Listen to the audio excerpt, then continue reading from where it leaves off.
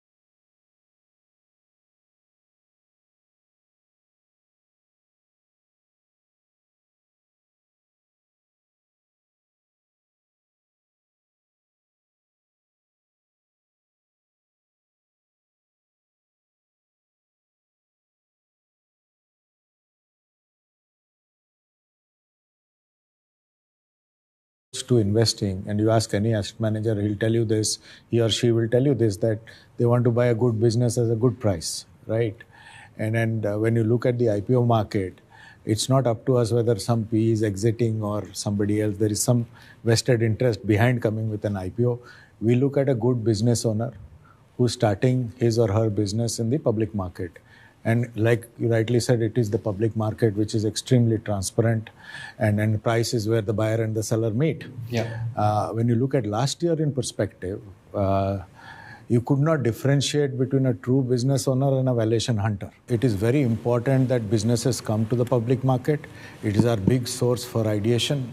And when that gets tricky, and the coveted anchor list starts getting hunted down on social media, one has to think. Ladies and gentlemen, we'd like to announce that the program is about to begin. We're going to request everyone in the pre-function area to please proceed towards the conference hall right inside the hall and take your seats. A humble request to please keep your mobile phones on the silent mode. Thank you. There is inflow. The mutual fund industry today has money to invest. At 13,000 crores SIP per month, the structure of the Indian stock market stands permanently corrected. Let's face it, the global data is very fragile. And for Indian markets to stand out as an oasis, this has been a big factor. But we are looking at good opportunities. You should see sentiment over a period of time. We've come, calendar 22 came off a calendar 21, which was probably the most, extraordinary year in capital markets history in India, and sheer amount of money that was chasing a lot of opportunities, a humongous amount of opportunities got that money. And the money came in from all quarters, whether it was domestic mutual funds as well as foreign institutional investors. Come calendar 22, and especially the later part of calendar 22, a lot of things have also changed at a macro level, right? the world's moved from a lower and lower interest rate regime to a higher and higher interest rate regime. In calendar 22, in the last quarter, and what you referred to, that there's a bit of activity, which was quite large. I wouldn't say it was large in terms of amount of money raised. It was in sheer quantum number of transactions. Volume was high, but amount was not. Mind you, there was a period in between where FIIs were serious sellers in the middle of calendar 22. It was only in the later part wherein you saw some FII flows coming back, which is where market activity got better. But that's reversed now. In the first 2 months of this calendar year, more than $4 billion of FII flows, outflows have happened. So clearly, I think the investor sentiment has changed. It's no longer about chasing everything which has growth. People are looking at profitability. People are looking at balance sheets. And every investor is dispassionately assessing P&Ls and balance sheets, especially from an India story point of view. India story is not diluted because we've seen a lot of stuff, good stuff happening in the budget, right? So India stays on the investment horizon, albeit in the immediate future in a few months, you will see a little bit more conservative approach. So you got to look at the India investment options. But even within those, we do see a greater amount of conservative. Ladies and gentlemen, we'd like to once again announce that the program is about to begin. We're going to request everyone to please take your seats, and a humble request once again to please keep your mobile phones on the silent mode. Thank you so much. So between an MSME and let's say a much larger enterprise, if it's a good quality larger enterprise, the inclination will be to back this. It doesn't mean that MSMEs do not have funding options available. It may not be capital markets. There's private equity. The stock market's playing sort of a sectoral way also. So BSE is looking at MSME coming and listing. The IPOs listing have gone well. There are some corrections. Some have really made money out of capital raising perspective. But as an investors, they've also felt the heat. How will it impact the Indian IPO market? I don't believe that this global economic slowdown is really impacting India. So we are anyway not targeting the big funds, big money. We are looking at domestic funds coming in. We are looking, even if FIIs and all are coming in, they are putting in small chunk. And none of our issuances are not oversubscribed.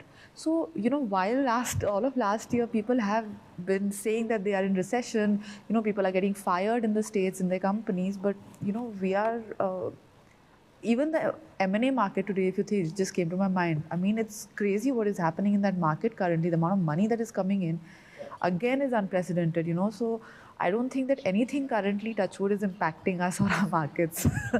And I think it's going to go on.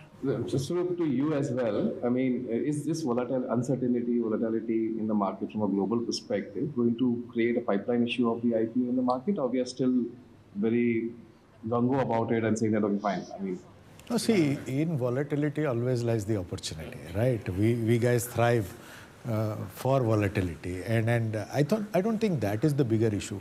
I'll completely echo Richard's sentiment that money is there, right? Money wants to find value. Is the value proposition on the table? If the value proposition is on the table, the current status of India is such that it will take it.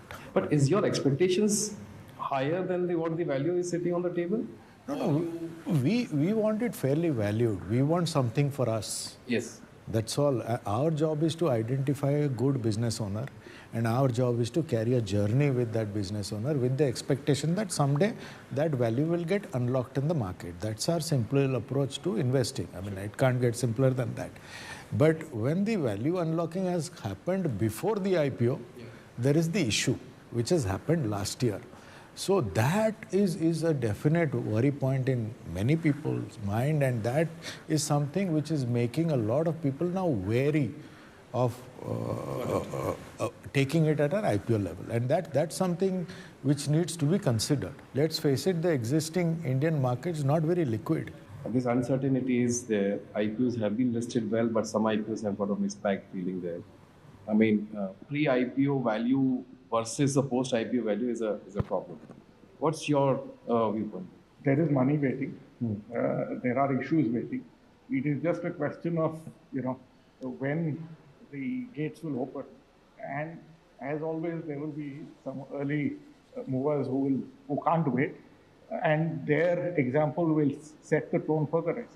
Are they leaving some value on the table, lot of value on the table, or negative value on the table? So, typically everybody is waiting for, let somebody else leave a lot of value on the table. I will come afterwards and grab a little bit of that. So it's like, pehle aap syndrome. But I think sooner than later we'll see that change So risk appetite of people is changing also because we are now maturing on the IPO. Yeah. Welcome back, ladies and gentlemen. It's the day 2 of the Mint India Investment Summit, and my name is Kavya R. Chavali. Welcome back again. I must admit, right across the day 1 of the summit, we've had some wonderful takeaways, some wonderful insights. It's literally been raining insights, and for that reason, Mumbai also has been witnessing some kind of showers and rain since last night. We hope to continue the trend and bring forward some amazing set of speakers, a galaxy of thought leaders. That's a plan for the rest of the day in the form of some very pertinent sessions, panel discussions, and fireside chats as well. We also hope you enjoyed some wonderful breakfast, managed to gather some wonderful conversations with your peer members, with the industry leaders. That being said, let's now get started with the opening keynote and the fireside chat, because we're talking about betting on the India growth story. Now, we all know that India's emergence as the world's 5th largest economy literally marked the beginning of the India era in the global growth story. But now it's time to gather more insights with regard to the global private equity perspective, for which we have with us someone who comes with a deep experience across private equity, as well as comes with a lot of industry experience. And we have with us none other than the Managing Director and Head Carlyle India Advisors Private Limited, Mr. Amit Jain. So let's have a huge round of applause to welcome Mr. Amit Jain on stage. And to spearhead this fireside chat, we have with us Ranjani Raghavan, Senior Associate Editor, VC Circle. So warm welcome to you, Amit, and warm welcome to you, Ranjani. With that, let's get started with the fireside chat, betting on India growth story, the global private equity perspective. Ranjani, over to you then. Thank you, Kavya. A very good morning and a warm welcome to all of you. Amit, we are very lucky to have you here. Amit is the head of India for Carlyle. And just to give you a little context, Carlyle is one of the largest alternative investment managers, and they manage about over 370 billion assets under management and over 5 billion investments in India. So, to begin with, Amit, let's start with a global macro view. Tell us, what you're seeing globally and where are we right now? Well, thank you, first of all, just for giving me the chance to come share the thoughts. The reality is, nobody knows, right? There's just tons going on. Sorry, I think the mic is on. So I was just saying thanks for giving me the platform. It is a very uncertain environment, right? Nishant and I were just chatting, depending upon what variables you consider, and you can play out a number of game theories on where the world pans out. But if you take a step back, the global economies have come pre-COVID of a long bull cycle, right? We have seen sustained valuation increase driven by technology companies, various other factors, underlying economic growth in large economies like US for the longest. Comes COVID, we've seen liquidity being pumped, right? Combination of those, you got inflation increasing, right? Now, classic economics will tell you inflation goes up, interest rate goes up, and it manifests in more than one way. And the way it is now manifesting is, first, discount rates are going up, and therefore the valuation and therefore the sentiment. Two, large banks, institutions are holding debt securities, right? They have to have mark-to-market. In some cases, real losses, in some cases, mark-to-market. And what we're seeing in the recent weeks is an after effect of some of that, right? And third is, as interest rates go up, consumption comes down, and therefore, the discussions around a potential recession in very large Western economies, right? I think that's the narrative we are in, right? What does it mean for India? The good news is, it is my view, right, is the fundamentals of Indian economy are intact. What are these fundamentals? We are a democracy which works. Okay, it's a functioning democracy at scale. The law of the land is clear, the rule of the law is clear. The demographic dividend, the rise of the middle class is real, right? And that's why we have 60% of our economy driven by domestic consumption. It provides for some degree of protection, and we'll chat about, I don't think it provides for insulation, that's a word used often. Capital markets increasingly are more reliant on domestic liquidity. So we're not necessarily fully driven, when capital markets are concerned, on the mood swings of FIIs, right? They're important contributors, but domestic liquidity drives, So for a variety of reasons, I think, I continue to think the fundamentals of India are, I was telling somebody that, if you take India as a picture, we'll always see complexity. But if you see India as a movie in the long run, I think it works out. So if one were to take India with a movie view rather than a standstill picture view, I still feel very, positive about it. What does all of it mean in terms of where it could translate to India? Look, all said and done, we operate in a global environment, right? And the complexities are nuanced, and some of those nuances are tough to see on surface, right? And therefore, if the Western economies do get into the recession or the risk of recession, my view is India is coupled with a lag.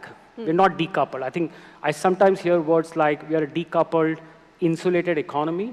I have a slightly more somber view to that, and I would say we are coupled with a lag. And therefore, if the Western economies go through a long and a deep recession, we will see implications of it flowing to us. But if it is going to be a little bit more shallow and narrow, I think we may just skip through that. Are there, sectors you think that look interesting given this outlook? The good news of India is it has scale, right? The beauty of India is it gets you two large playgrounds to play from an investing standpoint on two big thematics. First, India for India, right? And second, India for global enterprises. Right? India for India is all the big themes we talk about, domestic consumption. Where does it translate in sectors? Consumer, healthcare, financial services, real estate. We don't do much in India. So those are all India for India plays, and they're all at scale. India also has now developed competitive advantage on a lot of global enterprises, serving global enterprises, IT services, right? Pharma, in select situations in auto, packaging materials, specialty chemical. So I think, if you think about India opportunity, these are the two kind of mega segments, if you may, India for India, India for global kind of enterprises, we look for investing. Let's, sort of unpack that consumption theme a little bit. And, you like consumer sector. You've actually worked a lot in consumer as well. Take us through, what your thesis is about. What are the problem statements that look interesting and you feel, you can invest behind? Well, firstly, we are all consumers. So I think if you like yourself, you will like consumer, right? Because we all consume in India, and we all consume more than what we consumed yesterday, right? And I started my career with one of the large consumer companies, so I do have some degree of, I wouldn't say insight, but an emotional attachment to that sector. But I think on a more serious note, if you look at what's happening in India, right? We are at so-called $2,300 per capita, right? And that's layered because not everybody is at 2,300. There are people, there are families at 10,000 plus, then there are families which are below that 2,300. That's the average, right?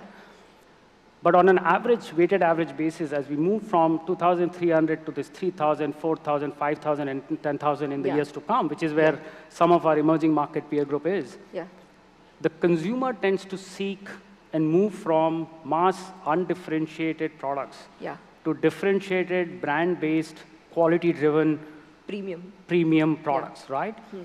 And where we are, and you overlay the complexity of now digital economy on it, right? That's unfolding a set of opportunities which a lot of Indian companies, consumer companies, are not fully prepared for, right? What are those, right? There are a few of these which lends itself to new challenges or capabilities to be required. First is product innovation. Correct. Truth be told, we as Indians have lived with good enough products for very long periods because these good enough products found its way into large national distribution called the general trade, and we consumed what was available. Fast forward today, thanks to e-commerce, the distribution is intermediate. So if you are sitting in one remote part of the country with a good product, which is good for so-called the Indian diaspora, for our skin, for our hair, for what our biological construct is, that product can reach you. Right, overnight. And that has really kind of stepped up the game on the quality of product. Take that at scale. Innovation is now not an event-driven. Innovation has to be part of the way India consumes, which means you have to build innovation as a capability and as a process in companies rather than a function which gives one innovation every 3 to 5 years and it's just one packaging change. No, those days are gone. So you have to fundamentally build product innovation as a capability. Third, channel conflict. Yeah. If you sell to one channel, there is no conflict. Yeah. Right? Now you sell to e-commerce, you sell to modern trade, you sell to you sell via D2C, your own website and app, and you always sell to the mom and pop store, the general trade. Yeah.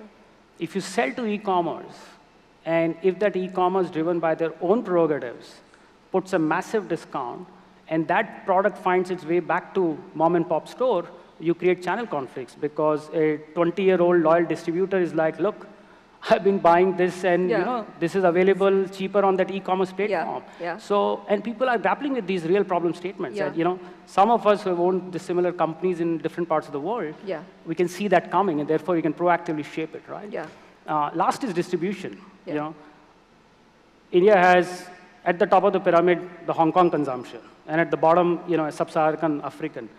And the consumption is going deep. You know, we're just not consuming now in Delhi, Bombay, Bangalore. We're consuming in Muzaffarpur, Patna, Chittorgarh, where I come from. And therefore, the supply chains are very different. Right? So combination of product innovation, channel conflict, innovation as an engine, channel conflict, there are just multitude of problem statements which I think Indian consumer companies were not fully prepared for. Hybrid models, omni-channels, right? And that's where I think we believe if we can find the right partnership or a controlling stake, we can influence them to serve India better and in the process create value. I want to pick on the channel conflict theme, and you know, you spoke about discounting the the problem that companies face. What is your consumer tech thesis? And you know, you've not done a whole lot there. What is the thinking there? You know, the way to think about businesses, right? And it's tested for consumer tech also, and we're very simple people in many ways in the way I individually and collectively as a firm we think about it. Each company has a DNA. What is a human being, right? A human being is a DNA, and that DNA is multiplied over multiple cells to create the full body, right? And if you have fundamentally something great in that DNA multiplies, and if there's something which is not kind of working out, that DNA will multiply, right? When you think about businesses, and it's true for consumer tech, they're no different. A lot of the world fundamentally believe that consumer tech businesses is different than others. We always believe business is business, right? And the right DNA of business is unit economics, right? If you have unit economics, which is a way to make money in a micro market, sub-segment, sub-product category, whatever you think is your business of business, in that DNA, if you make money, then you multiply that. That's execution on steroids, right? But if you are kind of doing genetic engineering on your DNA, in the process you're multiplying, you are multiplying that, right? And I think whenever we found that the unit economics in the business is not there, I think we have taken a more conservative view to say, look, we will not participate in something we don't fully understand, and we are not going to do kind of re-engineering of business models as we scale, right? We'll pick fundamentally good unit economics business, and as they scale, you know, we'll participate in that. So that, and I think that's, some of that is now panning out. People are really now asking, you know, what's the unit economics? Will this business make money? You know, when do we see the path to profitability? I think we asked those questions, you know, kind of from day one, because we basically believed whether you're a consumer tech business or an old economy business, or ultimately businesses exist to create value. Unit economics. Unit economics. Speaking of making money, you know, what makes for a good investment in your view? And does it have to be a good business to make a good investment? Okay, that's a tough one.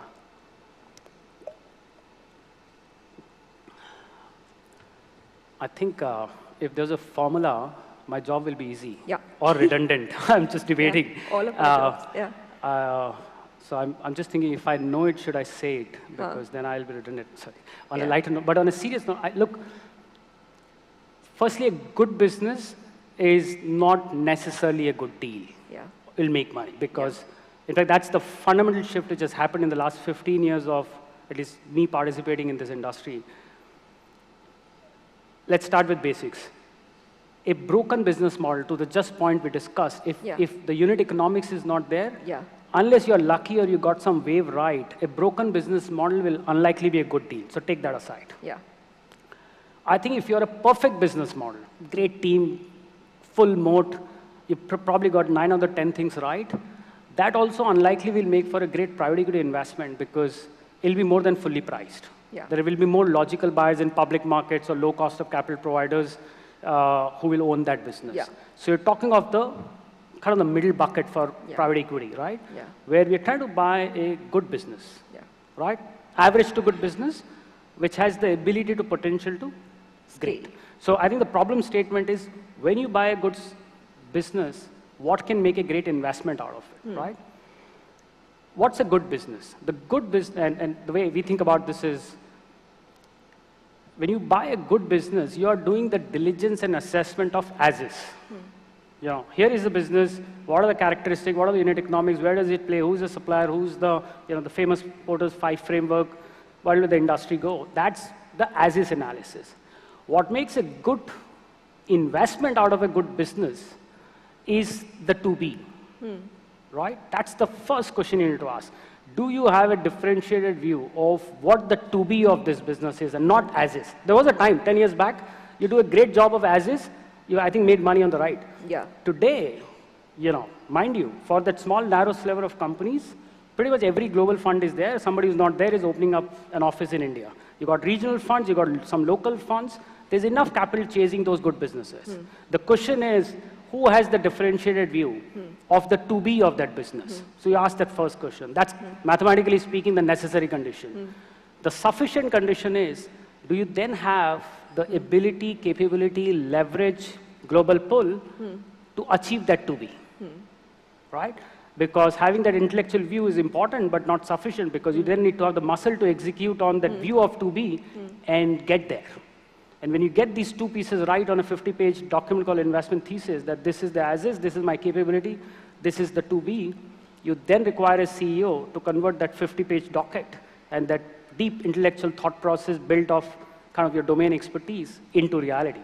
And therefore, you require a great management team. So I think a combination of having differentiated view, the muscle to get to be, and a management team is probably one way to think about what makes for a good investment, out of a good deal, good business. But why should a company go with, you mentioned there's so much supply of capital. So why would a company go with, one particular investor, in this case you? How do you sort of convince them, especially in auction situations where, it can't be all money? It's not all money. I think when you put the version of to be, right, of where this business can get to, I think an alignment on that, and then your ability to demonstrate what you will bring at that journey. I mean, think of it as, and this I'm assuming you're talking of partnership deals. If it's a control deal, you probably don't require, the seller is off you go. In a partnership deal, think of it as a shared ride you're having on Uber or Ola, right? The two people have to go to the same destination. If two people are running two simultaneous GPS, that journey won't go too far, right? So I think it starts with alignment on what that to be is. And then, Indian founders, like globally, they're a very demanding set of people. These are people who demand the best out of themselves to start with. They demand the best out of their employees. They demand the best out of their customers. So it's somewhat naive to expect that they will not demand the best out of you as a partner. And therefore, when you pitch that we are a logical partner for you, bring that to life on a daily basis, right? And I think if you do that, it's a very small business community, your referrals work, people know you mean business, you do bring tangible value add. So I think if you have alignment on to be, and you have the ability to demonstrate literally on a day-to-day basis, right? They see through it, because mind you, in every partnership, they own as much. Right? You're coming in new, but for them, it's their life. For you, it's one of the X investments you make in the country, region, and globally. For them, it's their life. It's something, sometimes they want to run it for 5 generations.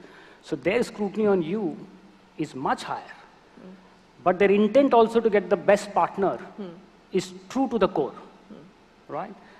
We sometimes could muddle up saying, because I'm paying more, I become the logical partner, and I think in the process, you're being dishonest to the counterparty and you're dishonest to yourself. And I think that's where discipline is key. Speaking of partnerships, you've done a lot of buyout deals, but you're actually very comfortable with minority transactions also. Why is that? Talk us through your thinking. Look, our stated preference is to control, right? There's no doubt about it. If you step back, India's demand for everything, right? We're a large economy, 1.4 billion people. We consume all types of things, right? So demand is rarely an issue. The rubber hits the road on making money out of the demand, which requires execution. Execution comes through many ways. One way you get execution right is you get your partner right. Now, your partner could be a corporate, a public sector unit, a state-owned enterprise. A partner could be a business family, or a partner could be a management team, right? Now, when you put a thesis together, to my point that you have a differentiated view of that to be, you have to ask yourself, what's the right partner for this, right? There are times when regulation-wise, you're not allowed to own control. I mean, banks are a great example. Yeah. You know, we are a very large believer of Indian financial services, right? Underlying to the economic growth, I think the financial sector will do well, right? And by regulation, we can't own certain subsegments of financial services in a controlling stake. So we're very comfortable finding the right partner and investing with them and demonstrating our value add in the journey and create value out of it. In certain sectors where even if regulations allows you, but when you ask hand on the heart that if you own control, would you get a founder or a CEO better than the individual you're sitting with to execute on the thesis you just laid out? And if the answer is no, we are very happy to have an aligned partnership and you know, go along the way. I mean, I often say that we are in one of the two businesses. Either we are partnering with founders who work like employees in their ethics, or we pick employees and create the owner's mindset in them. And one of the two things always work. Yeah, and I want to come to that. There's a large trend of private equity folks, you know, putting together management teams, getting, you know, speak about that trend and how that's caught on, and you know, the kind of scope there is to, you know, get management teams and do much more. Are you able to sort of deliver your vision much better through, you know, that strategy? Yeah, it's a great point actually. One metric on which we start to think about maturity of private equity as a kind of owners of businesses, as controlling shareholders of owners of businesses, at least we measure that internally, is to say, is the best talent in the country willing to work for us? When I say work for us, is work in our portfolio companies and drive the value creation we are kind of working on, right? And if that starts to happen, that means private equity is here to stay, because businesses are eventually built by management teams and the CEOs who led them. And therefore, if the industry as a whole is able to attract the best talent, the value creation will continue, and therefore more deployment will come and that cycle will go on. If we are not able to attract the best talent, that cycle will break at some point in time, right? Now, why do these people come? What's our proposition? You know? And I have some degree of ability to relate because I was an operator first. I spent 4 years with Hindustan Lever when I started my career, and then I was a consultant. There are 2-3 things on which I think we, as an employer, a private equity-owned company, works out. First is every CEO at certain age and stage, and there are some in the room, you know, hopefully they relate to this. At some stage of their life, latitude and legacy really matters to human beings, right?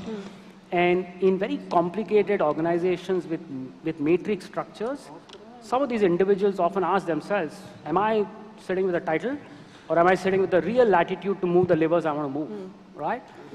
I think in private equity companies, because we are so busy ourselves, we are small teams, we own multiple businesses in multiple sectors, and we are expert in none when it comes to operating these businesses, we are extremely empowering. We really mean when we hire a CEO, it's your baby, we're there to help you. Please take bold decisions, make an impact. And I think that is the #1 reason for which people come.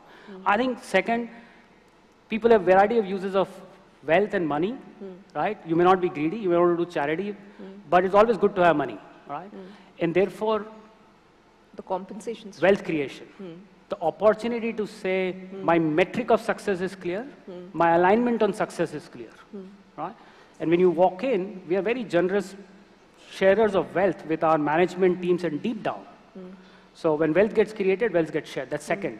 Last, most importantly, you know, 15 years back, I used to be with a consulting firm, and I was a junior associate working on my slides. And the CEO was there till 11:30, and I was kind of churning my PPT for a steering committee next day. And he asked me, Amit, do you smoke? And I said, no. But he said, why don't you come? And I thought for an associate to have one-on-one time with a CEO, this is my time to charm the partner. That, look, I spent some time with the CEO. So I said, fine, I'm getting some exclusive window here. So I went there and he said, Amit, how are you? And this is right after global financial crisis. And life is good and you must be, there's so much uncertainty, there's so much to do, so much to think. What a glamorous role you have. And he said, and I can't start with the word he started with, he said, truth be told, it's a very lonely job. Yes. If I go to my board and I say, I don't know what to do, they'll say, who am I with? We're trusting this business with you. And a lot of the board members are fragmented. They're capable, but they're very fragmented to give me their undivided attention. If I go to my team and say, look, I also don't know, people are like, boss, I thought you know it, and we're going to be, fine. So it's a very lonely job. And I think that insight stays with me. And one thing, we do, I personally invest time, is we never make our CEOs feel lonely. We are always there. We are buddies to them, we are empowering them, and it's not that we are not critical of them. We are very demanding, right? But we will never make them feel lonely. If I get a phone call saying, this is what wrong has happened, it's in our DNA not to ask, why did it happen? Our first question is, what can we do to get out of it? We will ask that, to be clear. 10 days later, 20 days later, we will review why it happened and what's the way for it to not happen again. But that's not our first question. And our CEOs don't feel lonely. So, look at it. If you are in an empowered job, you can make a difference. You have some high quality, sincere, I don't know smartest, but some sincere people who have skin in the game. And in the process, you can make money. I think it sounds like a good choice to invest your career with. So that's, I think, why we are starting to see some top quality CEOs step out of their comfort zones and work for our companies. But, before we conclude, I want to sort of touch upon your personal history also. You mentioned a few times that you worked in a factory before, and take us through, how did you end up here as the head of Carlyle in India?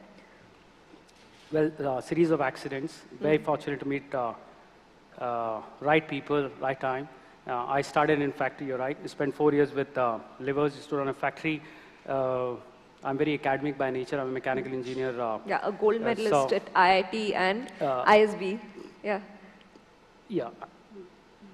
But I think the more important point is I could not do a great job of sales and marketing in that organization, which I thought is at the core of that business model, going back to the DNA of it. Manufacturing made difference to consumer companies, but the determining criteria of success, the needle mover in those business models is building brands, right? Building brands, creating propositions for consumer. It is not the last 1% of efficiency you can drive in a consumer business, right? And therefore, while the big picture was great, the pixel I was in, I don't think that was the most relevant pixel in that picture, right? And I asked around, and I come from a very small middle class background. I didn't know much about these things. And I asked around some of my mentors that I want to understand what is strategy, what do CEOs do. I started in sales. I kind of didn't do well, so therefore I moved to manufacturing. So I thought, this is what people sell, this is what people make, then what do CEOs do actually, right? What does happen in head office, right? And people said, go to a large strategy consulting firm because they always deal in board, they always deal in with CEOs. And then I asked, how do you go there, right? I'm like sitting in this factory, and people said, go to business school, and if you do well academically, they will find you. So that felt a little bit in the zone, because I was kind of an academic person. So I landed up at ISB, and was very fortunate to get through McKinsey. Spent 3 years with them. Maybe because I was an operator, in your small little cocoon of factory, you were very decisive. You had a problem, you had to solve it. If that factory was shut, whether it's 2 in the morning, 4 in the morning, 6 in the morning, 2 days go by, you're at the line, trying to fix it. You can crib about it, and there are a lot of learnings which I take from there to private equity, you can chat about it. But you were there till Sometimes those journeys were not fully complete in a consulting assignment. Not to the fault of the firm. It was an expensive firm into its clients, and therefore the clients decided what's the best use of and what's the longevity of that partnership. And I think, I kind of was missing. And then somebody said, you will do the big strategic stuff, but live through the problems. There's this new industry called private equity. Yeah. So I jumped into, and was very fortunate to work for a firm, and then yeah. somewhere in the journey, got a call from Carlyle and landed up here. So pure accidents. No fault and credit to me. But what advice would you give to, a new generation of private equity professionals, probably looking at you and they all want to be heads themselves? How do you have advice for the new I hope my team is also listening. Look, it's a very long. I would say what makes for a good private equity professional is in India, in India. I think it's probably true. I mean, I've only operated in all my life. I've been in India, born, brought up, educated. So I only whatever I'm speaking is with this narrow, myopic, or focused view of India. But look, if you take a step back, private equity has come a long way, right? And a lot of us use this term that we are an investor. Investor, when you start to talk like an investor, you start by saying investing is the core of me. Where the business is today, and we spoke about it, what's your to-be? Do you have the ability to influence that to-be, shape that to-be, and get there to that to-be state of the business? That's the owner's mindset, right? That's business building. So I think my only advice to people who are already in the industry, people who are not in the industry, it's a great place to be. That's just a simple advice. So jump on the next decent opportunity you get. But people who are in the industry, if you want to go long, think like an owner. How does an owner think? Owners also make investing decisions. But on a day-to-day, they wake up thinking, what I own, what's the best way I can maximize? What's the best way I can fix what I own? So when you have the owner mindset, I think it's nuancedly different from investor mindset. And therefore, I don't call myself a private equity investor. I mean, I often use this term, owner. So my only request is be an owner. You're never known individually and as a firm for the number of investments you made. You will always be known personally, your personal legacy, your firm's legacy, and your LPs will like you for what you did with what you owned. So be an owner, not just an investor. That's just my opinion. I'm getting a time check signal, but I want to take a minute. We've got you here. What is the one prediction, for 2023 that what do you foresee this year? If we can conclude on that, actually. Tough question. Again, if I knew it, life would be easier. My personal view is volatility is here to stay, just for the variable, geopolitics, war, what we just spoke about, banking system, inflation. So volatility is to stay. When things when there's so many variables at play, one thing which Indian education teaches you well is go back to basics. Put your head down, control what you can control, be aware of what's not in your control, but if you start to think about and start to influence what's in your control, you'll also lose sight of what you can control. So I think this is a year of back to basics. Back to basics. On that note, we should conclude. But if there are any questions for Amit, we can take, maybe one question. Yes, please. Yeah.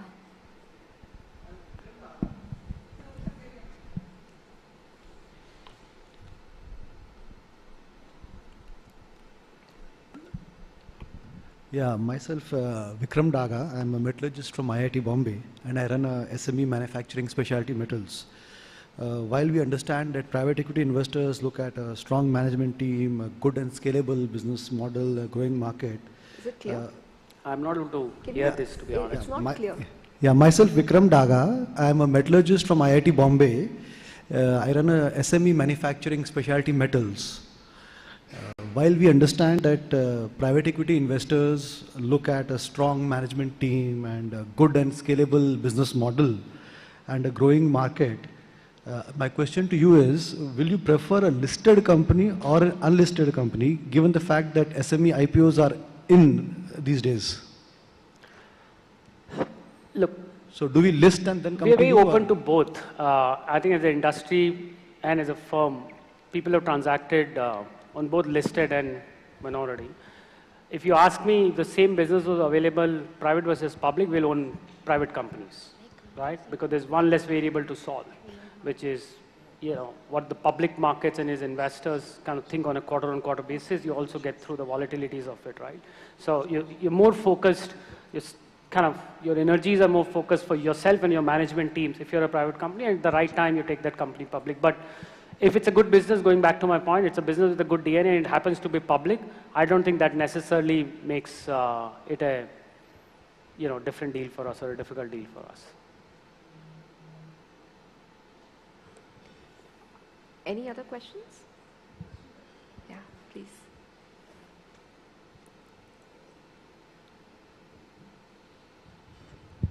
Hi, good morning. My name is Sharik Karimboy.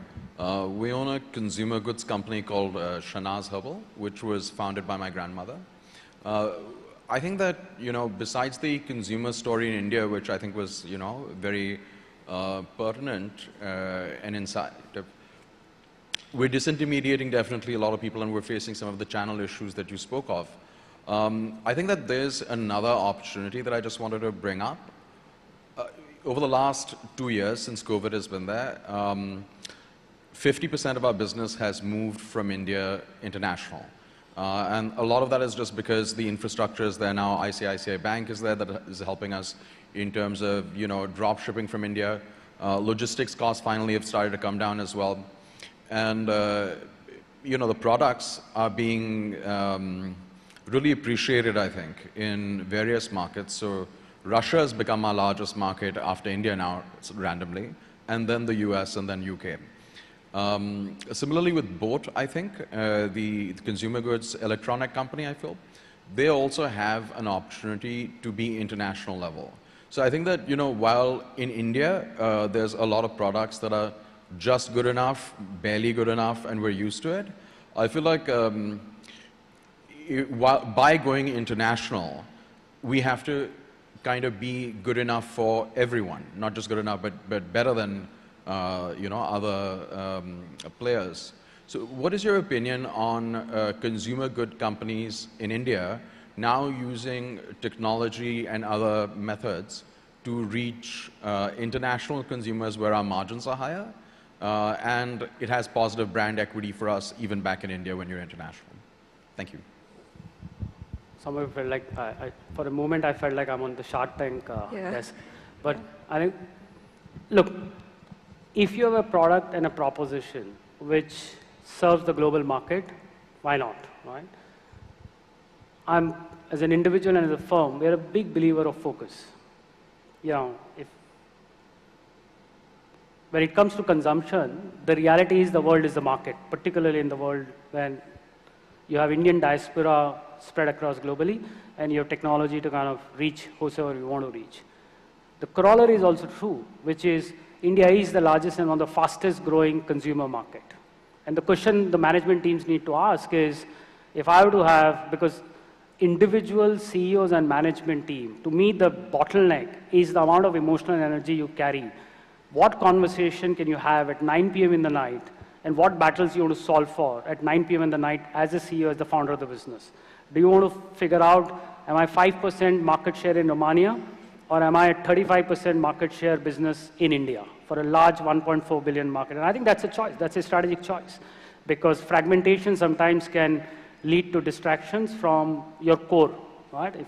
We are a big believer that if you go to a buffet, if you can love the same dish all the time and find out every nuance of that dish rather than taking small pieces of all, and at the end of it, you feel full, but still don't feel content, that's, I think, a choice. It's a choice of the management team, the choice of the founder, and where the relevant TG sits. But yeah, if you crack the full India market, the good news of India is it's a multi-decade story. So one way to read this is you don't have to look out. There's so much inside. The other way to look at it is there's a ready market, and that's a choice you make. We have to conclude there. Thank you so much, Amit, for your time and for answering questions. I'll encourage everyone to catch hold of him, outside for some offline networking. Yeah. Thank you. Thank you so really much. Appreciate it. Thank you very much. I'm going to request Amit and Ranjani to please come together for a quick photo op. Yeah. I think we managed to gather some insights that got us thinking, insights that also got us smiling. A very, very endearing discussion there and a very befitting fireside chat for all of us. So I'd like to thank Mr. Amit Jain once again for joining us here. Thank you very much. With that, ladies and gentlemen, we're now about to move forward to our panel discussion around infrastructure. That's the key line around the backbone of $5 trillion economy. Before I invite our speakers, before we set the stage, we also have a quick factoid coming up for all of you. Let's take a look at the factoid now.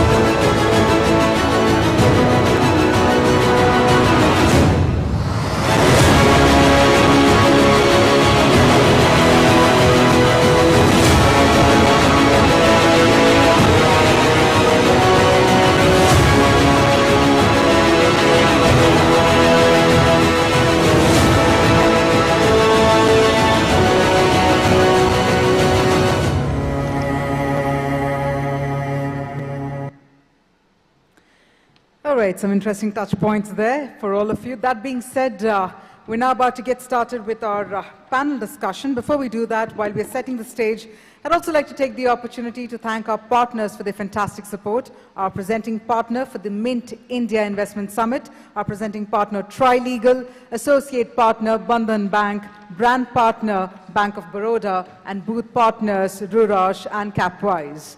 That being said, I'm also going to urge all of you to please participate in terms of, sort of sharing your tweets and your thoughts using the hashtag Mint India Investment Summit 2023. At the same time, across the cluster tables, we've also placed the tent cards. So please do take some time off, scan the QR code, and please do share your feedback with us. We've also had some fabulous discussions for the day one, and the same happens for the day two. That's the plan. So don't forget to scan that QR code on the tent cards and share your feedback with us. On that note, as we're setting the stage, let me also inform you that this panel will actually discuss the emerging landscape of infrastructure investments in India, and most importantly, the challenges that still continue to plague the sector. So we've got a very, very interesting panel and some even more interesting set of speakers joining us in just a minute. So I'm going to request all of you to stay tuned while we just give a quick makeover to the stage.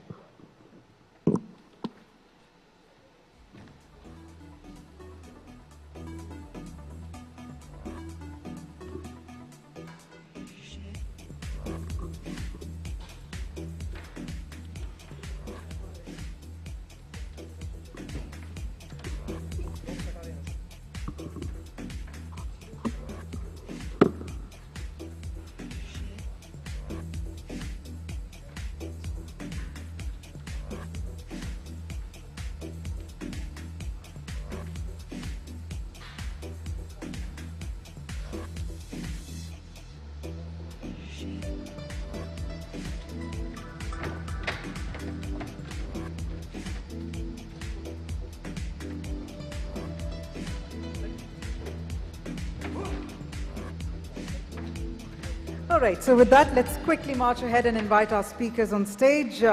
First up, may I please invite Amy Momaya, Director, KKR. May I further invite Deep Gupta, Managing Director and Co-Head, Southeast Asia and India with Macquarie Asset Management, Sumit Sen, Partner, Actis, Vinod Giri, Managing Partner, National Investment and Infrastructure Fund. May I also please invite Anshuman Singh, Chairman and Managing Director, Stella Value Chain Solutions, and Neeraj Menon, Partner, Trilegal. Now, to spearhead the session, we have with us Gulveen Aulak, Senior Assistant Editor, Mint. So can we have a nice, interesting round of applause, everyone? Please help me welcome all of our amazing speakers on stage. And I'm going to quickly hand over the proceedings of the sessions to Gulveen. Over to you then. Yeah.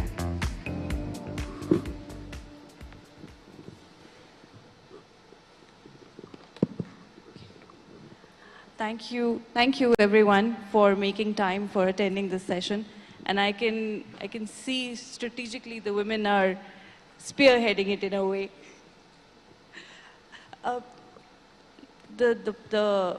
We all know that private investment in the infrastructure sector is extremely important. The government has been constantly asking private investment to come in, the animal spirits, the animal instinct to rise up again.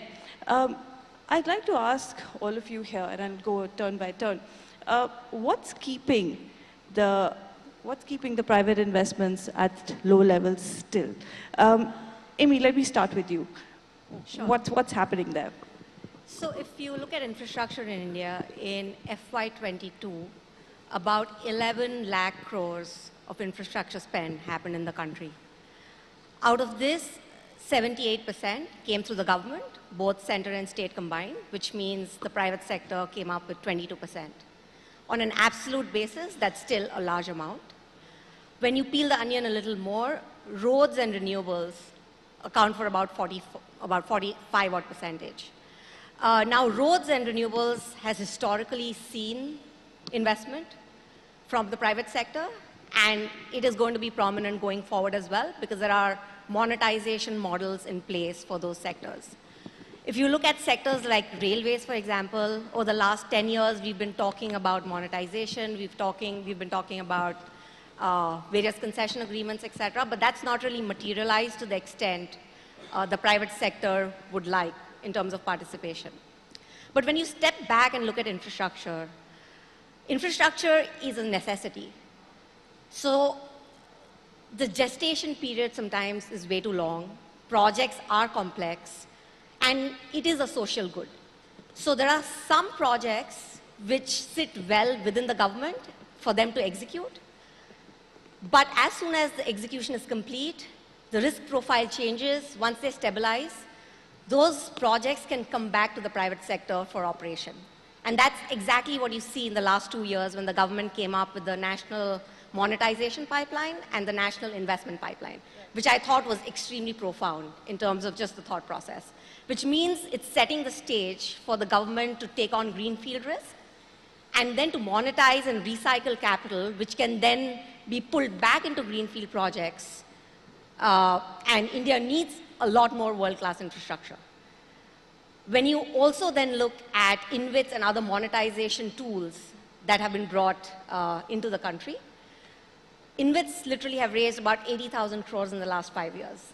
And the percolation of that is all the way to retail investors.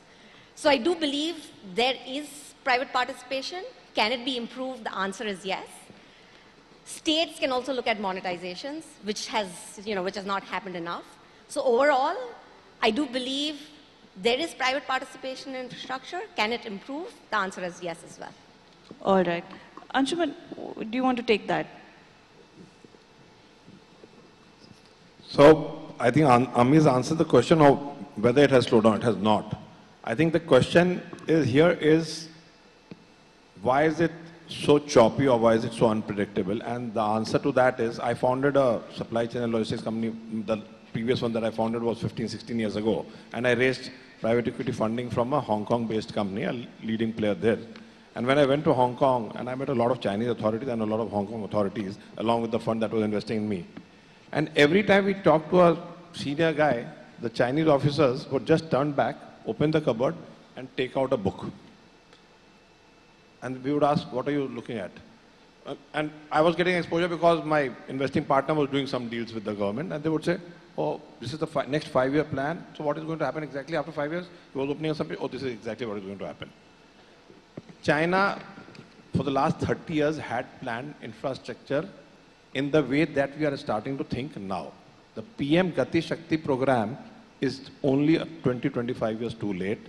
But if you look at it the positive side, the next 25 years can be glorious and can actually make the pace of investment in India in the infrastructure sector, increase the pace of it by a phenomenal amount, exponentially, because what do investors in any sector, forget infrastructure, what do investors in any infrastructure look at? They put a premium on the yield based on the risk that they're taking.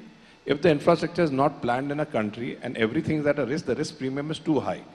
At the same time, 15 years ago, I was instrumental in creating the first logistics infrastructure fund to build quality warehouses in the country. That was created. That is today one of India's largest funds in the country creating warehousing space. But I have not taken one single square feet because I'm a supply chain provider, services provider, and I have to pay rentals for the services that I use. The expectation of yields are in the range of 17-18%. Now, why are this? No Indian consumption story cannot afford 17%, 18% yield returns on warehousing infrastructure investment, because that's not the consumption story in India. They cannot afford that. The Indian consumers cannot afford that. So why is it 18%?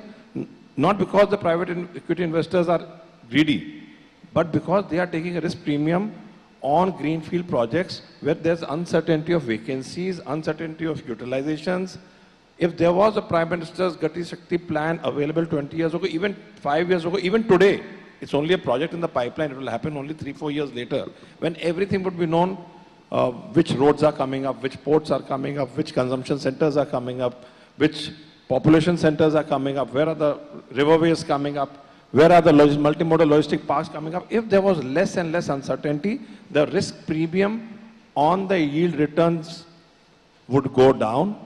That would make investments easier for the funds and affordable for the users like us. And finally, it's a virtuous cycle that will happen. So the PM Gati Shakti program, it's a great plan. Once it happens, and I'm sure it will happen, the pace of investment in infrastructure will only continue to grow in the next 5-7 years. Okay. Vinod, let me come to you. Do you agree with what Amy is saying? That, you're, of course, at NIF, you've got funds as well, you've got a number of investments also going on. A lot of it, again, is in the private sector. But do you also agree that it's not so low in? Sure. No, I I'll put this into two baskets, and totally agree with what Ami said. But actually, just to sort of give you some data points, if you look at the last 3 years, infrastructure investment in the country by foreign institutional investor, that number is close to $20 billion. And 70-75% of that has come into roads, renewables, and digital infrastructure. So if you look at operating assets plus development that you've seen on the renewable side, there's a lot of investment that has already taken place, and the pace of investment on those sectors will continue. Now, what needs to fall in place, and actually if you look at the National Monetization Plan, if you ask any one of us on the panel, there's significant appetite for those assets. I think what needs to be done is the pace of monetization needs to improve, right? And this NMP is predominantly focused on assets which are owned by the central government entities. But there's huge opportunity even with the state government. So if you look at NMP, roads, there's significant interest. People are just waiting. Investors are waiting for some of those assets to brought to the fore much faster than what we have seen. On airports, we were the first institutional investor to participate in brownfield bids. We are very keen for them to sort of see the light of the day as soon as possible. So operating assets, renewables investment, I think it's a big positive. NMP, I think it's more the pace of investment that needs to, or the pace of opportunities to come in the market that needs to be accelerated. Where we have seen a challenge, and I think government is doing a lot of work on that, is on the greenfield investment, even what Anshuman talked about. And just to give you a few examples, so on roads, we haven't really seen much greenfield investment, except for the smaller HAM projects that have come out to the market. And there has been reason, because there has been experience and it has been a mixed experience. But there's a lot of positive things that the government is putting in place in terms of really coming out with tenders when 90% ROW is complete. There are few tweaks that are still required, but I think those are the things that needs to be done. The other thing that will be a large opportunity, and maybe it's a play over the next 5-10 years, is if you look at NIP, surprisingly, you will see urban as one of the largest segment for NIP. But now for private sector participation to go up in urban, there's a lot of, refinement that needs to happen at the state government level in terms of the right bid construct, in terms of enhancing the whole credit payment mechanism there. Because, if you look at what has been done on renewables, and renewables is a sector that you can actually take a lot of experiences. So when SECI NTPC came into place, you actually migrated the DISCOM risk to some kind of a central entity. If that can be done on the urban side, I think that's an opportunity that's waiting to be tapped. So yes, to keep it short, I think operating assets, big tech, NMP, people are waiting for opportunities. On greenfield, there's yet a lot of work to be done. But again, if you show a large pipeline, I'm sure institutional investors like us will be willing to participate. Sumit, let me ask you this. The opportunities that the NMP and the NIP provide for investors like yourselves, we all know that the pipeline is quite long, but is there enough visibility that, does that pose a challenge? Yeah, thanks, Gulin. It's good to be the fifth last speaker, so I can summarize everything that has been spoken till now. I think I'll start with saying that infrastructure, there is more lessons learned than dollars earned for all foreign investors, right? And that's been one of the key challenges, when we go back to our committees and when we go back to our LPs, globally, and they say, what have you guys made in infrastructure, right? And I think, to summarize, I think the key issues that all of us have highlighted, and to summarize that is, you need these are long-tailed assets, so you need a very stable regulatory environment that spans over decades, so there's predictability. Second, I think what historically happened was in terms of misalignment of interest, right? Because unlike what Amit mentioned, right? In infrastructure, sometimes, given you have people who are doing either EPC or development risk, and as foreign investors, sometimes we come in with a long-term asset ownership mindset.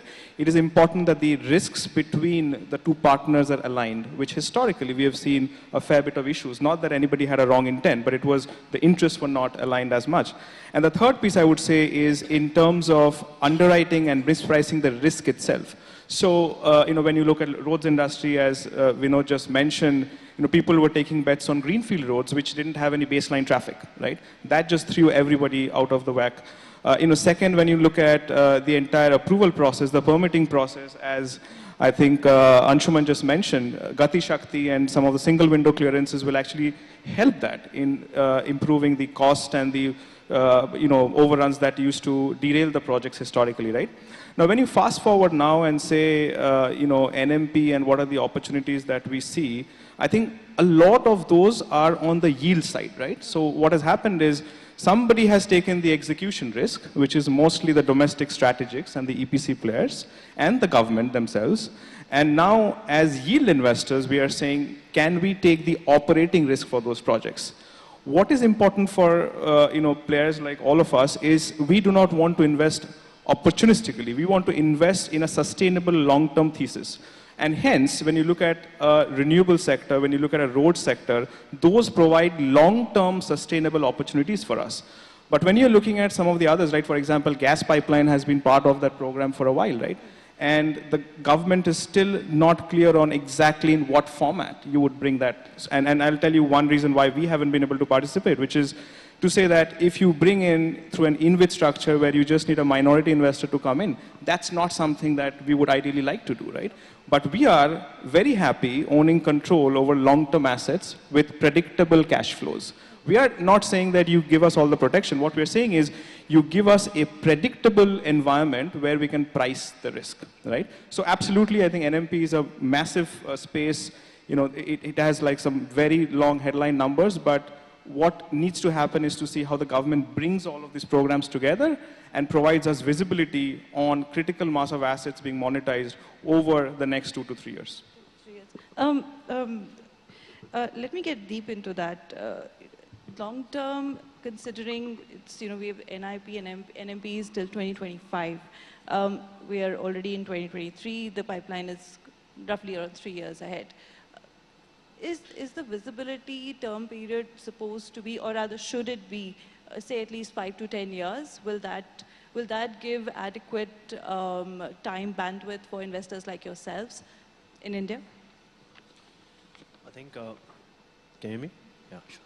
No, I think for a country like India, it's fair to say that things happen not necessarily linearly. And so the investors who are around this panel understand that. I would say that as long as there's visibility of things happening on the ground, there's enough comfort. So I understand this, very scientific manner of saying 2025 and 2030, and this is the plan.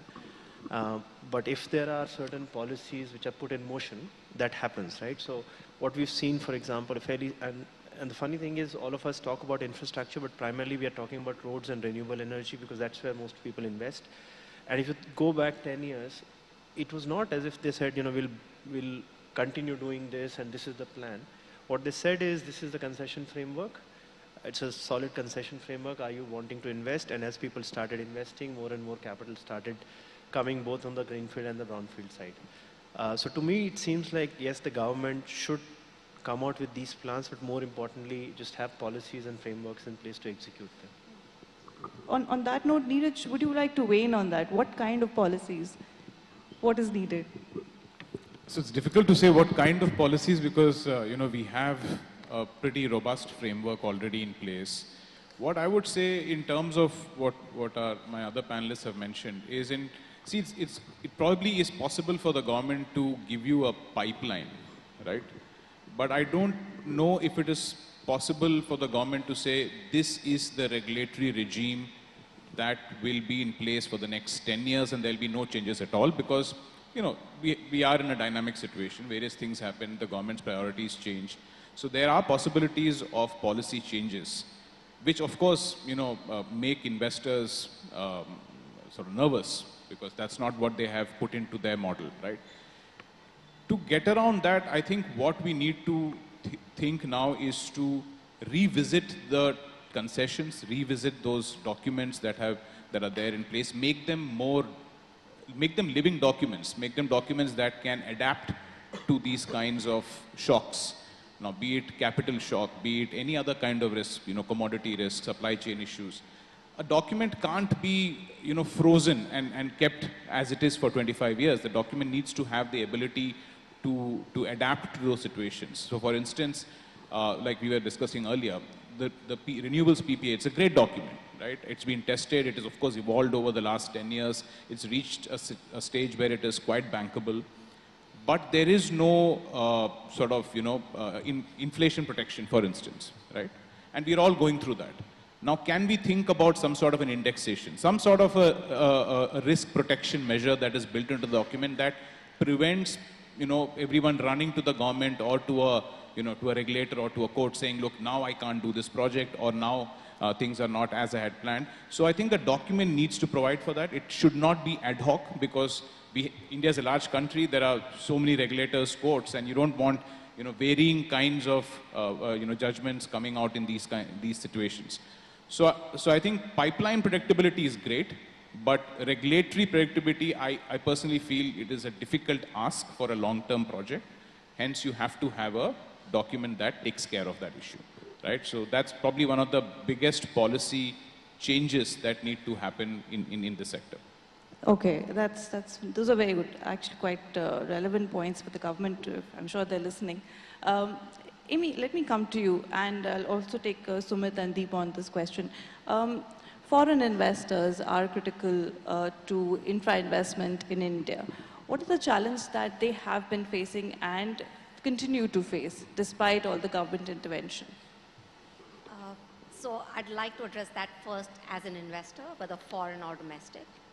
So there are multiple dimensions to this. A classic infrastructure project is typically a finite life concession, which means any delays with respect to execution of the project can very quickly and significantly eat into returns.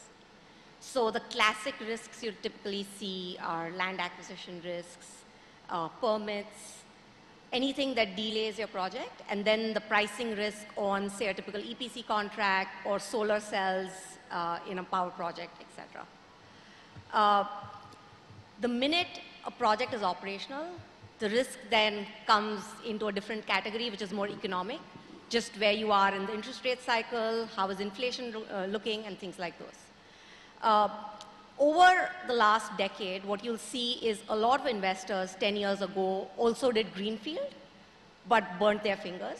So now if you see the infrastructure investing segment in the country, more and more investors are looking to invest into operational assets. From a foreign investor perspective, what makes us really nervous is just retrospective changes in regulation. Because when we enter into a project or a sector, there is a certain mindset, there is a certain contract structure, which is well evaluated to say, this is how things are going to be. And then most of us are building platforms in sectors. So to then have a reset in regulation, I think is fairly challenging. And the second, I would say, is an infrastructure investor. You are a long-term investor. But what we are also seeing is certain class of foreign investors have certain preferential treatments, which in general makes it a little more challenging when you're competing for the same asset class. So that, I would think, is a second prominent challenge.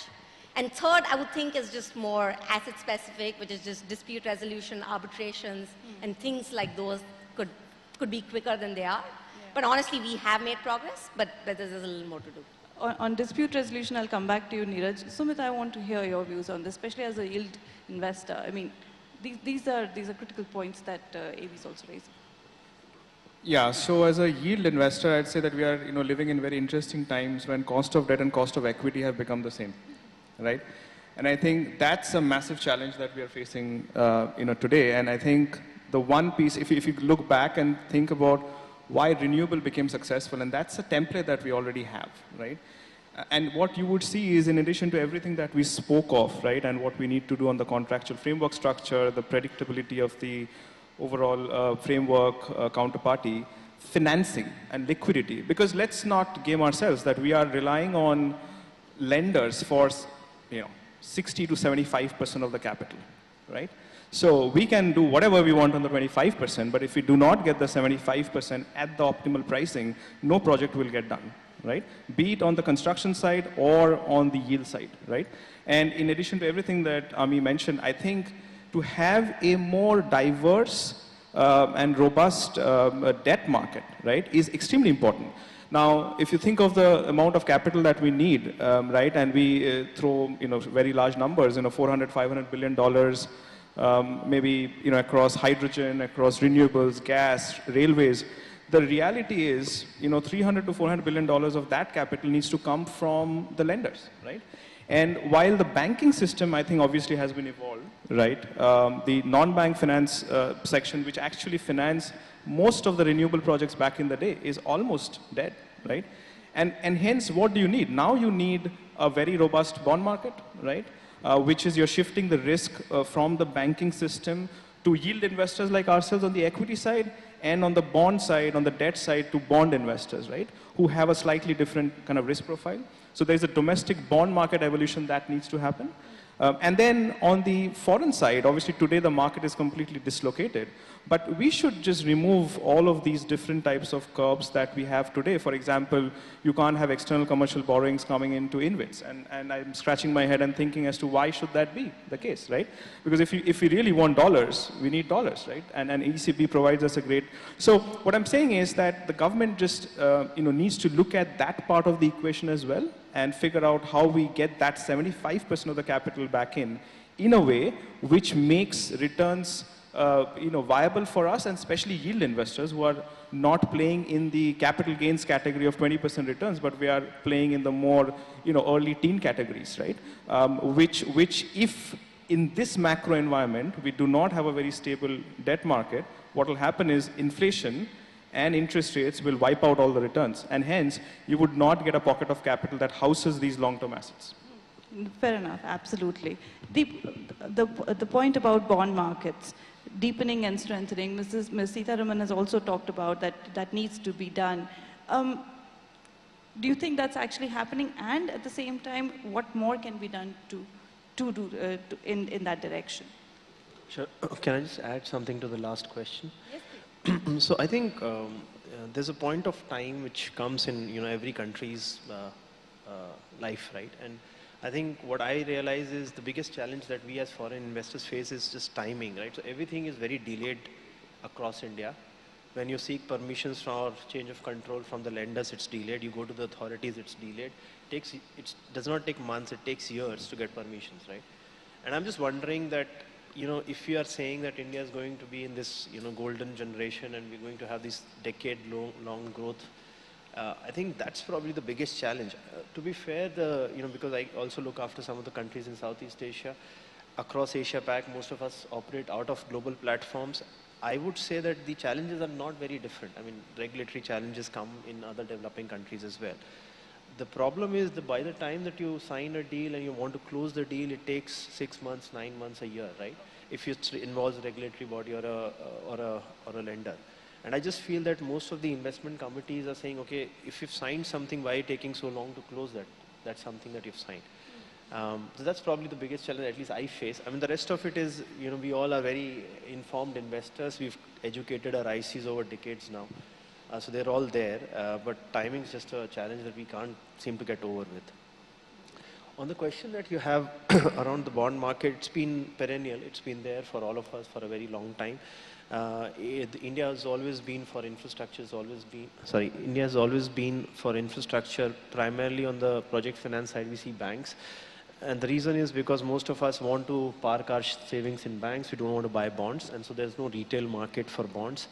And there are restrictions around retail, even insurance companies, pension funds actually investing into bonds, right? So of infrastructure companies. So in many of our assets, we have bonds, very small sized bonds. So it's like part of the capital structure. When the overall gearing falls down to 1 time EBITDA or 2 times EBITDA, that's when you gear it up to a bond.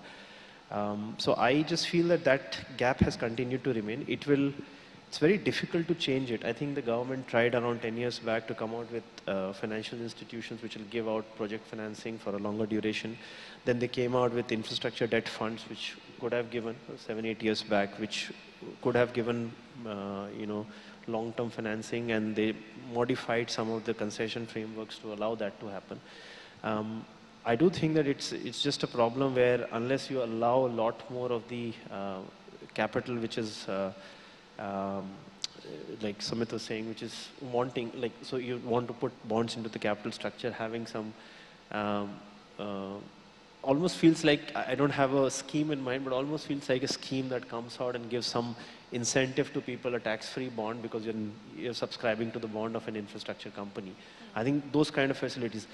Infrastructure, unfortunately, while we don't ask for a lot of concessions from the government, on this one I would say, because the nature of this business is unlike any other business where you actually make your returns over 20-25 years, if you want a bond market to be in place, you do need to offer some incentive. So initially you need to offer that, then people realize. Same thing happened with InvIT, right? You have to offer an incentive for people to come and get yields. And as soon as you offer that incentive, there are 10 InvITs in roads sector only today. So people are coming in. So you probably need to offer some incentives for investors to start investing in infrastructure bonds. All right. Neeraj, I want to get your views on the capital that is stuck in dispute resolutions and where that should be going and it's not going actually. The dispute resolution mechanisms, how they need to be relooked at? See, the dispute resolution mechanism for, especially not just for this sector, but generally in India, I would say it is fairly robust, both at the arbitration level and also before regulators and courts. The problem lies in the time that is taken in resolving a dispute. So in terms of fairness in a dispute, I don't think anyone, either on this panel or in the room, would have a different view that, we have a very robust judiciary, a good set of arbitrators who are able to handle these kinds of disputes well. But I think the other aspect we need to consider is that, unfortunately, it is the government of India and state governments that are the most prolific litigators, right? So even where you have, especially let's take roads as an example, you have a mechanism of dispute settlement, but there are so many challenges to an award.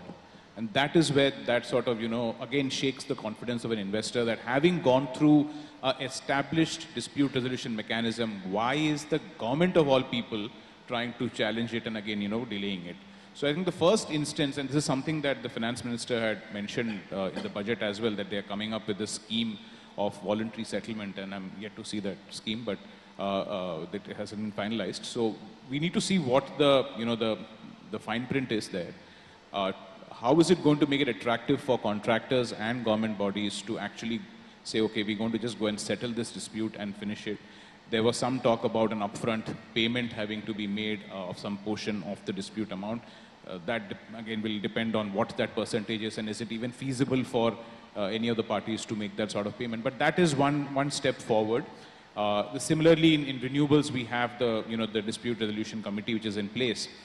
But that took almost 2.5 years to reach a level where they could start hearing disputes. Now, going to Deep's point, that is what is unnerving, that why does it take so long to have to do something which is seemingly pretty obvious, that you have a panel of experienced people who will hear a dispute and decide on it, right? So I think first step is for government to dispute less, and I think it also, many years back I was having this discussion with a very senior bureaucrat in Tamil Nadu, and these are the times when there were innumerable number of wind power disputes that were going. And he just mentioned a very simple thing. He said, look, if I don't dispute, it is my neck on the line, and someone 5 years later will allege that I had something to do with, so that fear has to go, and there has to be a process put in place where the government is prevented or restricted from unnecessarily going into disputes in pretty straightforward matters. I hope the government is listening to that, because that's the intention with some of the schemes that they are actually coming up with. Moving on, I'd like to get your views on this, Vinod. Digital infrastructure seems to be the next big thing. I mean, we've seen a lot more investments coming in there compared to, say, road and rail, etc. Is that the trend going forward, that more investments will continue to come in digital? And I'd like Sumit and Deep and, of course, Amy, well, everyone to jump in on that if they want. Please. So yes, I think on digital infrastructure it's a deep market, and we ourselves have actually entered into the data center business with a foreign partner very recently and acquired our first land parcel in Bombay. So I think across, if you look at tower, fiber, data centers, some of the opportunities that are linked to the whole increase of data consumption in the country, there are a significant number of opportunities. There's also government who's trying to roll out national fiber, and sort of multiple attempts have been made.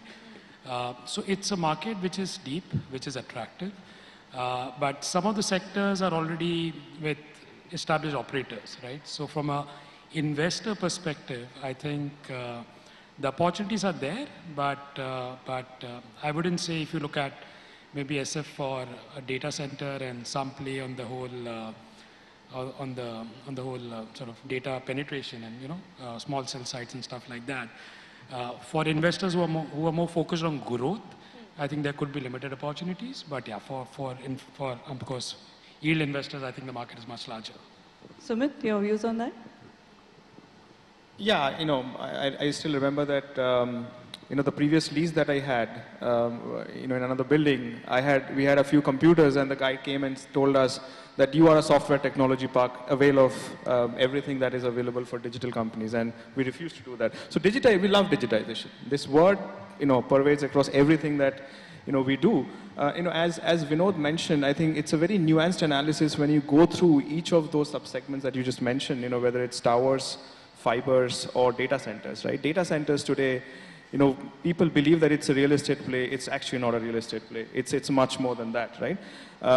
Building data centers is one thing, but getting customers is a whole new ballgame altogether, right?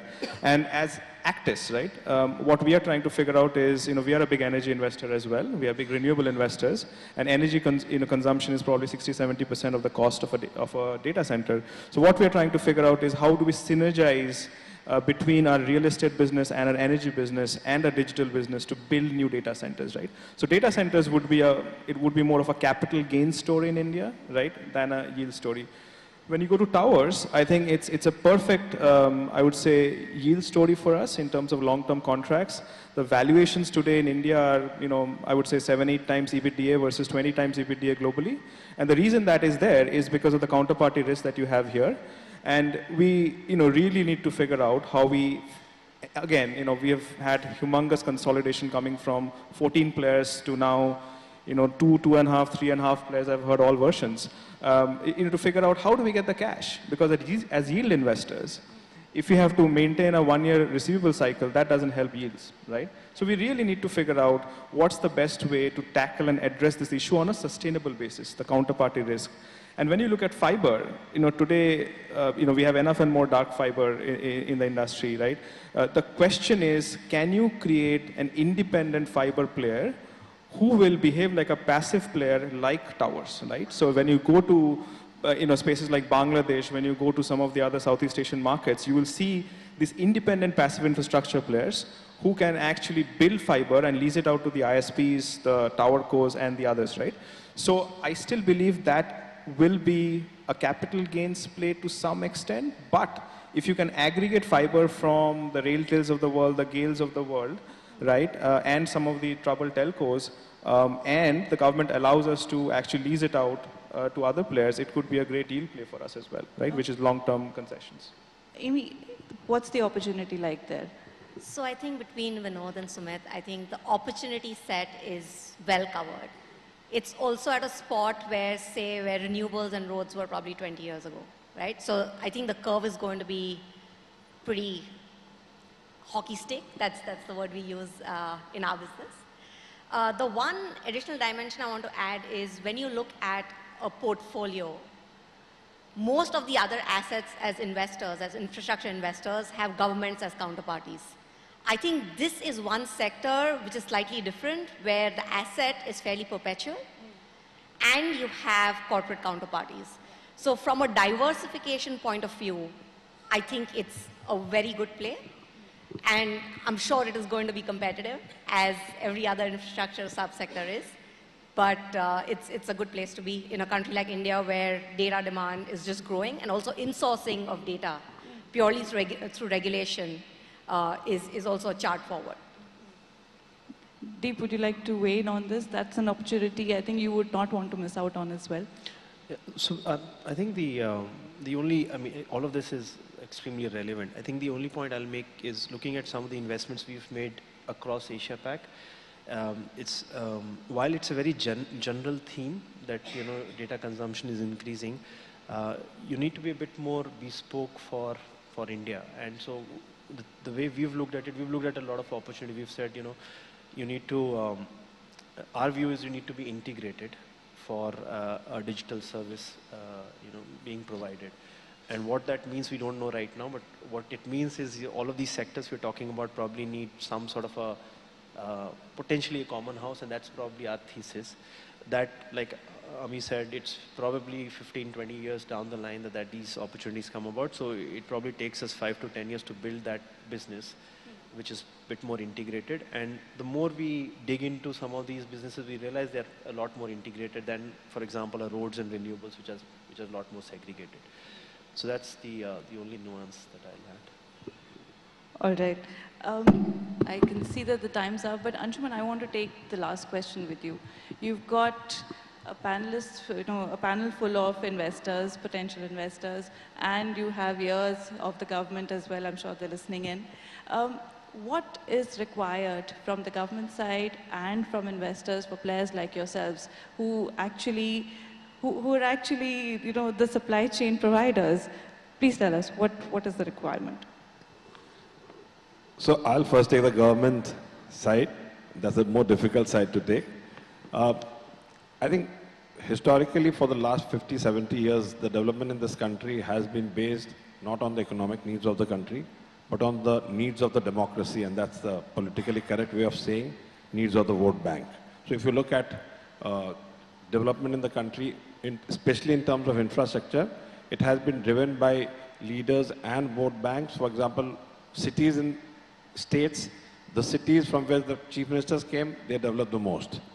For example, railway networks, historically for the last 70 years, every year, whoever was the railway minister in their constituencies, the maximum railway lines got set.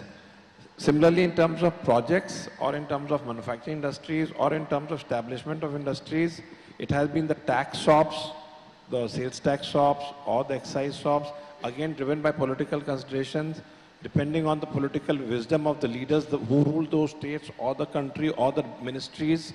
So it was all driven by vote bank needs, political needs, leadership, traits of personalities, and that's how development happened in the past. I don't know whether people have actually put the pieces together. So it has been myopic, it has been based on micro needs, and development has happened.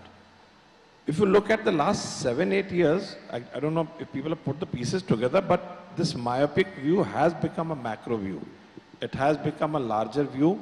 A lot of democratization has happened in the last 7-8 years, and I'm sure by design.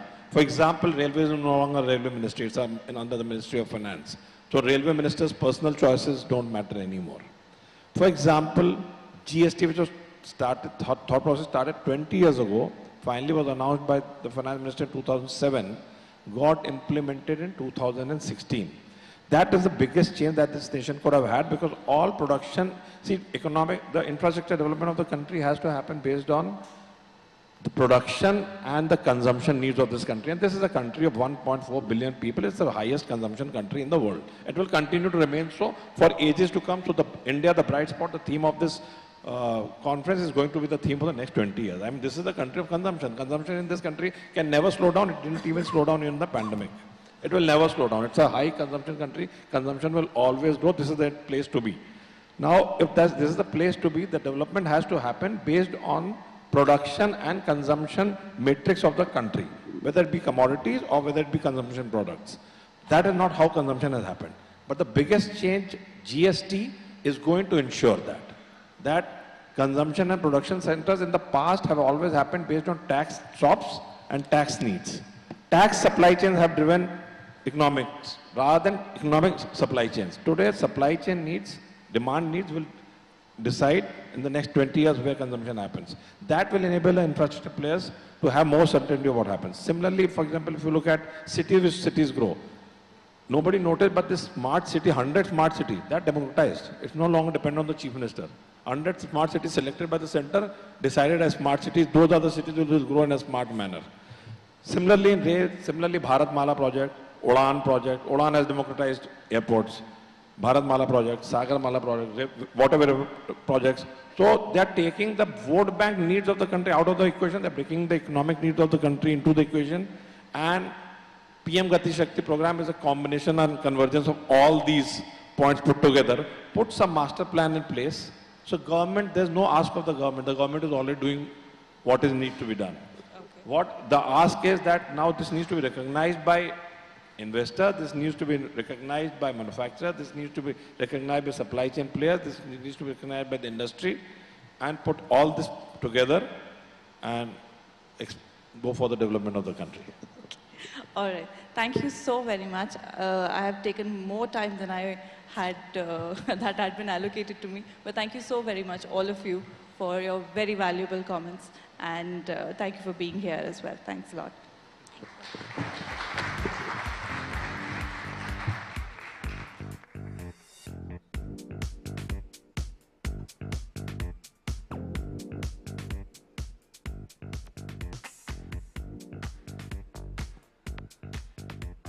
Thank you very much, Gulbeen, and thank you to all of our panelists. Some dynamic thoughts that we managed to gather from all of our speakers. Thank you so much for joining us.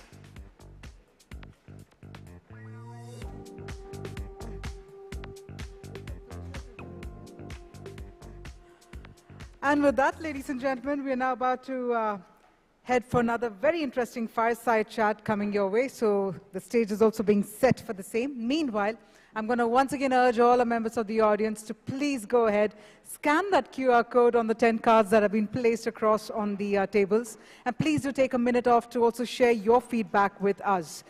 We have a very important fireside chat coming your way. But meanwhile, if you can also scan the QR code, please share your feedback. And that will be much, much valuable for all of us. At the same time, you can also share your thoughts using the hashtag MintIndia Investment Summit 2023.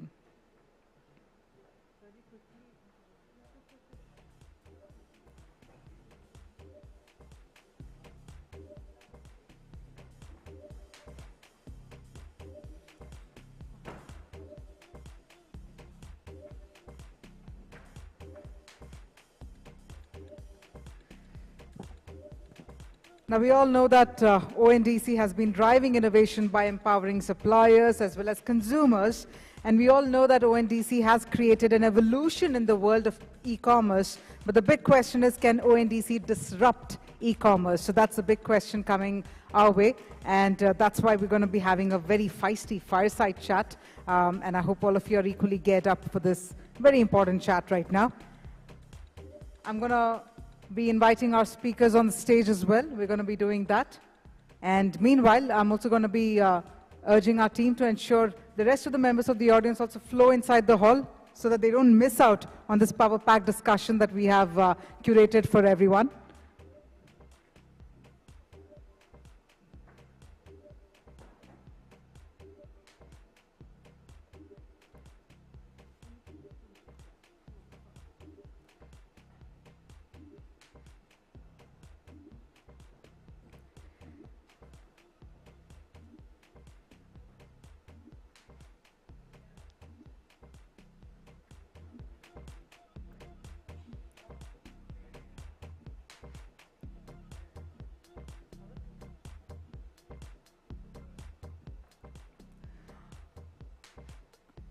All right, so with that, we'll get the session started then. That's the plan for the day. We'll invite both of our speakers here so that they can deep dive into this big question, can ONDC disrupt e-commerce? We'll find out the answer. And to spearhead the session, we have with us Leslie DeMonte, who's the executive editor, Mint, and he'll be in conversation with none other than Mr. T. Koshi, CEO, ONDC. So I'm going to quickly invite Mr. Leslie DeMonte and Mr. T. Koshi on stage. And I know this is that time of the day where thoughts are on food, but let's gather some more food for thought. And let's invite both the speakers, Mr. Leslie DeMonte and Mr. T. Koshi, on stage. Can we have a round of applause from our members of the audience, everyone? Let's put our hands together and get up for this interesting fireside chat.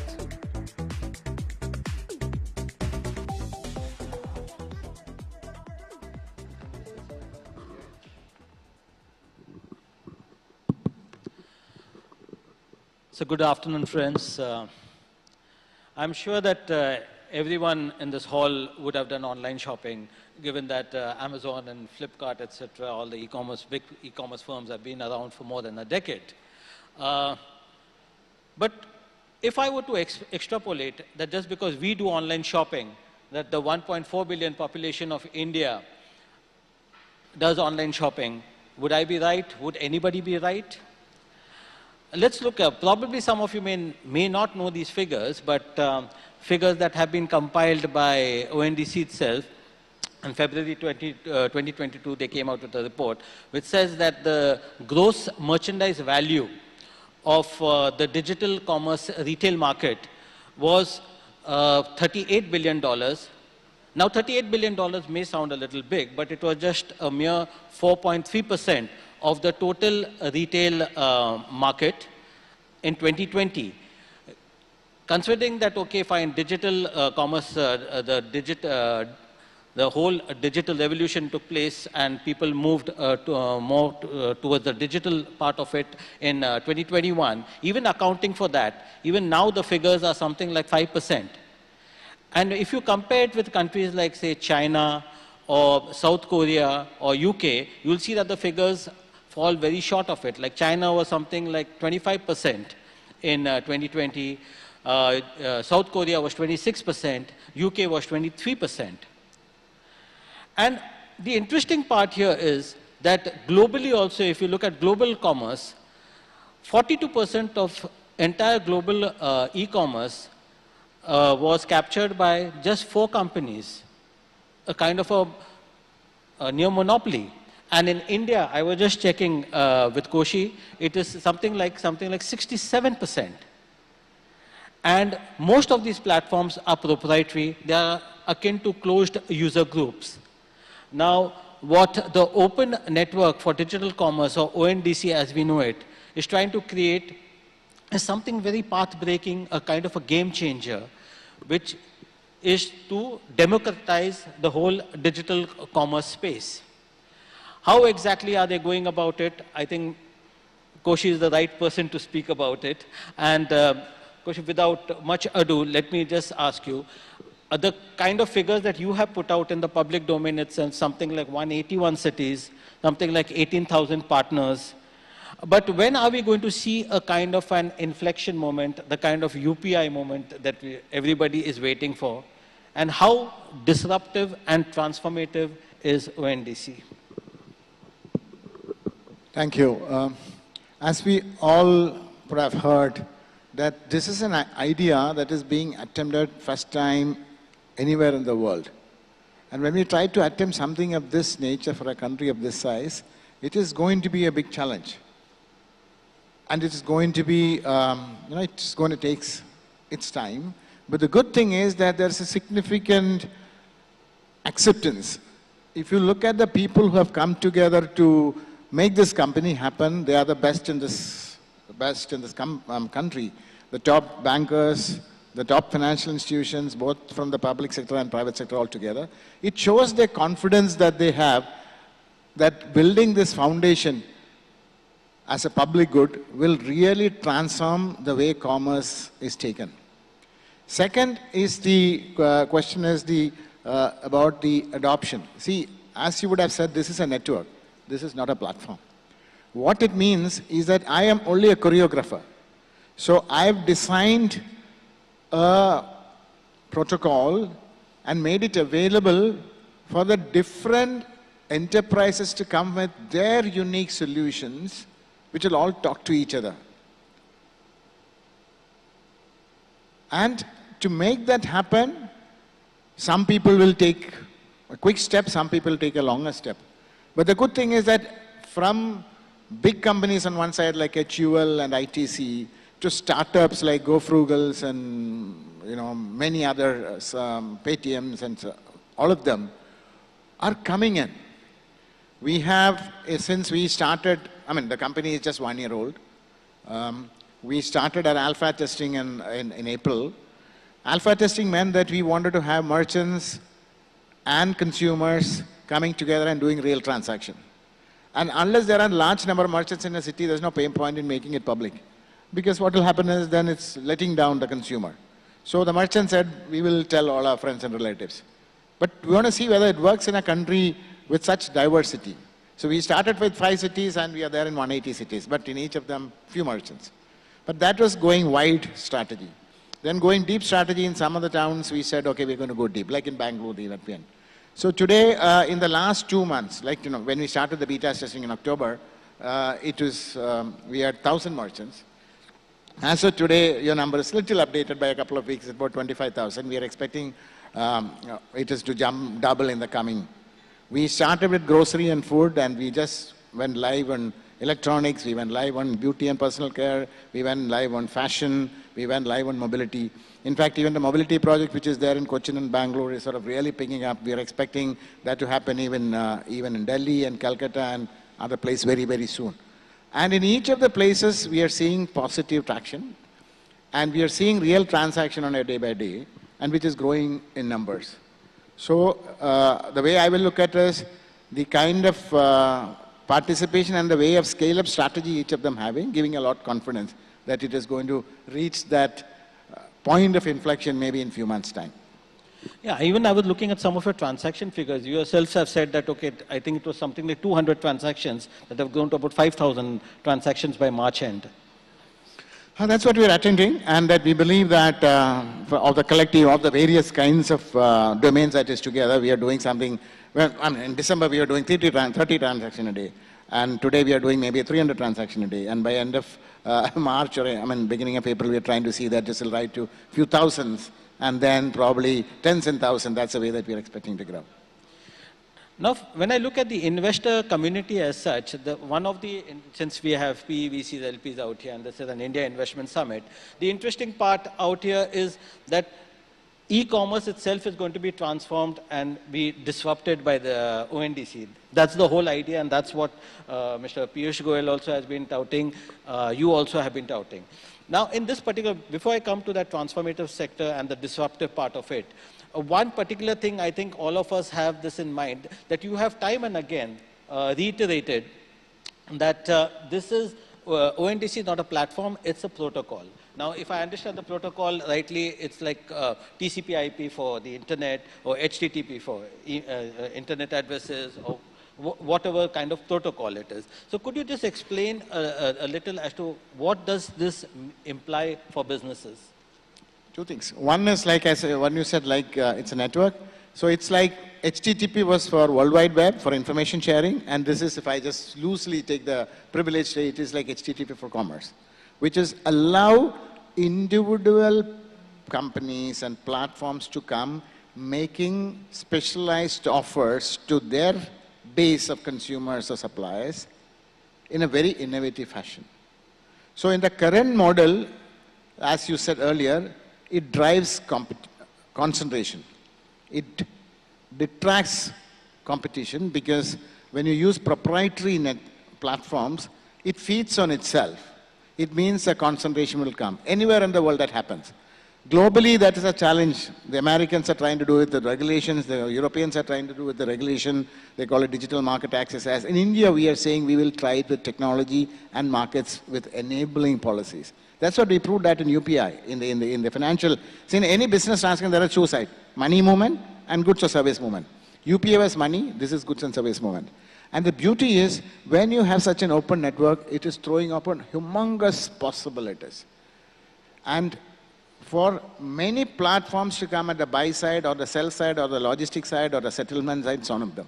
So what is, now that it is not the scale that drives, it is innovation and specialization. When it becomes innovation and specialization, the driving factor, it is going to encourage smart investment. We already see in some of our partners, in fact, it's all public information, the major investment firms have said that we are investing because of the position they're taking in ONDC in this digital commerce. So I would say, because of the investment crowd here, is that this is, it's like finding a new continent. In the new continent, possibility is humongous. In fact, we have a separate team. While one team set up the network, there's another team which is focusing on transformation with people who had had extensive experience. And we have been doing workshops with large firms like HUL on one side and Google on the other side, and startup communities and MSMEs on the other side, MSME communities, startup community, and we are seeing, you know, the energy bubbling, enthusiasm really at the peak, and with a lot of investment possibility, business possibility shaping up. I'm not saying all of them is going to succeed. Some will succeed, some will fail. But certainly there is a sea of opportunities. And that is something that I believe that would be of excitement to the investment community. So basically it will open up a lot of new investment opportunities for companies that are there. And simultaneously also you're looking at the disruption in the big e-commerce firms. I mean, there are statements that it will kill e-commerce firms also. I mean, are these exaggerations? Are these possibilities? What exactly? I think when you say the kill, I think it's like, you know, it's being a little exaggerated, I will say. Ours is an inclusive agenda. What we are saying that everybody, today, in the current proprietary walled garden model, the opportunities are only few. What we are saying that it is going to be democratic, it means everybody will have equal opportunity. When you say everybody, when you say democratization, it doesn't mean that everybody will have the same market share. The good one will succeed, the bad ones will fail. But everybody will have the opportunity to compete with what they are good at. So that way we will see, I mean, ours is an inclusive agenda. We'll see the big ones and the small ones. If you look at the hotel industry, we have the 5-star, 3-star, 4-star, 1-star. If you go to retail, we have the malls, we have the wayside shop. What we are saying that today e-commerce is a very close community. It's only few people decide. Even if you are a brand manager, let's say someone, any brand, you are making a shirt, fashion, anything.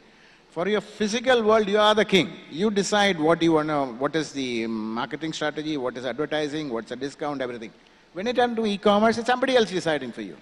So that way, our expectation is e-commerce as we see today will become irrelevant. It will become for each brand, the endpoints, the brand owners will be empowered, and it will be they running the show. It's an omni-channel, truly omni-channel. So what we will see that any product or service owner who has a catalog of products to be made available will make their catalog digitally visible, like everybody makes a website today, in the open network. And specialized buying application will come to help their buyers to buy what is relevant for them. For example, there could be some exclusive applications, say that, you know, let's say a high-end bank will say that my customers want specialized product. I'm going to help them everything what they buy, from suitcase to air ticket to hotel stay and holidays. Probably a discount store will come and I'm going to help my guys to pick up discount product. Probably a very specialized firm will come and say, see, I'm trying to develop, like, as you can see, I'm a Mallu from my accent, you can figure it out, will say that, I'm going to create a very specialized buying application for the Mallus outside Kerala to find out what is relevant for them during their cultural festival, etc. in that city, because they can search it, they're all in the net. So this is what I'm saying is the kind of innovations, and this is the kind of way. So there'll be many seller platforms addressing the interest of the different kinds of sellers. It could be B2B, it could be B2C, it could be financial products, it could be mobility. The many buying platforms will come. For example, today, if let's say Airtel wants to be in e-commerce, they can't really do, because they'll have to go and list all these people. Let's say if you want to have the Kotak Bank want to be in e-commerce, they cannot unless they go and give a plug-in somewhere. But tomorrow, when all the products are available and the catalogs are available, they only need to find a way to help their buyers. So they will truly become the buyer's agent and not the seller's agent. So the conflict of interest will also differ. And all these things drives innovation. And another operative term in this particular context is the portability between platforms. That's the portability part of it, of platforms. How does that work in actual practice? What happens is that there is, like you say, if I just give you an example, you're all using email. You have Gmail or you have your own corporate mail server. All of them will have its own functionalities, features, facilities, all of them, which is relevant for that community, which is unique for them, that platform, that application. But the beauty is they all can talk to each other using a common protocol, it's called SMTP. Whereas here, exactly that's what we've done. Each of the platform, whether buying platform, selling platform, logistic platform, warehousing platform, whatever it is, will develop their functionalities for their clients. And when they want to interact, they use this ONDC protocol to talk to each other.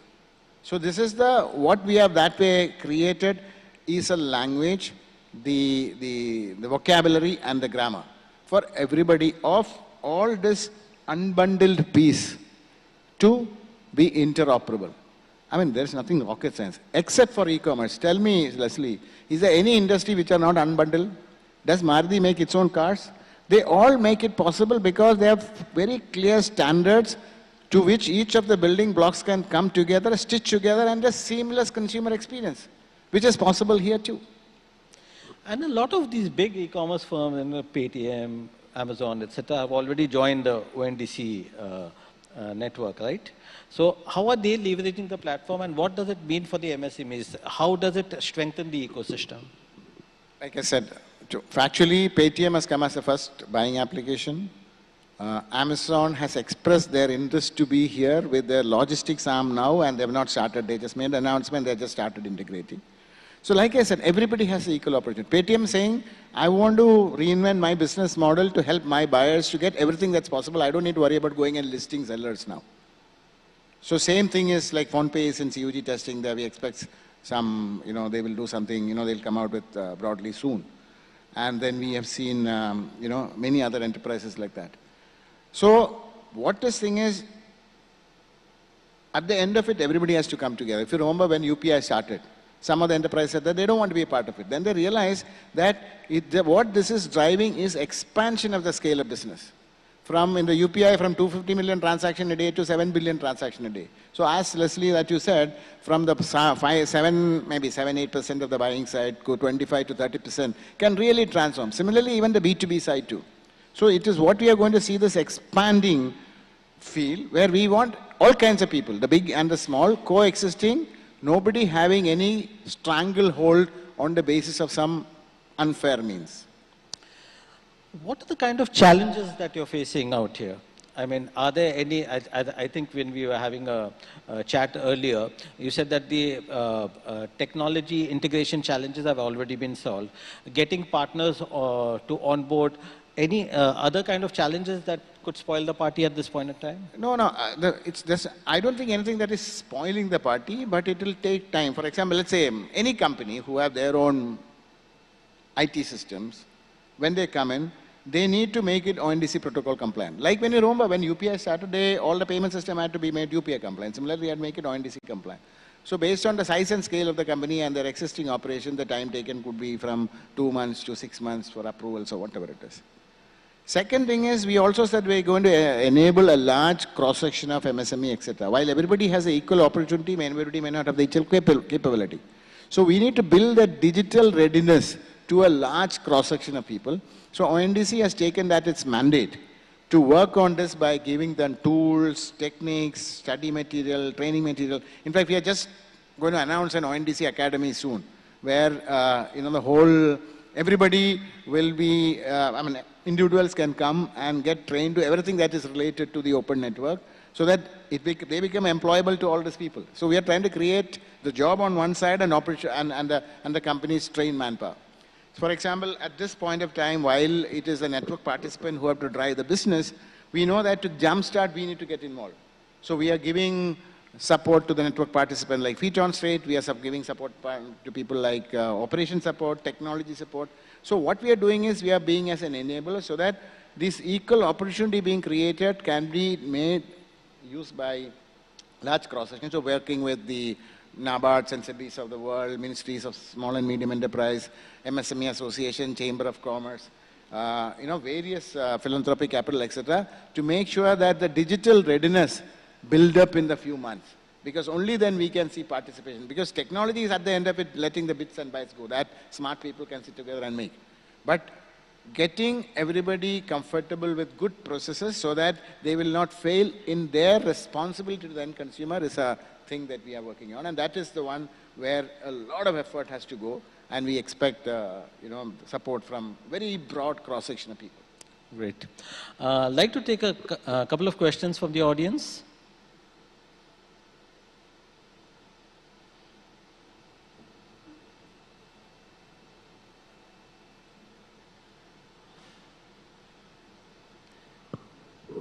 Anybody? Please kindly identify yourself and.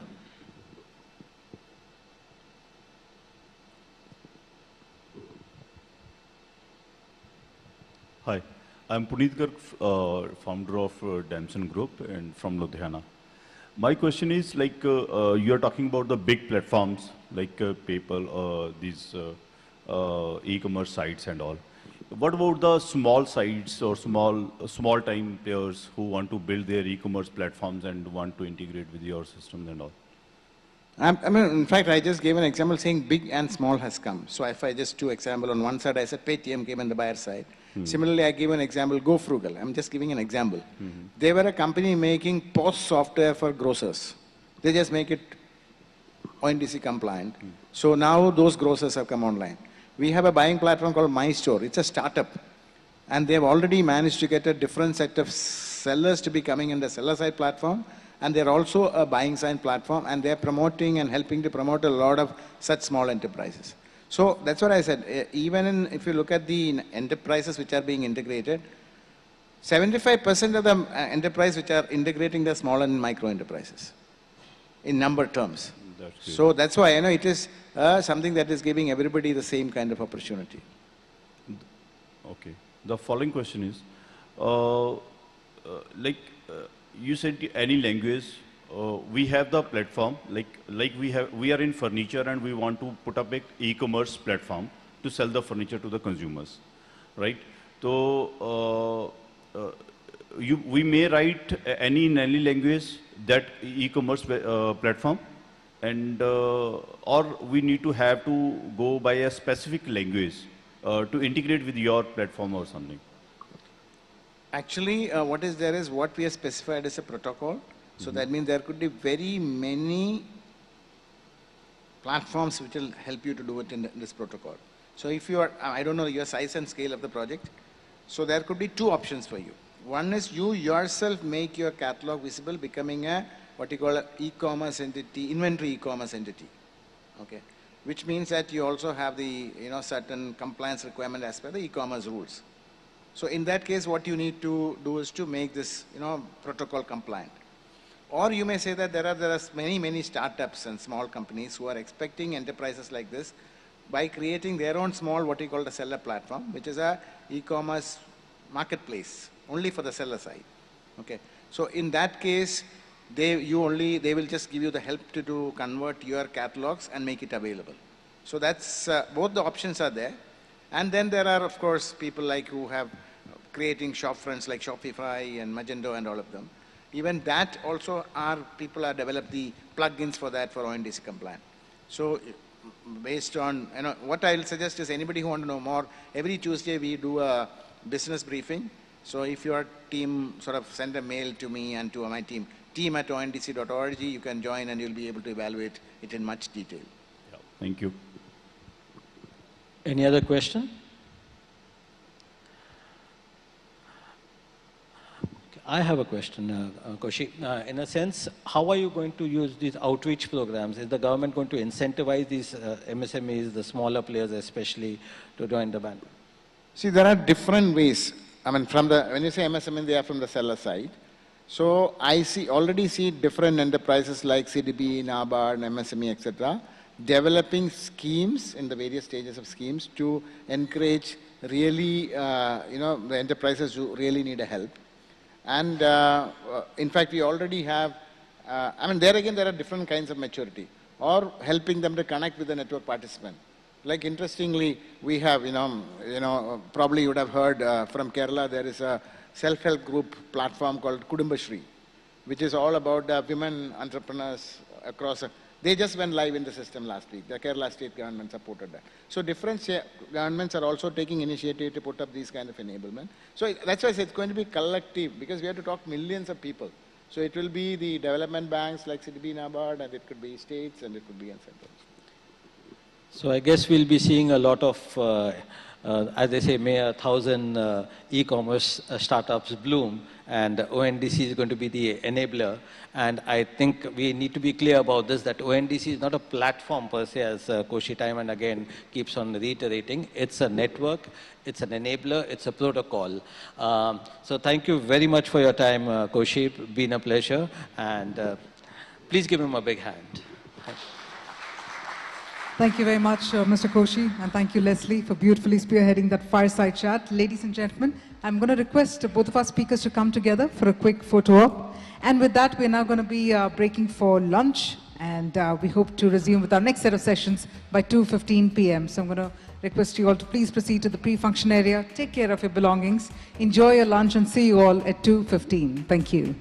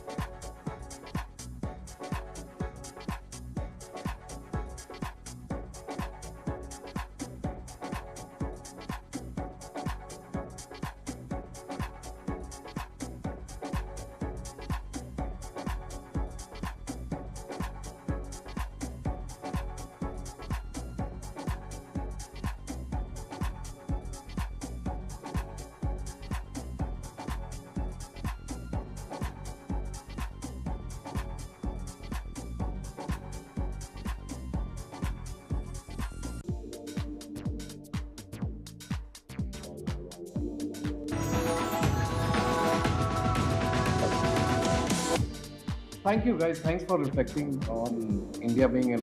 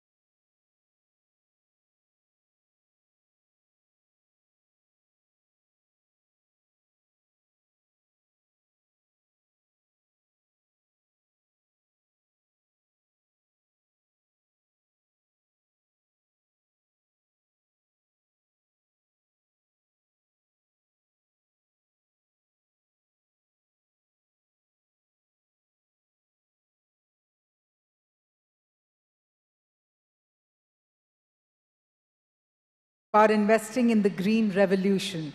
We have already seen that India has taken the lead in terms of setting up renewable energy capacities, or for that matter, the Indian EV industry that has been seeing steady growth in penetration, and Indian startups as well that are innovating in the field of EV batteries. So we clearly know that the green revolution provides one of the biggest investing opportunities of the coming decades. So let's try to gather more on this from our amazing set of speakers who are about to join us. And that being said, in most of the conferences, they end up calling a post-lunch session as a graveyard session for the right reasons. But I do know that when we're focusing about investing in green revolution, this is one hot topic that we're all eagerly looking forward to. So I'm going to be inviting our speakers, because I know this is no graveyard session. This is a session that will be all ears, all eyes, all set to hear from our speakers. So with that, let me please invite on stage Mr. Bhushan Bopadikar, Director, TPG Growth and Rise, to please come on stage. I'd like to invite Nakul Zaveri, Partner, Leapfrog Investments. May I further invite Rajat Jariwal, Partner, Tri-Legal, and Sunish Sharma, Founder and Managing Partner, Kedara Capital. And to spearhead the session, we have with us Alisha Sachdev, Assistant Editor, Mint. Well, if you all enjoyed the lunch, I surely did. Can we have an energetic round of applause? Let's bring the energy back in the air. Thank you so much for that. And with that, Alisha, over to you. Thank you. And thanks for being back after lunch for this conversation. I'm very excited to host this discussion because the energy transition conversation is so central to governments across the world right now, and not just that, corporates. And I think in many senses, they have to be ahead of the government in meeting their respective nations' net zero goals. And that transition is going to involve so many changes to take place, at a very fast pace. That's, of course, going to involve capital, immense talent, skills, and expertise. Lots of learnings will have to be distilled to ensure that, the right strategies are developed, for particular context to see this through. Thank you very much, gentlemen, for joining in this conversation. I think we have the most adept panel to discuss trends and opportunities that will open up in the green economy over the next few years. So let's actually begin right there. What, to your mind, are opportunities key opportunities and trends that we'll see emerging as far as investing in the green economy is concerned? And let's talk about a 5 to 10 year frame of time. So let's begin with you, Nakul, and I'd like to pass that question along to all of you after that. Thank you, Alisha. This is exciting to be here. I've had the privilege of doing climate investing for a number of years, actually 17 years now, and I've seen the cycle emerge from environmental finance to climate change, to climate tech, to climate smart, and eventually coming back to climate change. I would like to stress the fact that there is an intergenerational value migration taking place towards sustainable business models, once in many lifetimes. And this is happening for a number of reasons. And we are seeing this across sectors, and this has been happening for last 30 to 40 years in transition. It has come to the forefront because of availability of low-cost technology, obviously accelerated post-COVID. Massive amount of orientation of regulations on penalization and incentivization frameworks. Availability of capital and awareness of consumer, both in terms of emerging producers or consumers as well. And therefore, climate is going to drive a massive amount of change across energy, which is the largest element in terms of emissions, but also moving towards alternative and renewable energy. The second is obviously mobility, and transportation is a very critical part. And we are seeing massive ecosystems being changed. Let's not forget food and agri, for that matter. And the last part that we also get excited about is built environment. So these are those 4 broad sectors. But we at Leapfrog, I want to specify, invest in businesses that are focused towards emerging consumer. And therefore, for us, transition to a low-carbon economy and moving emerging consumers to prosperity are equally important. So therefore, we'll focus on those segments as well. Right. Thank you, Rajat. And perhaps you can take a bit of a regulatory and policy approach to this as well, in terms of how the laws are currently stacked up, and what sort of tailwind that provides in what sectors. Yeah, thanks, Alicia. In terms of regulations, I think, our pollution control laws are robust. There are authorities, that have been there. We have the Central Pollution Control Board, we have the State Pollution Control Boards, we have court-appointed bodies in the form of Central Impart Committee that reports directly to the Supreme Court. We've got the Ministry of Environment and Forest, and so on and so forth. So there are authorities at different levels. Ministry of Environment and Forest also has a separate climate change department, right? So that's the newest sort of addition to the regulatory framework. So in terms of law, I think the regulations have been there. In terms of implementation and awareness, I think we are getting there. And when I say we are getting there, I see from compliance perspective, I see a lot of understanding of the law. Clients come to us wanting to understand the compliance part of environmental law, which is a welcome development, which is something that we didn't see, say, 7 years ago, 5 years ago. And it is because there is that climate awareness, that we are seeing this change. In terms of policy, Alicia, I see that the focus of the government is on circular economy. In the future, I see, so while renewable is in place, while EVs are in place, I see, the government coming up with a lot of policies on, the R words, which are reuse, recycle, and return. Because see, everything, the more you extract, the more you process, the more climate change consequences are going to arise. But I think the interesting bit we were discussing earlier is also this, that while this is the compliance piece that companies would want to understand and then promote circularity, how does that translate in terms of opportunities as well? And is that one step ahead thinking kicking in, and what sectors is that promoting? Yeah. I think the most important sectors, Alicia, and this is something that Nakul and I were discussing, is waste. Waste, according to me, is gold. There is so much happening on the waste front, whether it's plastic waste, whether it's e-waste, whether it's battery waste,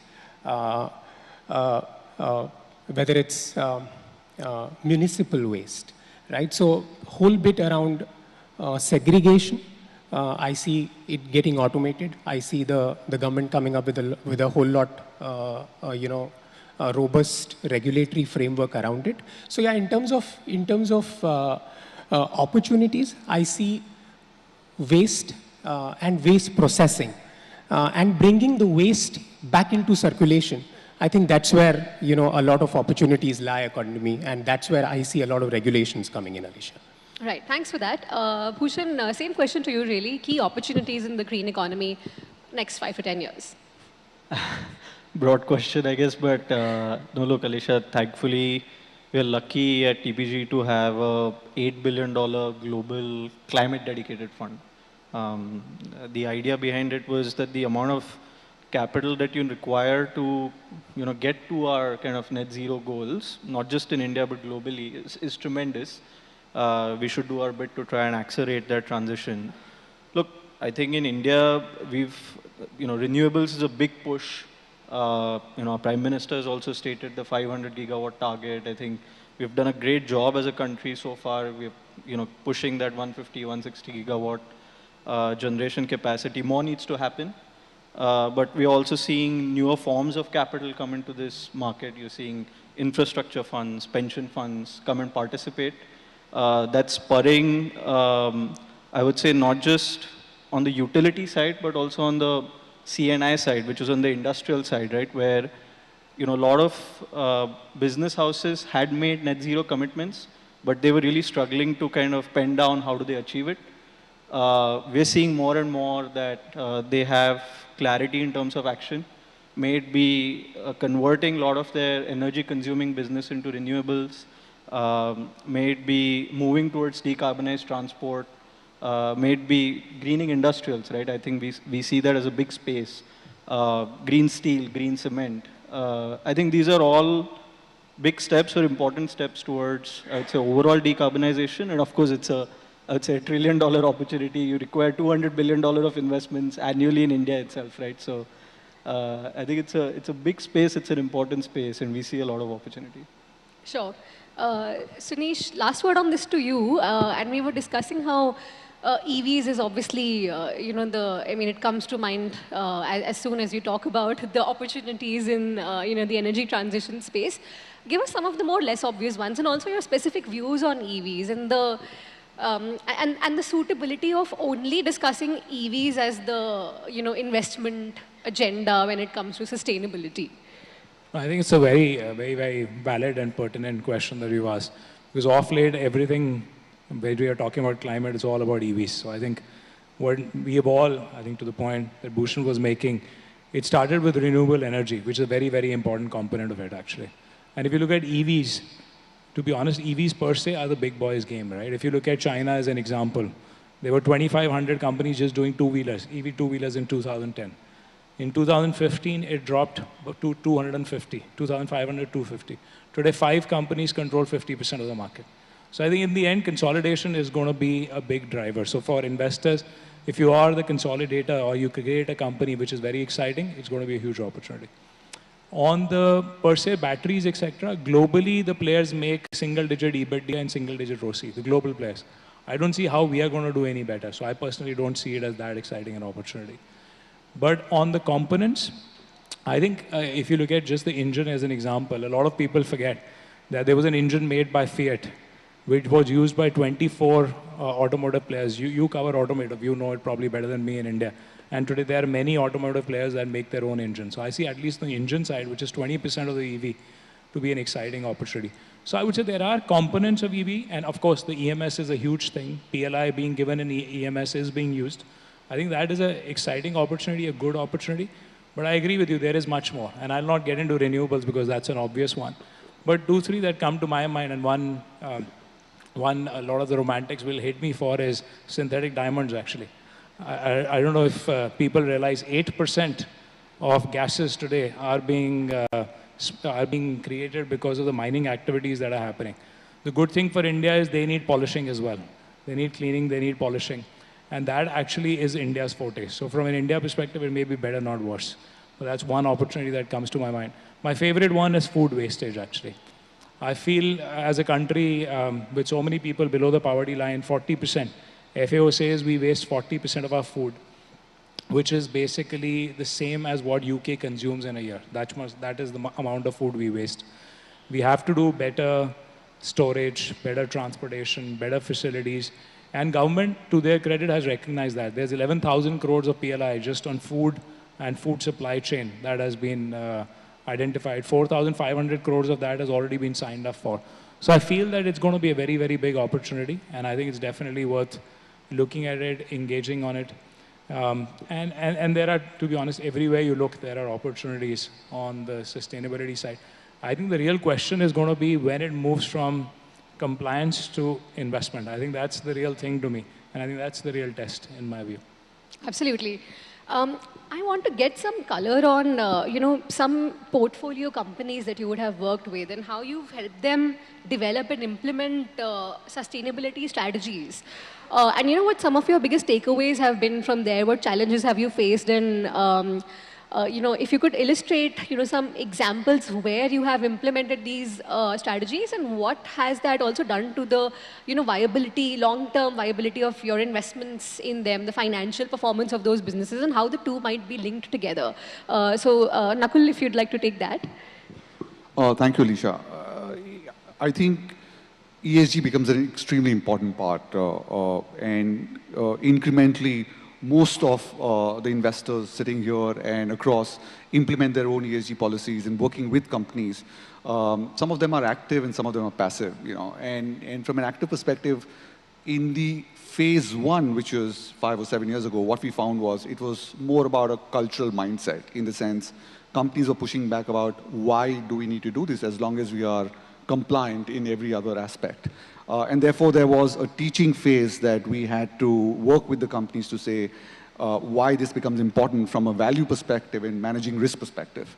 Once we moved beyond that, we started realizing and started focusing on the fact that there could be potential opportunities going forward. And so there are three phases to it, right? There is a massive amount of risk mitigation that works with ESG. So we work with companies categorically between different frameworks. And the most common framework is the IFC performance standards we have. But there are many more frameworks that have come through over the last many years.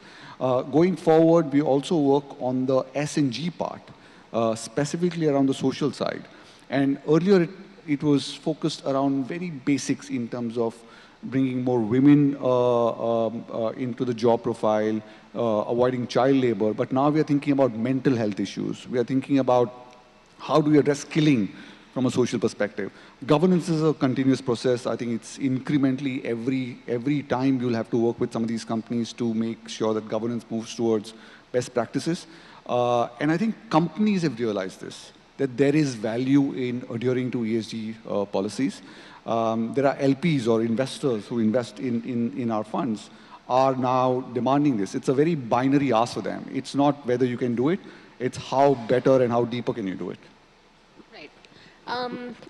Bhushan, if you'd like to, take the same question and perhaps, even address, it obviously leads into then, wondering how or what approach do you take to measure the social impact of the investments that you make as well? Yeah, no, I think it's an important part of the deal process as well, or the investment process as well. So I would say one of our largest bets in the country was $1 billion investment behind the Tatas in their EV efforts. A big portion of what went into the diligence was also the impact side of it.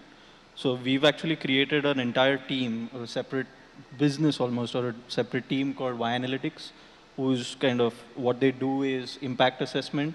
They have over 200 kind of metrics that they measure alongside us when we do diligence on some of these assets. But they also stay with us through the journey of the company on continually every quarter publishing an impact report, which brings out, what are we doing, what we could do more. Small things, right? Like, for example, charging infrastructure. Can we make charging infrastructure solar, right? So that, you're not actually driving from fossil fuels and you're actually charging EVs.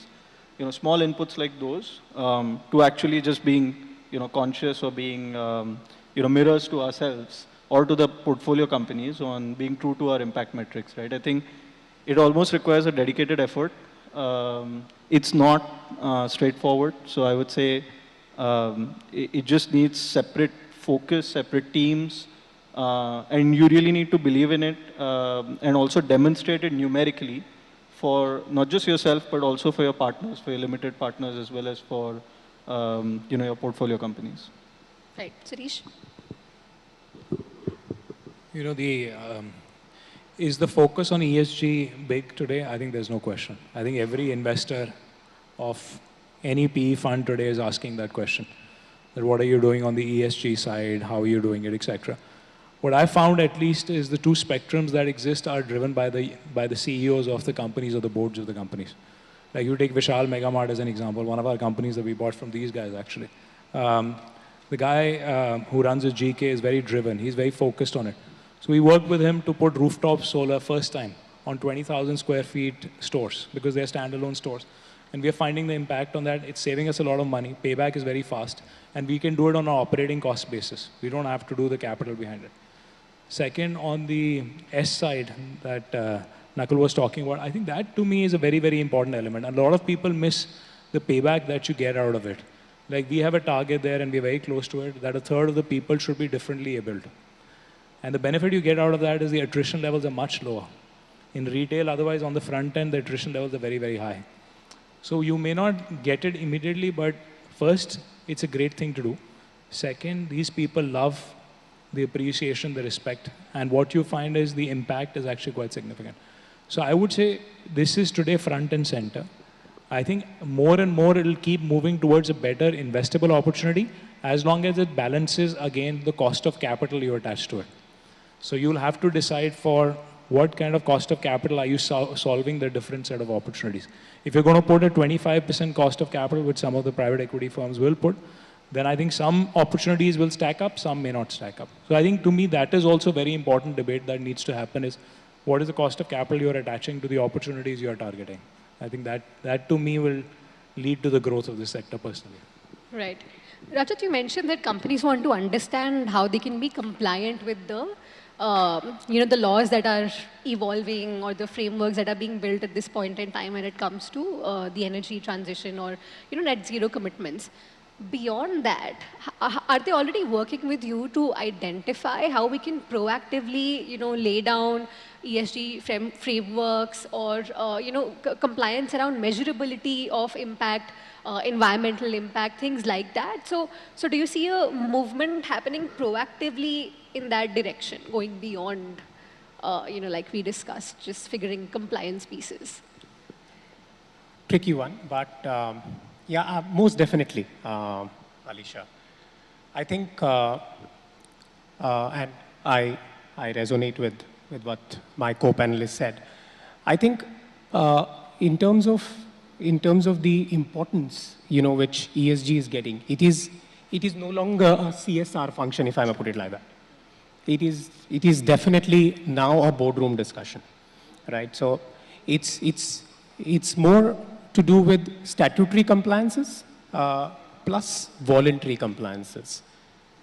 Sunish just said that, and I think Nakul also said the same thing, that the LPs, are becoming very, very conscious. I happened to also hear what Parth Jindal said yesterday. He said, we are looking at improving our ESG quotient, right? So yes, there is a definite sentiment.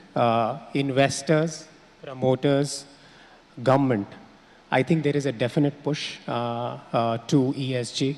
And it's just a matter of time where it will become an attitude, right? And companies which are high on ESG, they will definitely be more, value driven.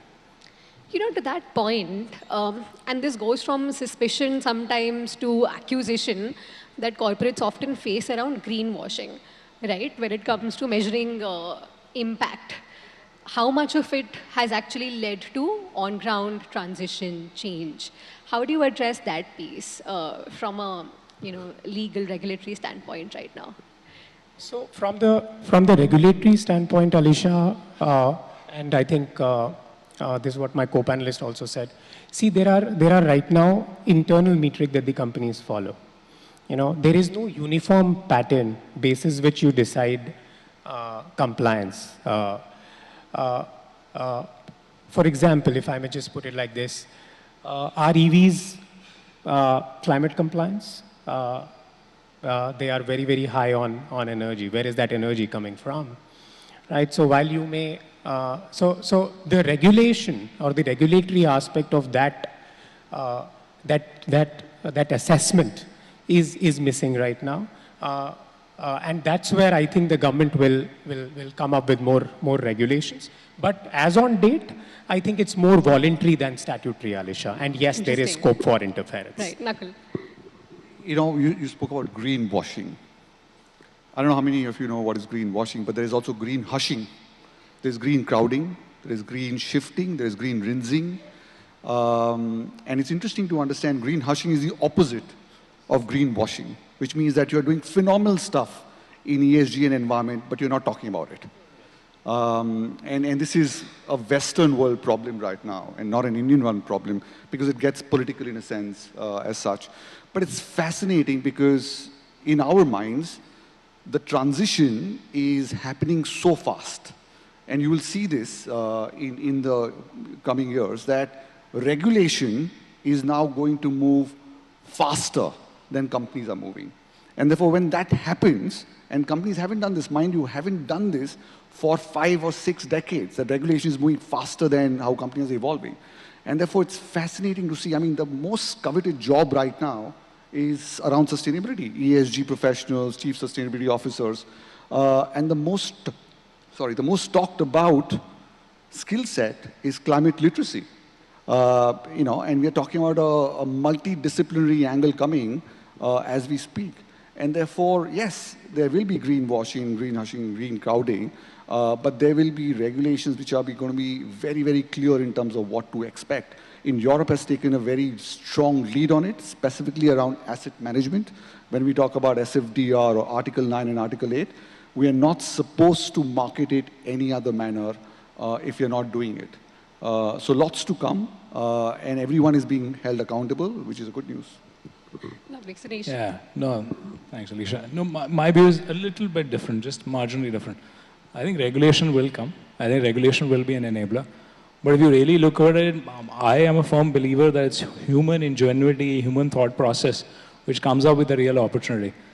To be honest with you, all people sitting in this room, if a decade or 15 years back, we had said Tesla will be the most precious automotive company in the world, I would have said most people would have said no.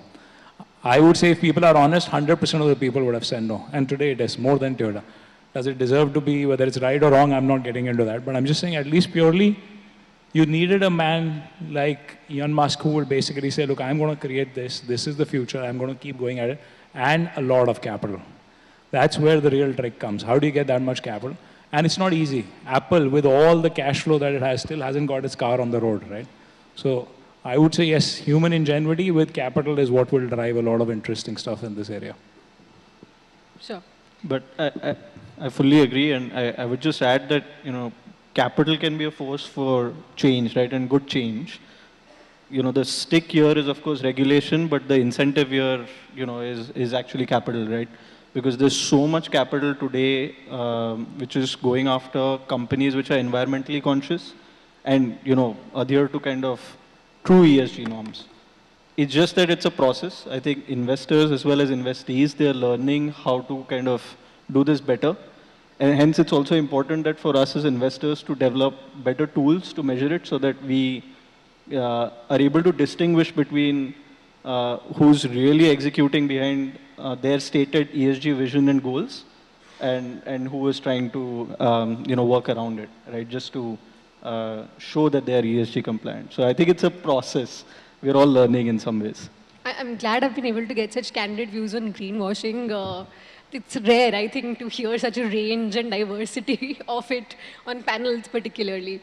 But moving on from there, I think, an interesting, conversation that needs to be had in India at least is around the carbon markets. So the rest of the world and many developed economies have a very advanced sort of level of conversation around carbon markets happening right now, where the sanctity of carbon credits, for instance, is being discussed.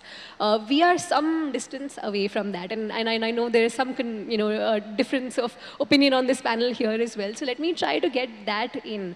And Nakul, let me begin with you. You seem to think that, there is great, opportunity over the next decade, for India as a carbon market.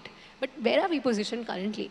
So I want to correct you there. I think there's great opportunity irrespective in India. And all of us have been, and some of the other investors have been here much longer. The fact is that carbon markets are a tool to accelerate adoption of climate finance. You got to understand what is carbon markets, right? It's not a magical tool here. Yes, and they're driven by regulations, they're driven by voluntary compliance markets, and they're driven by every country's commitment to global protocols in reducing emissions. Let's talk about the Paris Agreement. And there are multiple ways to get there, right? Net zero is not going to happen automatically or magically, right? I mean, we'll have to use all the tools that we have with us. And I believe carbon markets have proven themselves in the fact that there is acceptance from a formula perspective of how it should work. There are obviously disagreements of when and how and why it should work, because there are multiple commitments, there are multiple expectations between per capita versus who's the largest emitter, so on and so forth. And therefore, this will take some time. Also, please remember, carbon markets, when they used to exist from the 2008 to 2012 era, were regulated globally by UNFCCC. So there was a UN body regulating it. So there's a lot of work done from a mechanism perspective, right? However, there are incrementally more and more carbon variants coming through. And that will only allow models that did not commercially work before to work better now. In countries like, in continents like Africa and in least developed countries and parts of India, carbon markets will be a boon. Also, regulation, again, is moving much faster in carbon markets than we have seen before. There are NDCs, there are country commitments that exist, and governments are trying to understand how they can use domestic carbon to fulfill certain type of those commitments or goals, right? A lot of these is work in progress. World Bank is taking a massive amount of lead in this thing. There are a lot of exciting models coming through. There are carbon exchanges coming through. I don't know if you go and book your tickets on some of these travel portals, you will see, can you try an offset? But let's not forget one thing very clearly. The next set of cohort of customers are going to be Gen Alpha. These are digitally natives, and I'm quoting an article by Mint, by the way. These are digitally natives. These are the most prolific and empowered consumers that will be there. And they are binary in their nature because they've grown and educated with reduce, reuse, and recycle. And therefore, when they need to abate or offset, they will look at multiple tools, including carbon. Sunesh, you want to weigh in? Is it needed? The answer is yes. I think there's no question. We've seen this story before, as all of us know, right? I mean, this was a big deal. Frankly, I still remember, given I've been investing since 2003, this used to be part of some of our investment evaluations. It's not today. It's an upside. If it comes, it's great. Should it come? Absolutely. I think Europe, to be fair, has taken the forefront on it. I think India has been a big net beneficiary out of it, and a lot of companies have been net beneficiaries out of it. I feel more and more proliferation happens. People understand. Some of the understanding also is not there. Today, people just see it as a way how we can improve our profitability of the business. I think as the understanding grows, as the correlation or collaboration equivalent with the ESG grows, this could be a very interesting theme that will emerge. So I'm very hopeful that it will become front and center. Is it needed? Absolutely, it's needed. But will I put it in my investment case today? No, I would not. Maybe 3 years from now, yes, but not today. Bhushan, please add. Yeah, no, so I'll give a live example. We have a company called Fourth Partner Energy, which does actually solar rooftop installations for C&I customers. So they generate, huge amount of carbon credits today. Are they able to efficiently monetize those carbon credits? Yet, no, because I mean, some of these are, the regulation around it needs to evolve. But more importantly, it over a period of time will evolve into a marketplace for which you need buyer sellers, right? And to Sunish's point, today in Europe, you have the oil majors who are the big buyers, right, for these carbon credits. You'll see that happening in India. You see that already evolving. We see value for those carbon credits being ascribed by buyers even today. But is there a formalized mechanism in place yet? I think we're still going in that process. But given the amount of generation that is happening, I think we will see these markets evolve fairly quickly. Right. So Rajat, what do we anticipate will be the regulatory framework around carbon credits then? And how do companies, investors prepare for it? So as we speak, Alisha, the Energy Conservation Act has been amended. The regulations are not yet out, but it's a matter of time where we will see regulations being framed. Right now, it is voluntary, as Nakul said. Whether carbon credits are being traded by Indian companies in international markets, the answer is yes. Whether they are making money, the answer is yes.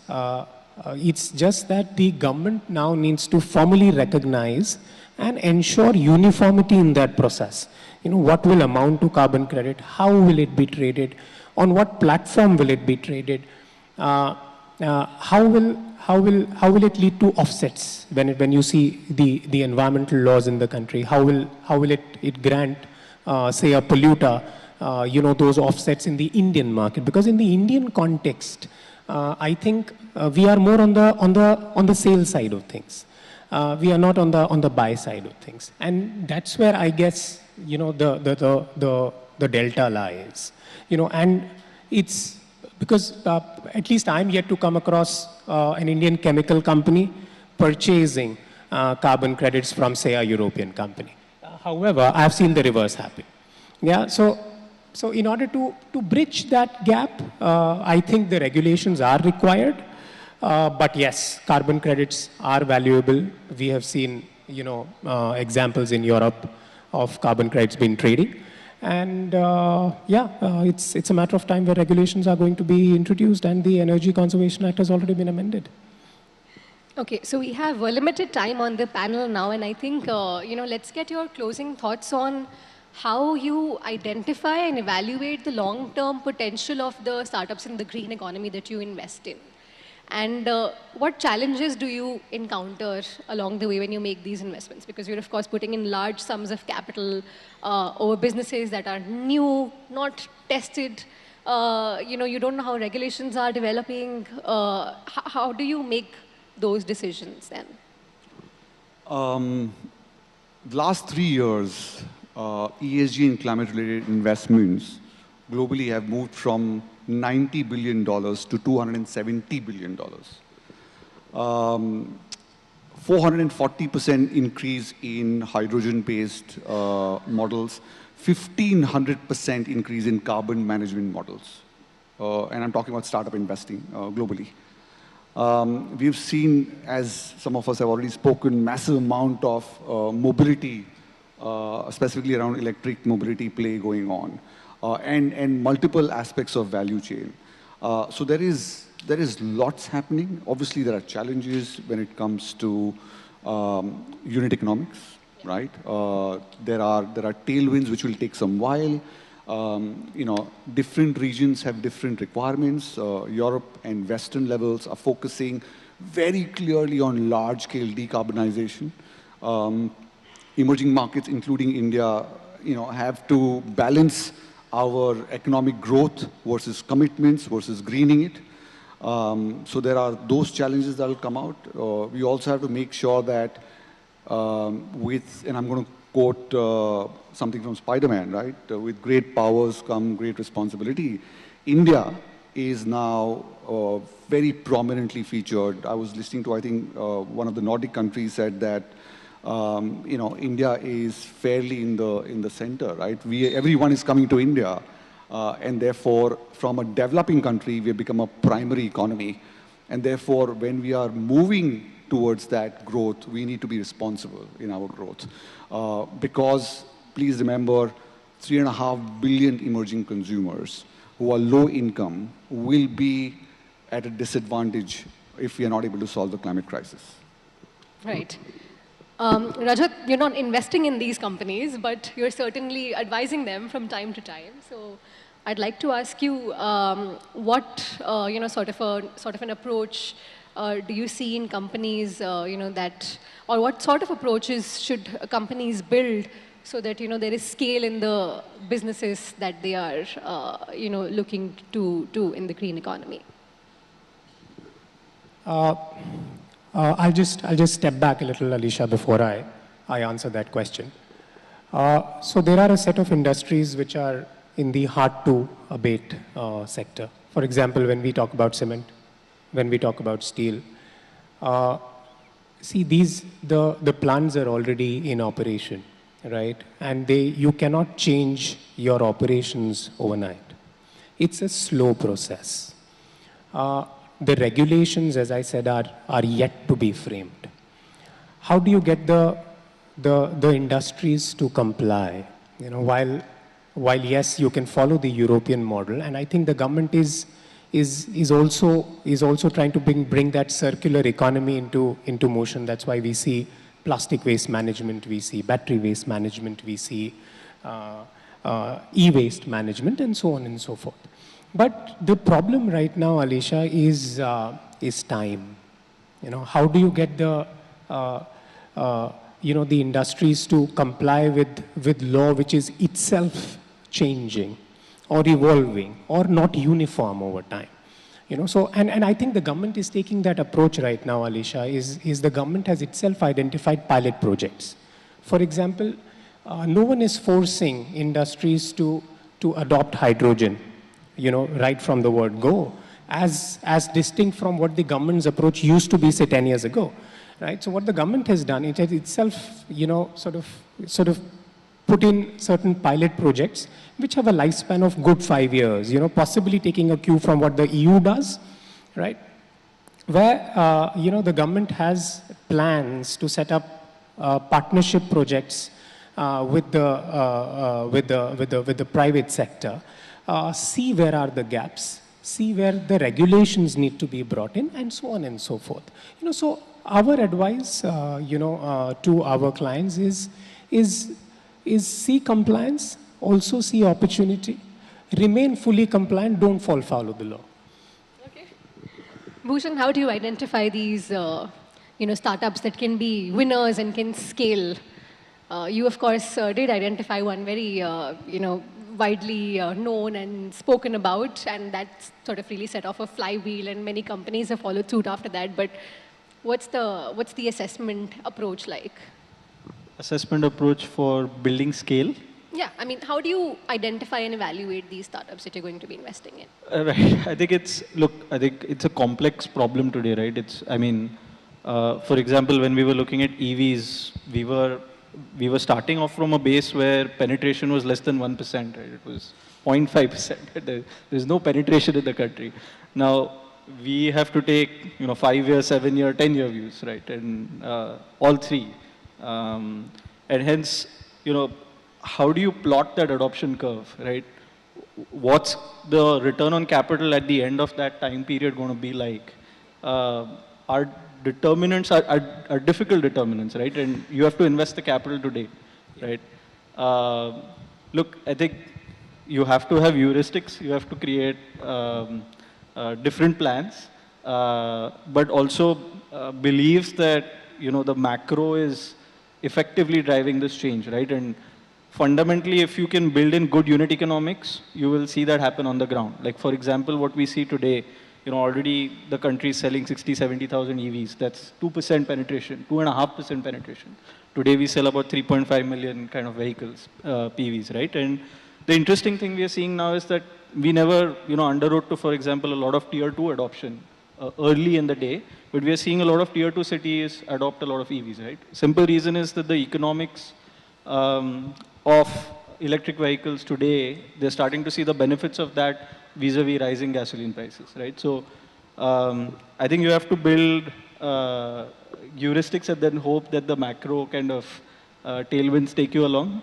But it's, of course, it's not an easy problem to plot today. Right. Sunish, your thoughts? At the end of the day, I think the real test for us as a humankind is going to be that we have to find a solution. I don't think there is. I read a very interesting quote, which has stayed with me for the last nearly a year, where we keep saying, save the planet, save the planet, save the planet. And this person said that we don't worry about saving the planet. Planet has existed for billions of years, and it's going to exist for billions of years. It's save humankind. And I think that is the importance that we need to place on this opportunity. So do we need a lot of capital? We need tons of capital. But to be blunt with you, unless there is subsidy, the capital will flow where the opportunity is clear. And today, I think there are some opportunities which are very clear, and I think capital is already flowing. I think EV is an opportunity, it's flowing towards it. I actually feel how the capital flow to renewables was even more interesting. Where it used to, if you remember, government used to buy it at very high rates. There was a lot of subsidy. Today, there is no subsidy. I mean, then still more capital is flowing into renewables than it's ever flowed before. So I think you get scale advantages. And I think we have to figure out which are the 10, 15 opportunities where there's scale advantages. Is it hydrogen economy? I don't know. But that needs a lot of capital, much more than, frankly, EV needs or even renewable needs. So it's a big boys game. So I think we have to identify, as a government, I think government is already focusing on and saying, look, which are the big ticket impact items that they can flow on. I think they've got the hydrogen part of it, and they are supporting a lot of push towards that economy. I think the other one, like I talked about food, just that wastage itself will be a huge positive driver. I think they're supporting that. EVs, I think, has now got into a treadmill, is going to move. Question is only going to be whether the consolidation is going to happen, whether success is going to happen, who is the winner. I think that's the question left. And whether it is environmentally friendly or not, I think that question still remains. And I think we should debate that. And I think renewables is already on a treadmill. I think that's going fast. So I think my view is capital will flow. You may need to support initially. A lot of people are forgetting EVs. We talk a lot about adoption, but there is a huge subsidy today. Sure. That subsidy hasn't gone away. I mean, it is going to go away soon. The real test will be right after that, what happens. So I think government is doing the right thing where they're saying, look, we believe in this opportunity, let's support it. Let's give it time to reach scale. At scale, you have to be profitable. I think that's the mantra. So as we evaluate opportunities, say at scale, can you be profitable and attractive? Then yes, we will invest. Till I don't believe in that question, I will not. Fair enough. That's a pragmatic view, and think EVs and the grid that charges EVs is an opportunity all of you have identified. But thank you very much, gentlemen. I want to quickly check if there are any questions in the audience. We can perhaps take a couple. Any questions? Okay, over there.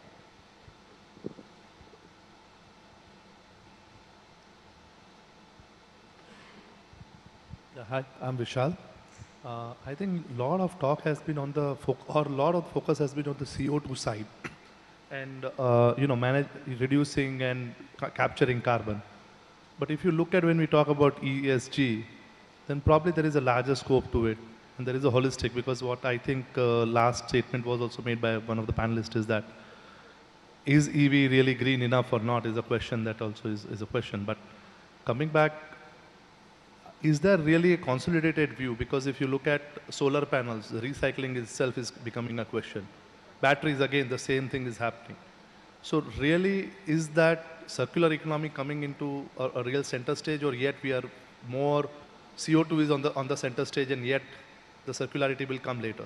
So I just wanted your thoughts on that. And who's that question directed to? Any panelists, because all of them are qualified enough to answer. Any one of you would like to take it up? I think if you look at some of the other opportunities, I think a couple of my panelists were talking about waste management, right? Most of the plastic that's thrown in this country is picked up and is recycled at different levels. So I think as long as there are economics behind it, India is very good at it. I think e-recycling has started happening.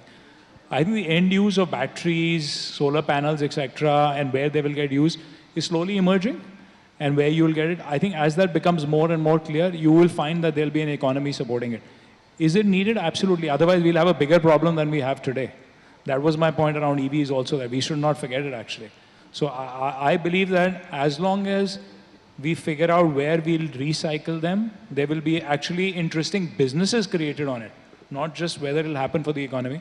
I think there will be interesting businesses created on it. That's my view. Great, thank you. Any other questions? Okay, one more. There.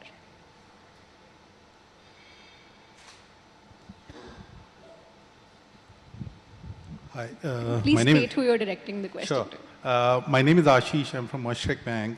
I think first I'm just giving a bit of a view from my side. I think we tend to club ESG together, whereas all three are different areas.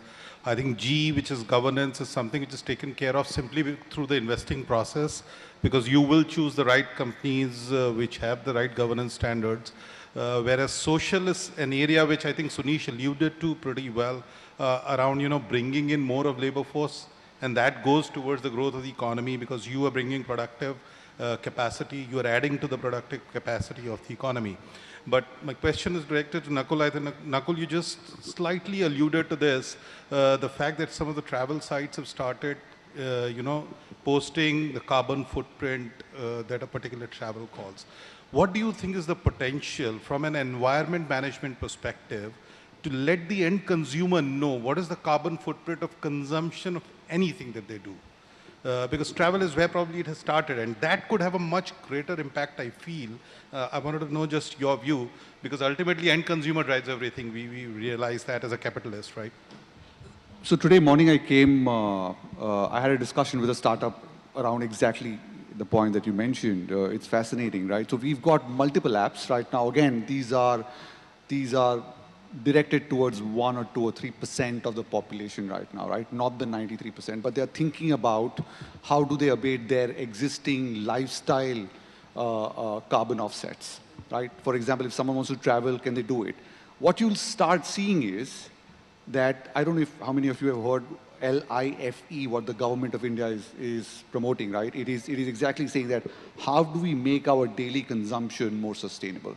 So government of India has taken it upon themselves, branded this, and is now going towards promoting this. That how can you do this? And you'll soon start seeing this being gamified at institutions, education institutions, academics, corporates, of who is offsetting their lifestyle emissions more faster. And therefore, to your point around environmental management consulting organizations, service organizations are going to be phenomenal. There is no doubt about it. Again, 1,500% increase in investments around those models have happened.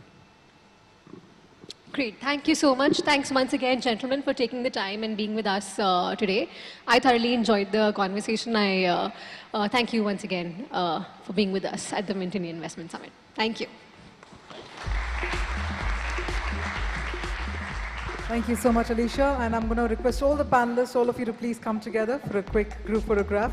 And that being said, what an enlightening discussion, something that we truly, thoroughly enjoyed it.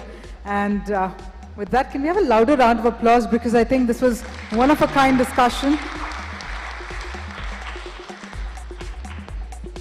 Thank you so much again. Ladies and gentlemen, on that note, we're also going to quickly set the stage. We're going to quickly set the stage for our next panel discussion coming your way. That being said, once again, I'm going to urge you all, please go ahead and share your thoughts using the hashtag Mint India Investment Summit 2023. And please also go ahead and fill in your feedback by scanning the QR code on the 10 cards that's been placed on the cluster tables. Please don't forget to do that. And yes, I do notice a little bit of movement. This often happens after a very good group discussion and a panel discussion where everybody wants to connect with our speakers. But while you do so, we'll quickly set the stage and invite our next set of speakers as governance takes center stage. That's going to be the underlying theme of our next and upcoming panel discussion.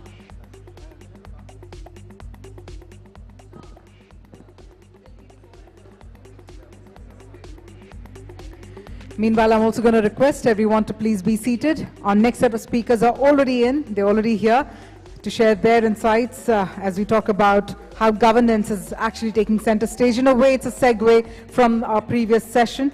We've seen that increasing shareholder activism, or for that matter, increasing regulatory scrutiny, and SEBI's mandatory business responsibility, as well as sustainability reporting for top companies and proxy advisory firms. All of this have actually improved the corporate governance standards in the country. But that being said, let's actually understand more about this from our amazing speakers who are lined up here. And this particular session will be spearheaded by Sneha Shah, who's the Senior Assistant Editor with VC Circle. But I can only invite them if everybody else takes their seats. That's the whole plan. So if I can request the previous set of speakers and some of the members of the audience, very quickly grab your seats. I can't wait to deep dive into our next session, just like many of you. So if I could request our previous set of speakers, if you could please take your discussions offline. Thank you so much for that. All right, so we have with us Sneha Shah, who's going to be spearheading this panel discussion. And Sneha will be responsible to extract a lot of insights from the fellow panelists. So yes, while I invite Sneha on stage, first up, let me invite her panelists. We have with us Hetal Dalal, President and Chief Operating Officer, Institutional Investor Advisory Services. Thank you so much, ma'am, for joining us. We have with us none other than the Managing Director and CEO of Edelweiss AMC, Radhika Gupta. We're also joined by Andrew Holland, CEO, Avendus Capital Public Markets Alternate Strategies. May I also please invite Neha Grover, South Asia Regional Lead, Private Equity Funds IFC, and Yogesh Singh, Partner, Trilegal. What a stellar panel. Can we have a stellar round of applause, everyone?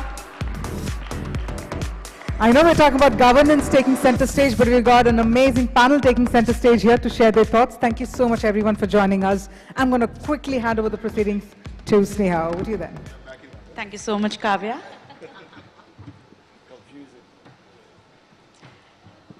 Good afternoon to each one of you. And thank you so much for agreeing to do this. I'm really honored to And we were discussing this is one of the most diverse panel that we have, almost tilting on the other end. So we are definitely ticking the right box when it comes to the gender quotient. So, we should have a round of applause for that. Governance, governance as a theme has taken center stage, and by now it is an established fact that, companies need to up their governance quotient. So I wouldn't, spend more time in, explaining or asking our panelists to, talk more about governance, but we'll, straight dive in. From the days the corporate governance and ESG was a choice where only few corporates of repute would care for it. Now it has become more center stage. How mainstream has governance become today? And we'll, ask Hetal to first, just take that up because you've been, seeing so many companies. So what is your take on it? Has governance really become mainstream? Can you hear me? Okay. So, ladies and gentlemen, I'm just going to apologize. I've lost my voice this morning, so I'm hoping the mic is going to be a little bit powerful for you to be able to hear me. I think what's happening when you look at the capital markets in India is that the overall standards of corporate governance have actually been improving. We do this assessment annually for the top 100 companies, which accounts for about 70-72% of market cap, and you can very clearly see over the years, governance standards have improved. You can say this is one regulatory push, but actually what we really see is two things. One is greater institutional investment in companies, which is driving better corporate governance. Also stronger boards, which are driving corporate governance. I think by and large, when you look at the conversations, and I think Andrew and Radhika can sort of step in here, but investors have seen the impact of corporate governance failures in markets over time. And therefore, the focus now has become about ensuring that governance practices are improving. Now, can any market be free of failure? No, no market will be free of corporate governance failures. But by and large, India as a market has been doing reasonably well, all things considered. Even when you look at the regulatory environment around corporate governance, a lot of our regulation actually stacks up significantly better than what you would see in the Western markets or in some of the Asian markets. And therefore, from disclosure, transparency in some of these aspects, governance has improved. Is it perfect? It's never going to be. And I think that's really where the challenge really comes in. But having said so, I do believe this has become a mainstream conversation driven by several elements around of the ecosystem. Right. Radhika, as an investor, do you think the market is ready, especially from the investment side? Are you ready to pay that kind of governance premium to companies? Because we talk about, these governance scores, and, Hetal and, her peers have been coming up with these corporate governance scores. So do you look at those things? Is there a premium that you're ready to pay for good corporate governance companies? So I would say it is work in progress, and let me elaborate. I think when people talk about governance, the words ESG have been thrown around very widely. And I think ESG has three components. Now, if you look at the Indian investor today, and we are largely domestic investor focused, I think the investor cares about G, which is governance in the ESG. The E and the S, unfortunately, which is the environmental and more diversity and social impact, not as much, because there is at least a recognition with governance that governance contributes to the bottom line, or at least poor governance can have a very negative or tail effect on the bottom line. I think E and S have been less proven. I think on governance, whether it is financial metrics, looking at treatment of minority shareholders more closely, whether it is looking at behavior of auditors, whether it is looking at behavior of senior management, I think people are asking harder questions, and I always believe that an investment ecosystem makes mistakes and learns. I think in the early 2000s, you could have a company with poor corporate governance go out and raise an IPO and still be somewhat successful. 2008 and maybe the periods after taught people some lessons. Today, I think that is much harder. So yes, I think people pay a premium to treat minority shareholders properly. They look at governance. it has evolved to a point, I would say, where in the large cap category, India perhaps competes with global counterparts on governance. Mid and small caps, we have some room to go. It's also involved sectorally. So companies that have had a large number of overseas clients, MNCs, I think have perhaps carried a higher burden of governance, and others are catching up. So work in progress, but getting there. Right. So when you said that the E and the S part, I think it is IFC which is trying to solve the environment and the social impact part of it. So Neha, if you could step in and just talk about how important, we were talking to a few investors last month, and they said that going forward there would not be these social impact funds. It will become so mainstream in terms of investing, private investing. So what is your thought on that? Sure. So thank you so much for having me, Sneha. IFC, just to give a quick sort of introduction, because in this context it is very critical. We're the private investing arm of the World Bank Group. I lead the private equity funds business for IFC in South Asia. So for us, E, S and G have always been mainstream. And when people didn't even know what does ENS mean or ESG means, we've been practicing that. We've been co-creators of companies where ESG has been as important as the commercial sort of objective.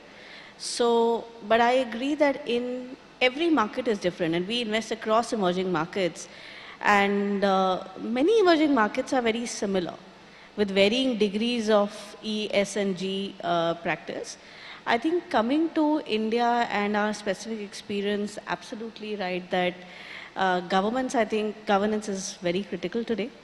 ENS, I think, is also become as important, if not all, in many of the industries. There will still be certain industries where ENS will not be as critical, or as, it'll still be a little bit more difficult to achieve the gold standard of ENS.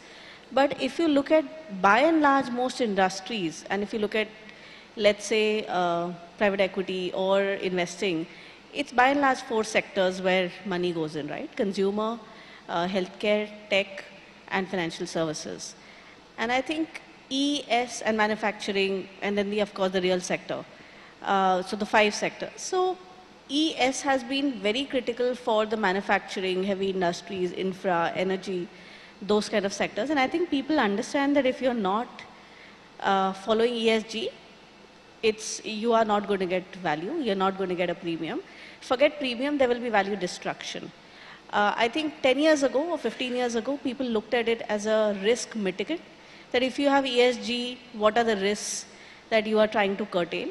Today, people are looking at it as a return or value generative sort of point, rather than just looking at it from a risk perspective, saying, okay, if we do ENS and G, we will get better value, we will generate more returns, not just for our shareholders, not just for our lenders, but for all stakeholders in the company, be it employees, be it supply chain, everywhere. And that, I think, has changed and is definitely mainstream today. Right.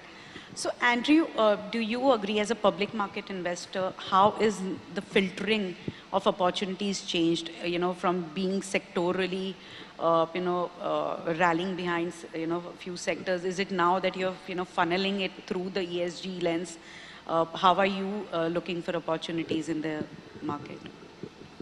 So, I think there's a few things here. I'm going to follow on from some of the points made. See, if you think about, if you fast forward to what it should be, I think there's about, I don't know, 3 trillion of AUM. It's about $3 trillion of AUM looking at ESG proponents. So ultimately, when these funds come to India, they have to use the same lens. So what will happen is that they'll seek out those companies which have the best governance, ESG, and make them as priorities. So they will command higher premium. But it's not happening right now, and I don't see it happening, in the very near future. And there's 2 parts behind that. One is, see, as an investor, if you invest in the ESG fund, you're benchmarking against something. Let's just say it's Nifty.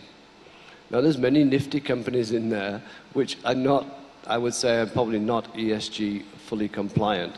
And you shouldn't have them in your portfolio because they're, tobacco, for example, right? But of course, if they perform, you underperform. And the reasonable weightages. So for the investor, he's looking, yes, I'm looking at ESG, but for my overall fund performance, I'm actually underperforming the market. Therefore, it's all nice, but I'm not making any money or making less money than just buying an ETF for Nifty. So I think that's the first point. I think the second point is more to do with the company's tick box. And I think most Indian companies are only following ESG because when they go overseas and meet foreign investors, they're asking these questions. So to my mind, it's still a little bit more tick box than it is, really doing a lot of, good work. So for example, a lot of foreign companies, their employees are given incentives in terms of money to go and buy electric vehicles and so forth. But you're right, it will happen in certain sectors. But we all get excited about electric vehicles. But it doesn't necessarily have led to, kind of share prices moving because there's going to be a lot of competition in that area. So I think we're an emerging market. It's going to take time. But I think we've got to see that, our investors will have to see that it's delivering returns for you to invest in the best companies. Right. So Andrew says that it is only for, ticking the right boxes that the companies are getting ESG compliance. So from the compliance perspective, when you have to advise your clients and, Yogesh, how are you, advising your clients in terms of, compliance, because it is not just needed to attract investments, it is also because, a lot of governance is related to it, and we are seeing a lot of, fallouts of that happening, and it's all in the open market. So what are the kind of, what's the kind of advice that you're giving your clients? What are they coming to you seeking? So see, I think we get, I think a few years back, ESG was one part of our report, which was a part because it was just the way the table of contents was designed and format was given. And overall, I think in the last 10 years, what we've seen is that there are numerous examples of things of what should not be done, right? And I read somewhere in the morning that all happy families have some like things, but every unhappy family has its own reason why they are unhappy, right? And that's the story I think you can easily import in the context of these companies as well. So it's very important to not just paint it with a broad brush, but get into specific issues. What is the sector? Why is it? What kind of things will become very important? For example, there could be one report where we only talk about what kind of a broad board structure, committee structure should be, right? But in another situation, we could say that the company is exploring too many new business models, which are very unique and separate. Are they actually focused on the right accounting standards? Are they looking at the right revenue recognition, financial reporting standards? A lot of things which are totally out of depth for a lawyer like me. There's so many much better people to be commenting on that. But the reason why I mentioned that is where the sophistication of the work that we are doing around compliance and ESG has gone. And just to quickly dial back, it's also a reflection of the way companies are owned these days as well. You go back to the 80s, one major shareholder getting in, 90s, a lot of joint ventures coming through. The aughts, the 2000s, you would see that there was a lot of private equity investment that is coming through. But the 2010s, in my mind, are defined by multiple diverse ownership structures, where people cannot just be relying on one or two people to carry the flag. They need to come together, and they could easily be split and put in different corners unless they have one common thread. And which is where I think the right governance norms to be thought about and being implemented makes it easier. And I actually think that it also makes it easier for people who are looking to raise funds to actually attract a more diverse crowd of investors, which helps in various different strategic ways, which we don't need to comment on this panel. Right. And from the fundraising perspective, Hetal, in the pre-panel huddle, we were discussing about this scores that you come up with. So are you seeing, increasing number of investors really taking these scores into account when it comes to, investing or filtering? How are you seeing, this entire, scoring really picking up in India? Sure. So we developed a scoring framework for corporate governance practice called the Indian Corporate Governance Scorecard, which was developed with IFC. Thank you for your support, and BSE. And we've been scoring companies over the past 7 years now, right? And that's really what I talked about when we said that when we look at the top 100 companies, the governance scores have actually improved and companies are doing better on the governance spectrum. Investors, at least a lot of our clients are subscribing to some of these services to understand how their portfolio is as far as corporate governance is concerned. In several instances, they also look at it as a screening or a qualifier. Am I going to invest and what is the governance of the company, and therefore they get an independent assessment. Globally, this becomes extremely relevant as well. We look at FIIs who find it a little difficult to understand the family structures and the relationships in India, and therefore they find it helpful for a dispassionate view on where we think the issues are and what the company actually does well as far as governance practices are concerned.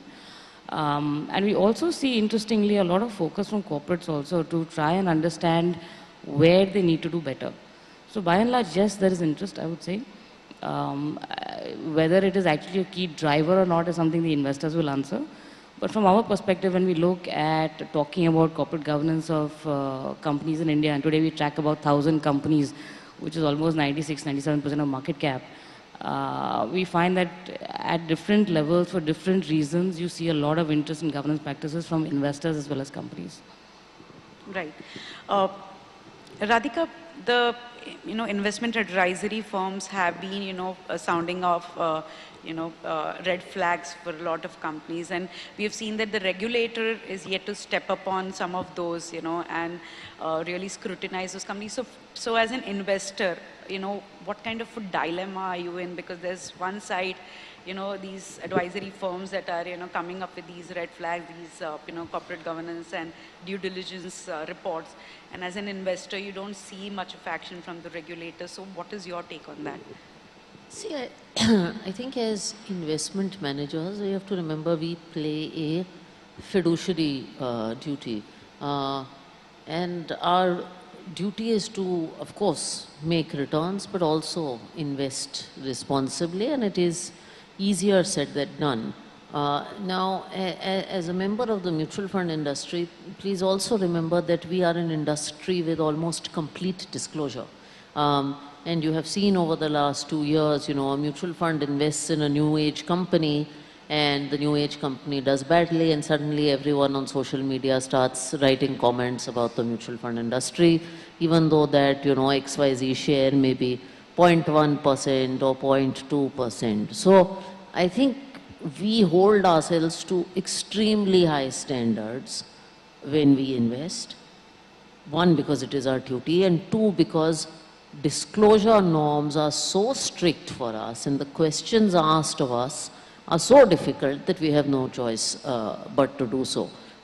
So I think that's where we stand. What I have seen over the last 3-4 years is, one, when there is an event, a negative corporate governance event in a company, there is a lot more noise that happens. There is a lot more awareness. It comes from advisory firms, but there is a lot more noise and questioning. And I think as managers of money, people are asking more questions. I also do believe boards are asking more questions and have gotten more independence. And so I think that continues. But the fact is we hold ourselves to extremely high standards. And the regulator is also acting. Now remember, regulators take time to act, and regulators will take time to act, because an advisory firm puts out something, but a regulator has to examine both sides of the equation. I still believe that we don't have to wait for regulators to act, to take action. Our job is to do independent analysis and have an independent viewpoint. And by the way, there are many, many examples of companies that you've seen in large part where a lot of mutual funds, for instance, have not had meaningful ownership in those companies. Now, it could be for governance reasons, it could be for other reasons, it could be for whatever reasons. I'm not naming anything. But there are many times that we as a community have not chosen to hold a company, even though the company may be a very large, I think many, many years ago, there was a company that was a very large percentage of the benchmark. And while we have the pressure, as Andrew said, from ETFs, etc., we take a call and choose not to participate. I think Hetal wants to step in to come in here. I think when you look at how the environment has changed for companies vis-a-vis investors, right? Earlier, when you looked at corporate governance, it started with voluntary compliance, then became mandatory features, and then there was reporting on the corporate side. What has changed over the last, let's say, couple of years is the empowerment of investors. And what has also changed beyond and regulatory empowerment of investors is the focus of regulators to bring about stewardship responsibilities for asset managers. So therefore, the SEBI, for example, in 2010 started by saying that mutual funds have to have a voting policy. And then they pushed ahead and said, no, mutual funds have to vote. And then they said, no, mutual funds not only have to vote, but they also have to disclose the rationale for voting. So essentially, when you look at how voting outcomes are played out, if I looked at it when we started operations, which was in 2010, 2011, you would say 85-90% of the capital is not getting voted, right? Today it is. A large proportion of the capital is getting voted.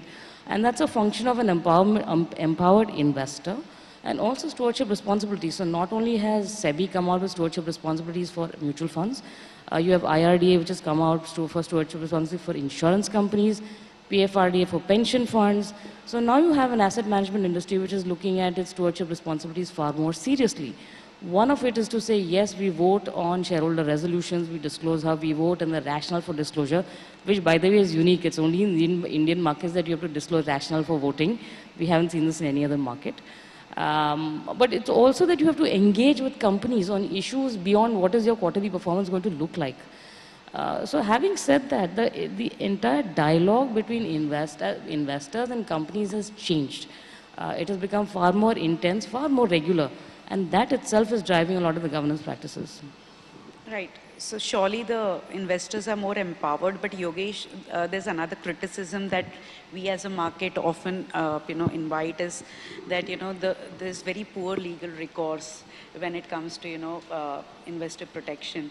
So what has changed in the last 5 years? Do you think that, the legal side has also stepped up to really protect investor interest? Definitely, lot of changes have come about. If you look at 4 or 5 of the key regulators, let's say SEBI, right? SEBI's got several norms regarding how to test independence of directors. There's always an element of subjectivity that will be involved. But then they've got new norms that have come out about related party transactions, about sale of business units and how the board needs to come in with a report. There are changes that have come as late as last month from SEBI. When you look at the Reserve Bank of India, constant new sort of regulations which have been sort of reinforcing the requirements that they have had, whether it be the asset reconstruction companies on what kind of norms they need to have. They are even prescribing what kind of policies and committees you need to have and who should be, what kind of independence directors need to be there. So then you look at, say, the insurance regulator, again, similar sort of aspects. The Ministry of Corporate Affairs in itself has come up with various new norms regarding related party transactions and who can vote, who cannot vote, what kind of voting sort of decisions need to be sort of implemented, what level of disclosures need to be implemented. So overall, we are seeing all regulators, key being SEBI and MCA, coming up with new norms. The sector-specific issues are being addressed by the sector-specific regulators as well. I wouldn't say that we are short of regulation. In fact, that's something that in India, nobody believes that we are short of any kind of regulation. I think it's a question of compliance and culture around that. Right. We're short on enforcement, though. Sorry? We're short on enforcement, though. Yeah. No, you are right. But look, when a lot of enforcement happens, then also there are a lot of other issues that come up, right? Today's enforcement scenario is also one scenario where it's difficult to sort of call out what is really happening in some situations. So that brings us to over-regulation. Andrew, what do you think? Is it a very over-regulated market when it comes to public investment? I'm not sure we're over-regulated. I'm sure we'll get more regulated going forward. I think the RBI does a good job, to be fair. I think SEBI regulations are coming thick and fast these days. So I think they're looking at a lot of ways investors are treated. But when I think about where India is, and are we so far behind everywhere else? I mean, what was it in Germany? It's Wirecard. We've had the crypto problem in the US. We've had the banks in the US. Are these governance problems? Are these overall kind of financial problems which people are overseeing? I mean, there's for a lot of these banks, it should have been seen by not just the banking system, because you have an asset liability mismatch, but you also have your accountants, your audits. How can it be missed? So the governance part of it's not just the management at the top, it's who's below, who's looking, what are your audit teams doing, what are the accountants doing, and so forth. So, the big blowouts are actually offshore, not really in India. So I can say that. That's why I say I think the RBI and the banking system is very, very good. Right. If I can comment on this, Neha, I think, we should distinguish between regulation and governance, because just because we have more and more regulation will not make us a better governed sort of economy or country. There are other reasons why we have corporate governance and why it is increasing and it is becoming mainstream. And I think a couple of the reasons that come to mind is, one, there is more awareness, there is more activism. Second is, there is more private equity, institutional capital, mutual funds, institutions which are investing in companies. Therefore, there is more scrutiny on companies. And third, I think as a country, we are, in the spotlight. And therefore, any corporate governance suspicion as well, that there is lack of corporate governance, gets sort of a lot of spotlight, which we would like to avoid. So I just wanted to sort of distinguish between regulation and governance. Doesn't mean that they will go hand in hand. Right, and we'll stay with you, Neha. There are a lot of these privately held companies that are going to come to the market over the next 4 to 5 years. Most of these are PE, VC backed, and we expect a certain, standard of governance. I mean, certain governance standards from them. And we've also seen whatever has unfolded in the recent past, financial fiascos and others that have come to light. So, if each one of you, starting with Neha, can just give me top 2 things that privately held companies need to really do to be public market ready, that would be great. Sorry, the question was if private equity. What are the 2 things that these privately held companies need to do to be public market ready, in terms of governance? I think today a lot of the privately held companies which are private equity backed and some of the more established players, more experienced players in private equity, the way what is corporate governance? The way your board is run, the way information is sort of shared, the way your management conducts itself, related party transactions, all of those, suspicious sort of transactions or transactions which are slightly not above board. I think a lot of these companies are already there, especially for some of these larger, more established, more experienced sort of players who are also very operationally engaged with their companies. I think the only difference between them and a publicly held company today would be the fact that there is a lot more compliance, there's a lot more scrutiny, there's a lot more short-term focus when you're listed, vis-a-vis when you're a private company. So I would leave it at that, and maybe I can come back to it later. But Hetal, there's also, one criticism that is no guarantee that if you're a VCP-backed companies that, you will be able to tick all those boxes. What do you think? We have seen... There are no guarantees in life, ever. I think for companies which are going to get listed, right, or even companies which are newly listed, and sometimes I feel even for companies which are listed, I think the founders or the promoters need to separate themselves from the company, and they need to separate their interests. I think the founders tend to think all of it is one, and I think that's where the whole governance model sort of tends to happen.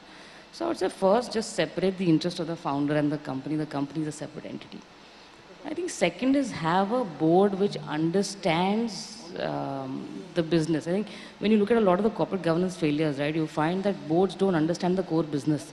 They have a lot of skills, yes. They are dominant skills also, yes, but they don't understand the core business. So have a board where some of the people who are not part of the founding family or part of the promoter group, independent, who understand the core business, because that will help them challenge some of the assumptions that management makes. And I'm not saying it's going to be a fight, but just to be able to get to the bottom of whether a decision is going to be well thought through or not. I think the third issue is again have a board which, maybe a little bit of that, which protects the company from the promoters. So if you look at, for example, Facebook, right, and you look at the Class C shares, right, if Mark Zuckerberg gets fired or something happens to him, all the voting rights drop to what is basically normal voting rights. So do companies really, or boards really focus on protecting the company from the founder, and sometimes that's actually necessary. And I think the other piece I would say is to recognize that there are other stakeholders who matter, and every action that a company takes will have a corresponding impact on other stakeholders, and it's not that a company can operate in isolation at the cost of the rest of the stakeholders. So I think that would be, to start with, my key points on this. Right. So governance is very top-down, and Radhika, if you can, she spoke about the importance of having a very strong board. So on the board also, it's not important to just have a diverse board in terms of gender. It's very important that you have people with different capabilities really coming to the table and helping the company. So what is your take on that? The diversity on the board and a really empowered board. Firstly, by the way, I think this question of unlisted companies is such an important one, because I truly believe that listing is not as much a business event for a company as it is a governance event. It is a change in governance, not as much a change in business, because business continues. You build a reasonable business, you're building it for the long term.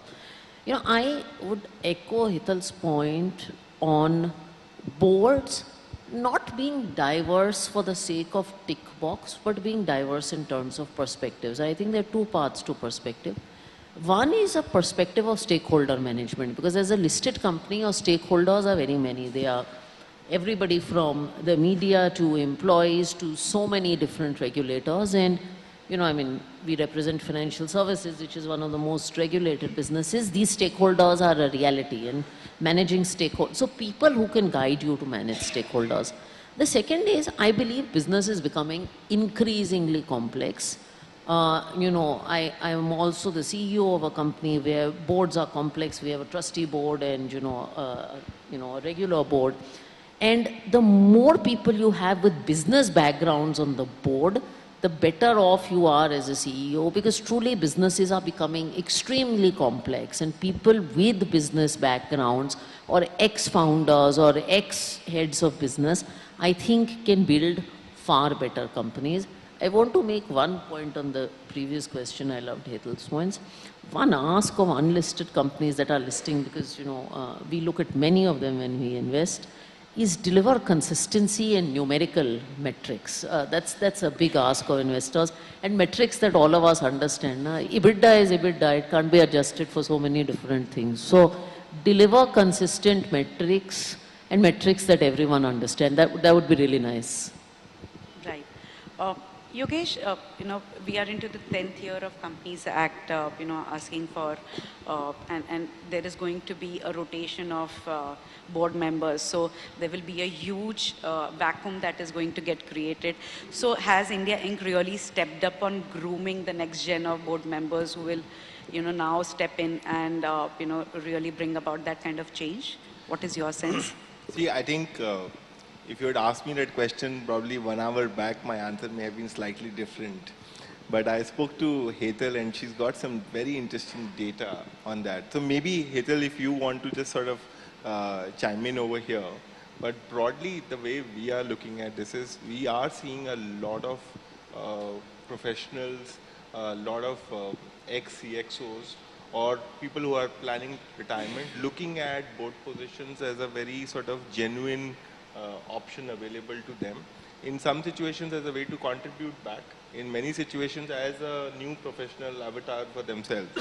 And there is that whole crop of people which is available, and the Indian corporate sector is attained a certain level of maturity at this stage when we have a lot of people around that. How worried are they about the liabilities arising out of the board positions? So I can tell you that if somebody reads our board liability note, just bare bone, without consulting any of our lawyers on explaining what that practically means, nobody would ever want to be a director. That's how the law is. You pick up a sector, and every sector, everything, somewhere or the other, there is a criminal liability and all that. But there is a way to look at and understand what is an officer in default, who is the person responsible, when you actually run a business, how protected non-executive directors, independent directors are, what are the recent case laws. So there is all of that that needs to go in. But I do think that there are some very healthy judgments which have come, which have laid the law regarding independent directors. So there is a lot more comfort compared to maybe just 4 years back that we would have had. But Hital, maybe I should just pass on the initial question to you. Sure. I think if you look at the Nifty 500 and you look at independent directors of the Nifty 500, there are total directors about 4,700, independent directors about 2,200, 50% roughly. And the median age is about 65, 66 years old, right? So most of the people on boards are actually those who have retired. And when you talk to a lot of people, you find that people who are, one is, you ask whether that age itself should come down. Should you not have younger people on the board, given the changing dynamics? You only have people who actually are sort of connected, who understand where things are, rather than having retired people. So that's the first question, right? And I'm not saying it's an either or, you can have a mix, but by and large, that age of 65, 66 is essentially where you are today. That age, that number hasn't come down. It used to be 67, is basically around there. I think the second thing you have to look at is the number of tenured independent directors. And you rightly say that the grandfathering of the tenure is going to get over in 2024. There's a great board refresh which is going to happen. A lot of companies have systematically already started changing and refreshing their boards, right? The Tata Group, for example, has a policy which says that they're not going to have in any of their companies directors with more than 10 years. And they basically, over a period of time, sort of got that together. And you're seeing a lot of the large companies and groups also in a steadfast manner doing it. So I think the problem is not as acute as we think. It is inching up there, and yes, in 2024 you will see a churn, but I think companies are sort of fairly prepared for it. The question on whether am I going to get, as a company, can I get new board members, actually also is a little bit of a chicken and egg. And you're right that, people are scared of the liabilities that independent directors have, and it's a fact. But well-governed companies tend to attract directors much faster. So there is, at certain level, it's a circular flow. So if you're better governed, you're likely to get better, attract better quality independent directors who are likely to therefore further the entire sort of governance practice for you. So some of these elements are actually working. Do we have enough talented people in the country? It's hard for me to argue in a country like India that we don't have talent. Yes, we do. We have professionals. We have, and this is also something we learned from this whole women directors episode, right? Where the initial pushback from corporate India when the regulation came in was there aren't enough women to have on our boards. Sure. Well, yeah, I know, I'll have to. But at the time the regulation came in, women on boards was 6%, right? Today it's 18%. And you would argue automatically that, because we're a family-controlled business, essentially 2/3 of corporate India is family-controlled, you will have the family members checking all the boxes, the wives, the mothers, the daughters, or the daughter-in-laws. But actually that number is very low. It's actually less than 10%. You're seeing most of them being independent directors or executive directors who are coming on the board. And now the conversation is shifting from saying I'm complying with one woman on the board or one independent director on the board to saying that, as a percentage of my board composition, where does it lie, right? And that's the conversation which is shifting. So if you take that example to say that I now need a set of new independent directors, is that going to happen? Sure, it's going to happen. I think we shouldn't stress so much over it. I just want to add one more thing on the board, right? As a board member, we have to also see when we're talking about strong boards, strong committees of those boards, what is the role of these board members? Are they representing the best interests of the company? Are they looking out for the company, or are they looking out for the shareholders' interests who's appointed them? And I think bulk of the appointments are done by the promoters or founders of the companies, which leads to I think, not the correct outcome or a strong corporate governance for companies. So that's something that needs to change as well, I guess. Right. So yeah, Andrew?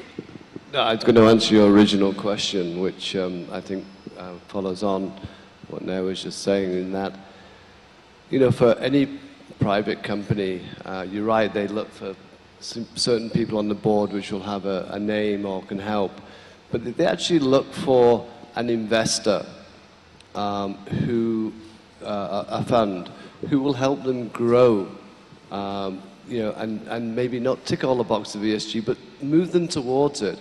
And we'll challenge them from a client viewpoint, from a shareholder viewpoint, from a supplier viewpoint, from all of those viewpoints. Because once you're going to go through all of that, then you're ready. You're ready as a company to be listed. But I think, you know, also the sustainability of your business is going to be there, but it's been brought up from a very early stage. So look for investors who can guide you through this journey. I've done it with many other companies. In fact, you do a lot of this as well. So just take them young and help them grow. And I think that, to my mind, is probably more important than having a key name on your board. Right. So I think, you know, collective as an ecosystem, you know, both public and private, we're getting there.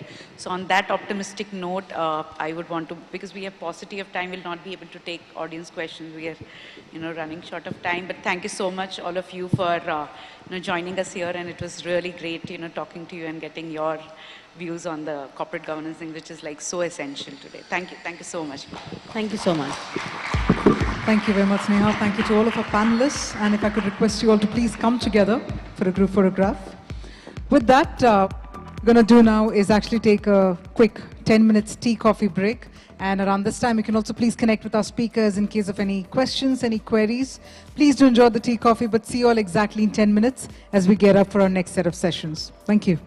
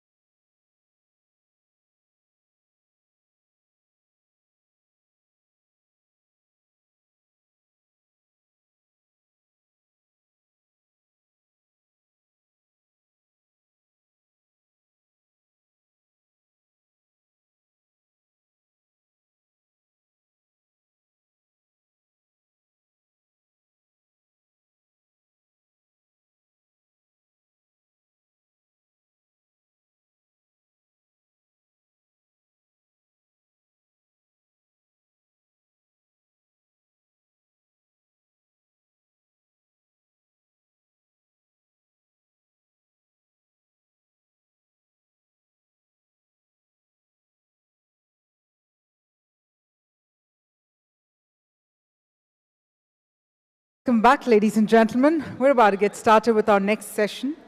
And I hope everyone's enjoyed their tea, coffee, their cup of tea and coffee, and a lot more conversations, catching up with our speakers, catching up with fellow delegates, fellow audience members. That being said, our next panel discussion is all about the big question, are the Indian stock markets overvalued? Well, that's a big question coming our way. We are about to find the answer. But before I invite our speakers, let me inform you that post our next set of sessions, we in fact have the awards and a lot of entertainment in store for all of you. That being said, if I have everyone's attention, how many of you are feeling very bullish about the rest of the evening? We have awards and entertainment lined up. Yes, I hear a yo as well. Superb. Now we're going to take those smiles and that enthusiasm forward. And right now, we're actually going to deep dive into finding out as to where will the Indian stock markets end up in 2023, and what will this really mean for India Inc. and its capital raising plans? So first up, we'll get back to the knowledge sessions, and then we'll party a little later. But let me also quickly invite our amazing set of speakers on stage, even as the bell continues to ring. We're used to that with regard to our stock market as well. But first up, let me please invite on stage Jiten Doshi, co-founder and CIO, Inam Asset Management. May I also please invite Roshi Jain, Senior Fund Manager, Equities, HDFC AMC. I'd like to further invite Nilesh Shah, Managing Director, Kotak Mahindra Asset Management. Saurabh Mukherjee, Founder and Chief Investment Officer, Marcellus Investment Managers. And to spearhead the session, we have with us Satya Sontanam, Senior Content Creator, Mint. All right, ladies and gentlemen, one more time, I think we have enjoyed the tea, coffee. We are gearing up for the party in the evening. But before that, can we have a beautiful round of applause to also welcome all of our speakers. Let's keep that applause going. Thank you so much, everyone, for joining us. I'm going to quickly hand it over to you, Satya. Over to you there. Thank you. Ladies and gentlemen, good evening, and respected speakers who needs no introduction here. Thank you so much for joining in. And I have to say, I'm really, really excited to sit here with you all face to face, learning about from your many years of experience in the stock market on what are the various factors at play for the stock markets today. And we'll also know whether the Indian stock markets are overvalued today. Of course, again, what is it to you and me? And what is the asset class like, equity asset class like, for the short term and also the long term. And you may look at me with dissent saying, what does it mean by investing in short term for equity? But it is just to set expectations on what is the return and volatility like in the short term from the equity asset class. So, but before going that, it is only to be expected to start the discussion with what's happening globally. Maybe we'll start with what's happening with SVB and Credit Suisse. And also what's more and what is the impact going to be on Indian markets and Indian economy. Maybe we'll start in order, Mr. Jitin. Thank you so much. Thank you for inviting me here to speak. Friends, I think she's asking me to begin with what's happening globally. And I think it's very interesting that whatever is happening globally is just reinforcing our thought process and our belief that India is on the right track. We could never have expected such sort of accidents in our system. It only goes to show how well regulated we are. I would only say that, we are blessed to have a very strong Reserve Bank of India, a regulator as good as SEBI, the Ministry of Finance is doing a very, very good job. And only one wonders that what's really happening in that part of the world, because somebody must have really worked very, very hard to take the market cap of Credit Suisse from probably 90 billion Swiss francs to 6-7 billion at its low. So I think this only goes to show how recklessly those systems are and, how risk management has actually not really played out there, how conservative our banking system is, how solid we are. And it only goes to show that, while we always thought that we were full of regulatory challenges in India, I today think that's a very big blessing. And this has all happened because I think in the West, with interest rates being as low as 0 and in some parts of the world negative, I think that has forced people to actually take huge leverage to make money, which is where I think the biggest risk was there in the system globally. And that is something that's coming home to roost. So in our view, I think whatever is happening currently globally is just start of a cycle where you will see the pain going on for many, many years. And just as India is on a structural, I would say structural climb, we are moving very well. And I see 1 or 2 great decades of growth for India. Similarly, I think the West, especially Europe, is in a structural downturn, and it may take many decades for it to come out from where they are today. So I think it's, in a sense, these are all warning signals for us, but it's good news. India stands out very well. And I think being the country which is now looking one of the most prosperous countries offering such phenomenal growth ahead, this only makes our case better for being well-governed, well-regulated, and to actually be a country that should attract huge capital going forward. Sure, sure. And I was watching one video in the morning and in which one of the industry experts said that all the, when markets are in a euphoric stage, nothing goes as disciplined. Only when the markets are bleak, everything goes disciplined and people see how disciplined it is. Nilesh, what do you see, what do you think is the reason for such crisis globally? Is it because of no discipline in how the matters are dealt with globally, such crises happen? In 2008, Nobel laureate Joseph Stiglitz made a statement about RBI Governor Dr. Y.V. Reddy. If Dr. Y.V. Reddy was Fed governor, subprime crisis would not have happened.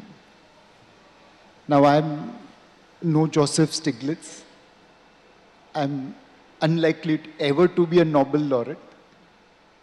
But I think all of us will agree that if Mr. Shaktikanta Das would have been Fed governor, SVB would not have happened. Jiten Bhai has mentioned many things. I just want to add a few things. SVB was 16th largest bank in America.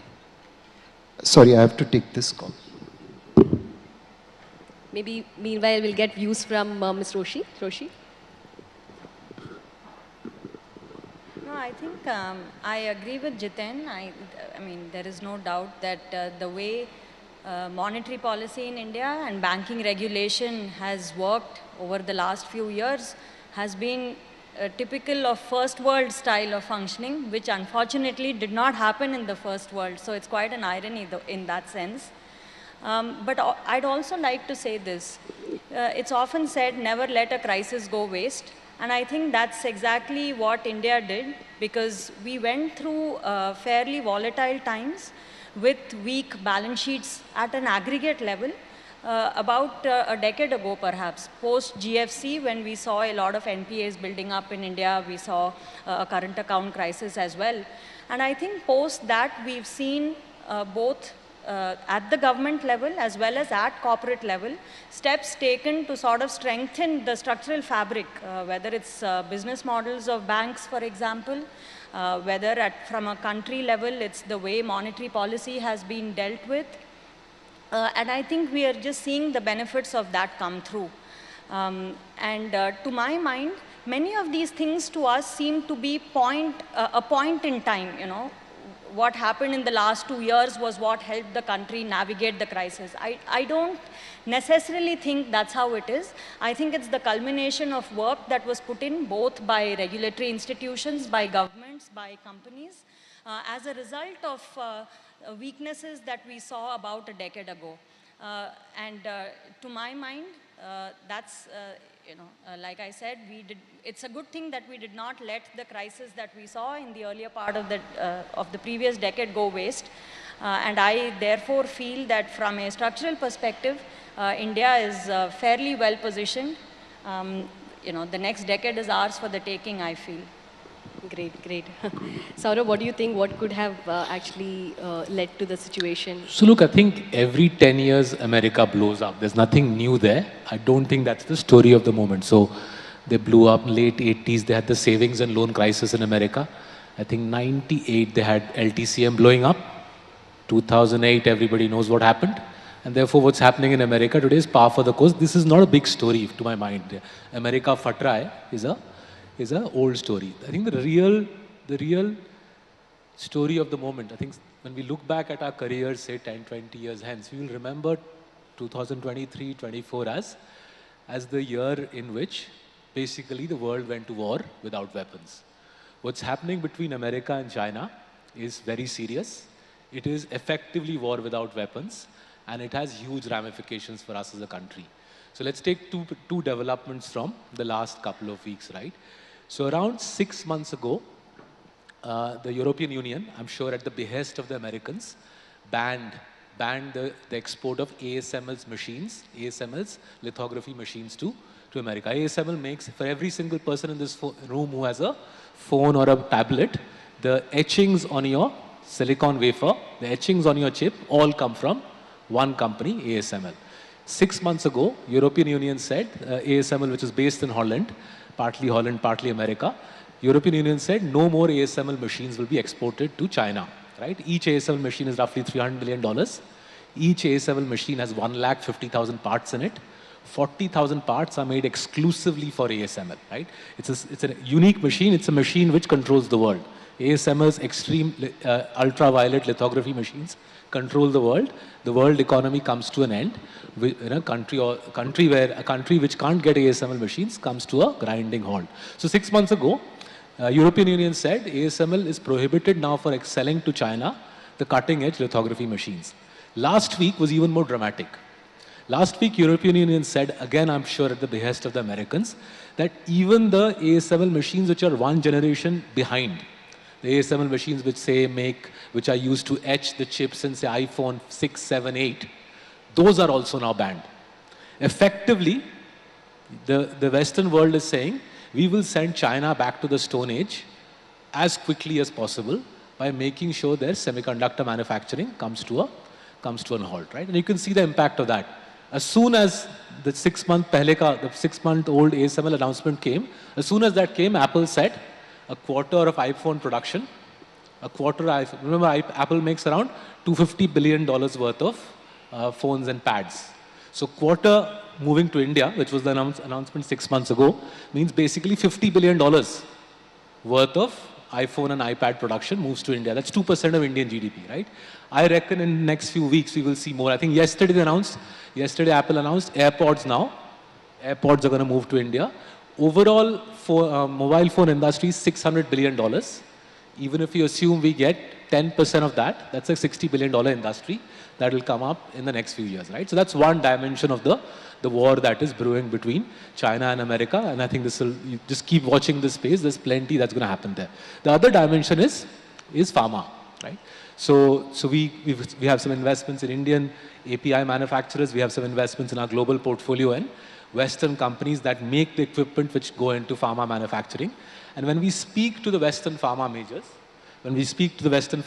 headquarters in America and Europe, all of them say there are clear orders from the powers that be in America that buy less API from China, buy more API from India. And if you go to, say, if right now you fly to Baroda, Surat, Vapi, you will see a whole new industry coming up, which is ramping up API production with China in mind. So, sorry, with America in mind, with China, the China-America rivalry brewing. So, just again putting some numbers around this, China's API manufacturing industry is $220 billion. Our API industry, Satya, is $20 billion. Right? Theirs is 10 times larger. Even if 10% moves from there to here, we're going to double API manufacturing in India. So I think that the story of the moment is not Silicon Valley Bank or Credit Suisse. Ye to hota rehta hai. This is old hat. Right? Few banks will blow up, a few will be rescued. The story of the moment, the tectonic plate on which the world is shifting is, the West is pulling away from China. That opens up manufacturing opportunities to the tune of, I would say, $500 billion to $1 trillion. If we can even grab $300 billion of that, that's a 10% of GDP uplift, which I think comes towards us over the next 2 to 3 years. It brings with it its own challenges, but I think this is what will define the next 2, 3, 4 years in India. I agree with Roshi. The decade belongs to us, but the reason the decade belongs to us is China and Xi have completely blown up the story and gone to war with the West, and that opens up colossal opportunities for us. Sure, sure. I think the summary is India is placed well, and with One Plus policy, I think there is great growth propellers for India. And talking about the stock market valuations, 1 to 2 years back when the interest rates are lower, almost everybody unanimously agreed that the valuations will come down. And exactly so, when the interest rates started to move up, of course, it happened with a bit of lag in India. The stock market corrected and the valuations have come down to an extent. Now, how does it look compared to global peers and also with respect to its historical averages? Jitin. I think, we have been comparing ourselves with the West and probably many other emerging markets in the last couple of years. But I think what one must note is that that period to compare ourselves with some of these economies is now behind us. India is charting a growth path of its own. You must look at the resilience of all the business models, what our companies have gone through. You also must see how durable the business models are, the longevity of its earnings. I'm very happy to say that it's not that, our premium has gone up, but it's just that the, valuations of the other countries have gone down, so we look a little more expensive. And for a country of our size, with the kind of growth prospects that we have, the clarity the government is providing us, next 2 decades look very promising. I think there is hardly any premium on the, valuations. I think one must take a longer term view. Unfortunately, a lot of us see television every day, and this becomes a topic of discussion, and everybody's too worried about what's happening on a daily, weekly, or a monthly basis, despite calling ourselves long-term investors. I would say, eyes closed, take a look at high-quality businesses that have very strong moats, that have a very strong and long runway for growth. And I don't worry about the volatility that you're seeing in the market. I think that's going to be always there. If there is volatility, if there is a fall, it's only an opportunity to deploy additional capital. But I think if you take a look at where India is today, I don't think we were ever so good and ever so promising. Could you have all imagined that the inflation rate in India is lower than many parts of the West? I couldn't have dreamt of it 10 years ago. Last 5 years, we are enjoying a corporate tax rate of 25.17%, absolutely undisturbed. Now, isn't that a very, very strong promise from our government to provide consistency, stability, to provide all the, encouragement to replow the profits? Now, something like this, if you ask me, and interest rates, I think the West is going from 0 to 5%. So, of course, there's a lot of pain. We are going from 4 to 6. We were always there at 6, 6.5. We're coming back to, we've gone down to 4, 4.5, going back to 6, 6.5. It's business as usual. So I don't think we should be so perturbed. Ultimately, equity markets are driven by earnings and the potential. I don't think any other country, any other large economy in the world is offering the kind of growth prospects that India is offering today. So I think eyes closed, don't worry about, 1 year, 6 months. But if you take a multi-year view, then this is the place to be. And of course, if you're buying a good business, which everybody loves to own, I'm sure it will quote at a little bit of a premium valuation. But what are we comparing ourselves to? We are comparing ourselves to countries where actually they are in a declining mode. Structurally, they are going down. And India has seen tremendous amount of pain between 2014 and 19 because the current administration was doing a cleanup. Between 2019 and 23, despite losing 2 years in COVID, 1 year with very high energy and energy prices and a war, and lots of other issues and challenges, India is still standing tall. Now, all of this actually should tell you the resiliency that we have built in our economy, the kind of work that the government has done, and the kind of strength that our companies have built. They have used all these last 9, 10 years to really, build a very strong business model, and the outcome of that will be seen in the years ahead. So I think I'm very clear this premium will remain. It's not a premium from, the absolute premium point of view, but the rest of the world will go to a discount, wherever the growth prospects aren't there. So I look at it very differently. I think it's a golden opportunity. And if you have a lot more foreign selling, it's good. They're giving an opportunity for us to own those businesses. Yeah. So I think, I remain very, very bullish. And structurally, India is on a new terrain. So I think remember that while you're investing. Don't try to judge it with the past periods. Yeah, I was having one discussion during lunch with someone, and they were saying, the popular saying that they always refer to, the best time to invest is 10 years ago, and again it is now. I'm sure you would agree with that. Mr. Nilesh, you want to add anything on that, about the valuations? So beauty is in the eye of beholder. What looks expensive to me could look cheap to you. And as Jiten bhai mentioned, undoubtedly our valuation on a one-year basis does look higher than the others. But that is because we had a three-idiot movement in our market. If you have seen that iconic movie, Sarman Joshi, Madhavan and Amir Khan were standing in one line, and professor asked them to step up for doing something. Sarman Joshi stood where he was, but Amir Khan and Madhavan took a step back, and that's how Sarman Joshi was ahead. So हम तो वहीं पे खड़े थे valuation में, but everyone else fell down. So it looks like we are ahead, but we are where we were. Second, on a one-year basis, undoubtedly India looks expensive vis-a-vis rest of the world. But you take a 5-year view, and suddenly we look cheapest emerging market vis-a-vis others. So again, it's relative to people, what they see. I'll give you a small example to substantiate what Jiten bhai mentioned. The state in which we are sitting right now, Maharashtra, today Maharashtra's GDP is equal to what whole of India's GDP was in 2005. In 17 years, Maharashtra has reached where yesterday India was. In 2001, UP and Uttarakhand were combined. Today's combined UP-Uttarakhand GDP is where India was in 2001. And 3 states, Tamil Nadu, Gujarat and Karnataka, are where India was in 2000. In 20 years, rounded off, these 5 states have produced what India was producing yesterday. Can we assume that over next 15, 20, 25 years, these 5 states will produce what India is producing today? If all of us continue to work as hard, I think it is eminently achievable.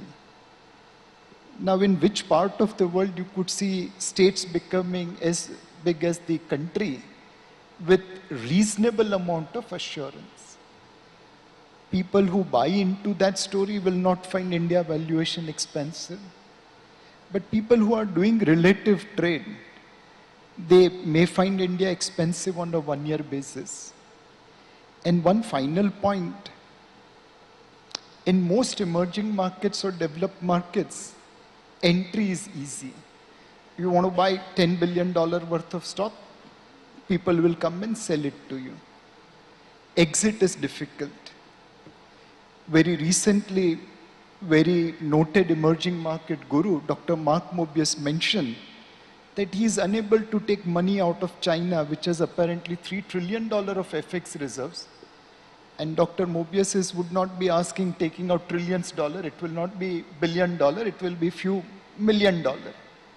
And yet, he is not able to take out. So in most emerging market, developed market, entry is easy, exit is difficult. In India, exit is easy.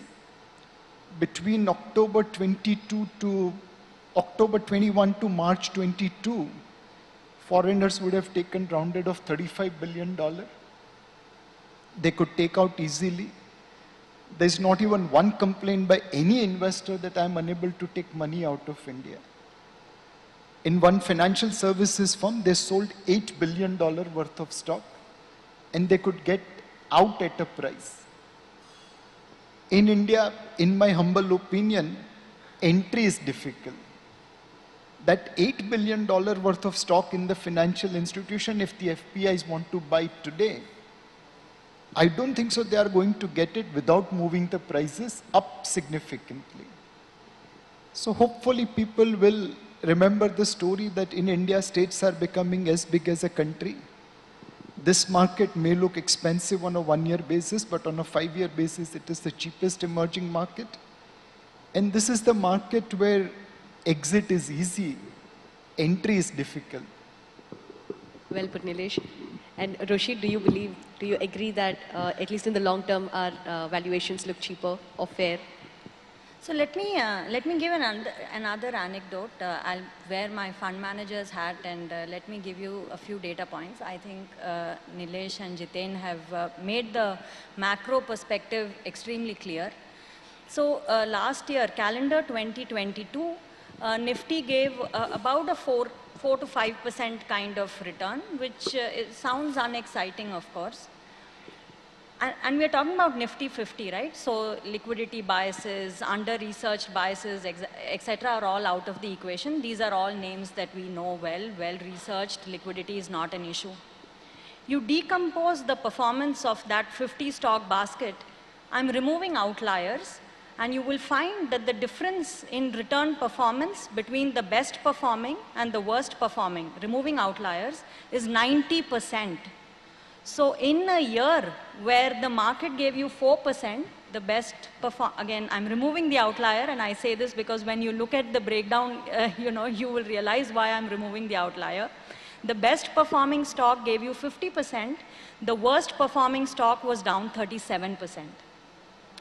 So I think while, of course, there are no questions around how attractive the long-term potential for the Indian market is, I think stock selection is even more critical. And I think that's where perhaps as investors, we tend to obsess so much about aggregate valuations, aggregate growth, that we lose the plot, because we are after all going to be buying a portfolio of 30 to 50 stocks, maybe, slightly more. And that's where I think the importance of having an investment framework, looking at companies that can participate in this very exciting growth story that India offers. I think it's important to be able to identify those companies and take advantage of stock selection in order to create alpha, and not overly obsess about aggregate valuations, aggregate growth, and so on and so forth. The other point I also want to make is this.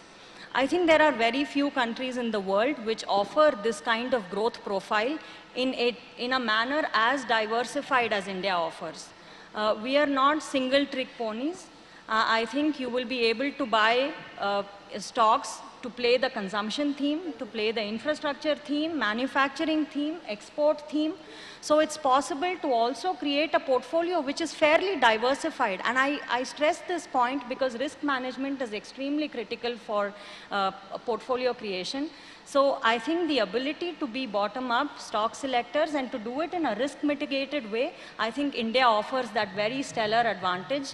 And I think, that's what perhaps also is something that plays very strongly in India's favor. Sure. Saurabh, I'm sure you will, no wonder you will say that stock selection is very important. A word No, I was going to say something else. I was going to say that, through COVID, obviously, we couldn't travel much abroad, so there were some incoming calls from American endowments that we used to take. And then after COVID, say October 21, I started traveling abroad to meet the American endowments and pension funds and so on. And they see the situation as very different. So just to give you a sense of how differently they see it. So I remember around 6 months ago, I was sitting in Chicago, speaking to a large endowment, the lady who runs it. She studied in a very prestigious American university, extremely well-read American lady. So she'd never been to India. She's invested somewhat in emerging markets through GEMS fund, Global Emerging Market Funds. So I was making the case to her, much like Roshi, Nilesh Bhai, Jiten Bhai, that you should look at us seriously. So she said, is it possible for me to go to India without a bodyguard?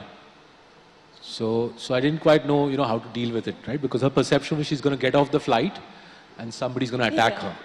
So I explained to her that, it's a big country and there are parts of the country which are unsafe. But by and large, it's a safe country, and city like Bombay shouldn't have any problem.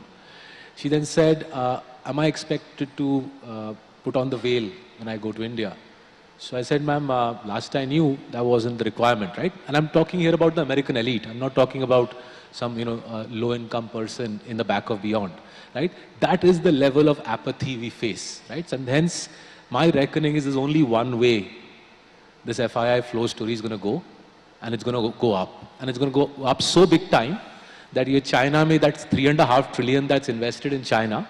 China has $3.5 trillion of foreign investment. We have $0.6 trillion, right? The extent to which it will go up in the next 10 years, I don't think people will be asking me about security guards and veils 5 years hence. Neither will they be asking you, Satya. So the level of apathy in the West, China has done such a brilliant job of utterly brainwashing the West, right? Utterly brainwashing the West. So if you open up Bloomberg, it's a very interesting analysis, and I exhort all of you to do it. Legendary investors like the folks on my left, I exhort them to do it, and we need to spread the message. Simple analysis. You open up Bloomberg, you look at companies which in the last 20 years have had a decadal run of double-digit revenue growth and say double-digit ROC. Right? Sensible numbers, double-digit ROC and double-digit revenue growth for 10 years. Right? India has 140 such companies, 10-year consecutive of 10 years of 10% rev growth, ROC and over a 10-year period. India has 140 such companies. China has 130 such companies. Remember, the economy is 4 times or 5 times larger than ours. So even with the economy 5 times larger than ours, they don't have more companies than us which grow at 10. No other EM is in the picture. So Taiwan, Korea, Brazil, irrelevant, right? Now, take those 140 Indian companies, 130 Chinese companies who had a good run fundamentally. The Indian companies have compounded wealth at 24% over the last 20 years. The Chinese companies have compounded wealth at 12%. This is the best that China has to offer, is 12%. And yet, they have $3.5 trillion of American money. I don't think any American are asking some Chinese fund manager, security guard chahiye ya nahi. So they've done a brilliant job, the Chinese have, of utterly brainwashing the West. We also need to step on the accelerator on that. Yeah, they are very inspiring statistics, and for good or bad, it's very unfortunate that people have such an image. Good news, right? Saste mein mil raha hai, khareed lo. Once the foreigners realize that you don't need security guards to go around Bombay, we're not going to get the stocks here at these prices ever again. Sure. Now, valuations, whatever said and done, it's a short-term phenomenon. What matters in the long run is, how are earnings of the corporates? How are the current valuations, support fundraising for the companies, and also how the earnings, the triggers for the drivers for the earnings look like in the short to medium and the long run in India? Anybody? So I think, one must not look at short-term for earnings. There are businesses in this country that have delivered, mid-teens to, mid-20 kind of percentage earnings growth over few decades. There are so many winners in the last decade that have been able to compound their earnings very steadily. I also want people to realize that what has India gone through in the last decade? We have gone through 5 years of cleaning up of the banking system. You lost 1 year because of demonetization. You lost another year because of implementation of GST. You had an ILFS that happened to you. You had a RERA that came in which really slowed down real estate, which is the big growth engine of, employment and consumption. So you had 5 years where you were actually cleaning up in the economy, right? And thereafter, like I mentioned earlier also, you had, 2 years of pandemic that hit India very badly compared to other countries. And, also the war, high fuel prices. So you must look at what sort of earnings have been delivered in a period like this, when we were undergoing all our, restructuring, taking all the pain, taking all the hit. Now, what will happen to you is when the next 10 years are unfolding, I don't think we are going to see any internal restructuring of the magnitude that we have seen in the last 10 years. So I think earnings will do very well. What companies are not able to withstand is the volatility in input cost prices, a huge volatility in a very short period of time. I think that has happened because of deglobalization, breakdown of supply chains. That has happened because, we have gone through huge volatility because of external factors in the last couple of years. I think barring that, our companies are now well geared to grow. We believe that growth in the Indian economy should be in the region of about 10 to 12% minimum nominal growth once inflation settles down. Otherwise, you could see 14 to 16% growth. And I think if you expect that sort of a growth, that's the lead indicator to tell you where earnings will follow. And I don't think earnings will lag. I think earnings will follow what the GDP is going to grow at. And high quality companies will be able to grow even faster.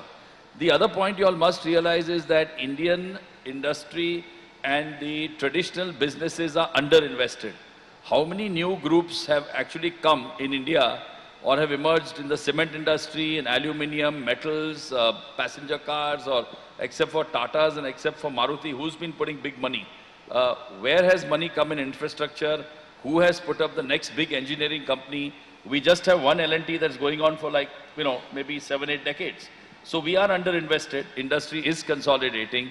So when the real big growth takes place, you will see pricing power return. You will see companies do well. And at the end of the day, right, many industries have not even seen a decent amount of capex by the leading players. So I think we are going to fall short of capacities. We're going to see a lot more consumption happening. You're going to see exports firing. You're going to see FDI coming in, consumption happening. You're going to see a new export cycle opening up, whether it's China +1, Europe +1. So what is unfolding is even more exciting than what has gone by us. So I think we must have the confidence that this is our time under the sun. The next 5, 10 years are very, very promising for earnings. And don't forget, we are starting on a low base. So, if you ask me from 23 to maybe 30, 31, these are 7, 8 years of double-digit growth in earnings. And I think corporate profits also as a percentage of GDP are an all-time low at, I think, 5 or 6%. Sure. They used to be at 10, 11%. So I think you'll see somewhere we will come back in a very big way. Yeah. So I would request you all, don't look, into the rear view mirror. Look at the windscreen, look forward. The future is far more promising than any of you all can comprehend. I think the story has just begun. Sure, sure. In the entrance, if you notice, there is a big wall where we displayed the ideas that change. And in that, most of the experts said that manufacturing, it is the decade of manufacturing in India. So what's your view, Nilesh, on that? So in manufacturing, I think the best story India has, and there are many, but I'm just focusing on one. That's automobile, Maruti Suzuki. Automobile is one manufacturing sector where India is exporting more than importing. We are net exporter. In two-wheelers, India is globally competitive. You go to Africa, you go to Latin America, you go to Eastern Europe, you go to Southeast Asia, you proudly see made in India vehicle there, Honda, Hero now, Bajaj, TVS. There was a time when there was fear that Chinese two-wheeler are coming into India and our companies will go down. Today, we have packed them up and we are still progressing. So clearly, from the export parameter, from the global domination, from the economies of scale, every context, Indian two-wheelers, Indian four-wheelers, Indian commercial vehicles, Indian auto components have done extremely well. Now, not many people will know this, but in Maruti's factory, based on Google searches, 3 times leopard has entered. They had to cordon off that area of the plant, call the wildlife authorities, tranquilize the leopard, send it back to jungle, open the area and start making cars again. Now this excitement is not available in Honda and Toyota factories in Japan. It's not available in Daimler and Volkswagen factory in Germany. Because Maruti knows how to manage leopard once in a while, that's why their stock over 20 years in US dollar terms, since listing in 2003 to today, have delivered more return than Honda, Toyota, Japan, Nissan and Suzuki put together. All Japanese automobiles ek side, Hamara Maruti ek side. They have delivered more return than Volkswagen and Daimler-Benz put together. They have delivered more return than General Motors, Ford and whatever is left of Chrysler put together. They have delivered more return than Kia and SsangYong put together. Except Tesla, it is the best performing automobile stock for 2 decades. Gujarati में एक कहावत है, बाप करता बेटो सवायो. The son is 1¼ times father. If you want real life example, look at Maruti. It sells more automobiles in India than what Suzuki sells worldwide, and hence beta is bigger than the bap. Can we replicate Maruti in every manufacturing sector? We don't have such success story in many other sectors. If we can create Maruti equivalent examples in other sectors, manufacturing will be truly successful. We think now ingredients are in place. The train which we missed in the 80s, where China became manufacturer to the world and we became back office to the world, I think is likely to get reversed. It's not a 1 year, 2 year, 3 year journey. It's probably 10 year, 20 year, 30 year journey. But like China, where manufacturing is about 40% of GDP, India's manufacturing should grow from below 25 to somewhere towards first 30, then 35, and hopefully someday to 40. That's the story of manufacturing in India, provided you know how to live with the leopard. So I think, Satya, he's indirectly given you a message that during your next conference, if you have a leopard, you'll do better than Economic Times and Business Standard. Fine. So how are PLI schemes, helping India in that aspect, Roshi? PLI schemes. Sure. No, I think the PLI scheme is clearly incentivizing all of this. I think the good thing about the PLI is also that it's coming at a time when MNCs genuinely want to sort of move some of their dependency out of China. So I think it's a sweet coming together of all these factors. The labor cost advantage, of course, we have a growing population, growing working force, all of that is there. So I think, and of course, one must also sort of consider the areas where the PLI scheme has been announced. I think one of the shortcomings in the past has been that many of these manufacturing related incentives were directed more towards sort of fragmented industries, more labor oriented perhaps. And I think we've now seen the PLI scheme itself quite progressive in its approach in the type of industries that they are targeting. So I feel that it's the timing, the selection of the industries. I think the PLI clearly scores well on all of that. Sure, sure. Saurabh, while we are more inward looking now than ever before, what is the kind of impact that we might have on exports if the global economy suffers, if for some reason or the other? So this whole notion that global economy will slow down, exports will slow down, I find it a little stretched, right? So I've been hearing this for 12 months. For example, that IT services exports are going to slow down. Apparently, I heard it 12 months ago, I heard it 6 months ago, I heard it yesterday. And this sort of notion doesn't seem to be grounded in reality. I remember IT services is India's largest export by far. And similarly, if you take the broader picture on manufacturing, as I was explaining 20 minutes ago, in sectors like mobile phones, healthcare devices, API, if you add up mobile phone, healthcare devices, healthcare equipment and API, it's roughly all three put together is $1.5 trillion of global GDP. We barely have a share of this. These three industries, if we end up at 10% share over the next 3 years, you add $150 billion to the Indian economy. That's not that much because our economy is now 3.4 trillion, but you're adding roughly 5% GDP growth. So that's the scale of opportunity. IT services today is $250 billion. The Western world services GDP is 15 trillion. Right? Western world services GDP is 15 trillion.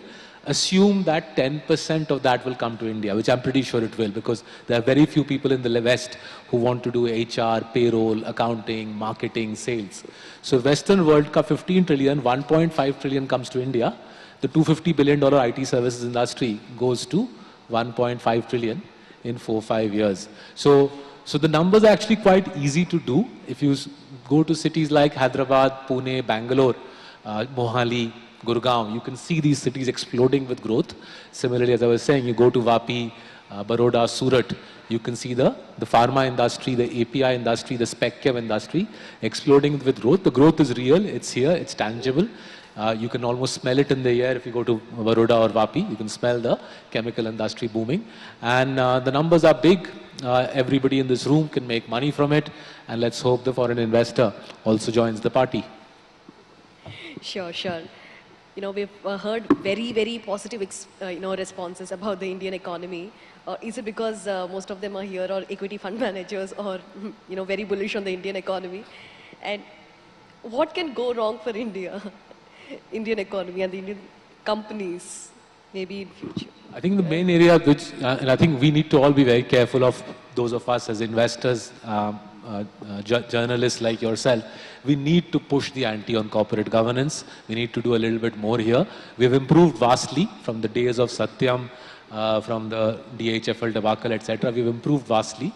But I think given the rate at which our country is going, given the rate at which domestic money is coming into big mutual fund houses such as the ones represented by the folks on my left, I think we owe it to the investor community, both in India and abroad, to push the ante on accounting quality and corporate governance. That's probably the main area we need to look out for. Things like FTX happen in America. Japan's had its share of accounting fraud. There's Enron, WorldCom, etc. We need to make sure we minimize the scope for that. From the economy point of view, we can't afford to make a self-goal. In 1947, we were at par with Japan in per capita GDP. In 60s, we were at par with South Korea. 80s, we were at par with China. Today, all these guys are way ahead of us. And that's because they have done many good things, but we have scored self-goal. The best example of Indian self-goal is Singur. Tata's, India's best business house, was going to set up an automobile plant in a essentially backward area, farmland. They tried for 5 years, couldn't do it, and finally they had to move out. They came to Sanand. They set up their factory in record 18 months. And today, if you go to Singur, people who push Tatas out are praying that Tata should come back. And if you go to Sanand, it's not Singapore yet, but it is prospering. Banks are flowing with deposits. There are jobs, there are shopping centers, there are factories, there is growth. If whole of India is going to follow Singur model, it is time to short India. If whole of India is going to follow Sanand model, it's time to go double long India. As practicalists, we have to believe that India will have more Sanands and less Singur. We'll have our ups and downs, but eventually states will become as big as today's India in next 2 decades. But please don't score self-goal. In 75 years, we have scored many. Sure. Jiten, what should we do? So I think, India runs one big risk of continuity of reforms. We have had extraordinary leadership by our Prime Minister. We at least need the same team to carry on for, let's say, another 1 or 2 terms. And I think achieve a lot of unfinished agenda, all the goals that they have spelled out. I think some of the good thing is in India, it's very difficult to implement things, but at the same time, it's very difficult to reverse it. So if you're actually paying your subsidies directly into the bank accounts, you're not going to go back to the old way of doing things. If GST is there, excise won't come back. If there is faceless assessment for income tax, they're not going to bring it back to the old way. So I think let the good part of reforms happen over the next 5 and 10 years. Then I think, India will be indifferent to who actually comes. You could even afford a Rahul Gandhi to rule the nation 20 years later, right? When all the reforms are over, everything is done, you're pretty safe, right? So I think you need continuity for at least 2 more terms for a sensible government, because there's a lot of unfinished reforms in agriculture, defense, in administering the country, divestment of PSUs. Some of these big ticket items will actually really take India to the next level. So I think that's something that we run that risk. We need to see continuity for the next 2 terms at least. Sure, sure. Last word from you, Roshi. I'm again going to wear my fund manager's hat and reply to this. I think we need to focus genuinely on the quality of companies that you're buying and the resilience of those companies, quality of management, corporate governance. I think, Nilesh sir talked about the journey of Maruti. The journey of Maruti has happened under different political regimes, under different political climates, under differing macroeconomic situations that India has been through. And, Maruti is just a name that we talked about, but the same is true of many, many businesses in India. My point would only be this, that a lot of things we don't control. We don't control, or at least I like to think that we don't have control over what is going to be the political climate in India over the medium term. We don't have control over how regulation will be shaped. But what we can control is identifying companies that will be able to traverse these differing political scenarios, macroeconomic situations and so on, and emerge stronger. So I would, as investor, as a fund manager, only urge that we need to put effort into identifying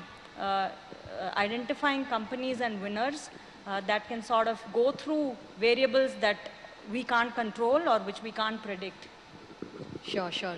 With that positive note, let's wrap the session and hope India grows at a very healthy rate and corporates build bigger moats so that leopards cannot even enter our premises. Thank you so much for joining us today. Thank you. Thank you very much, Satya. I'm going to request all of you to come together for a group photograph.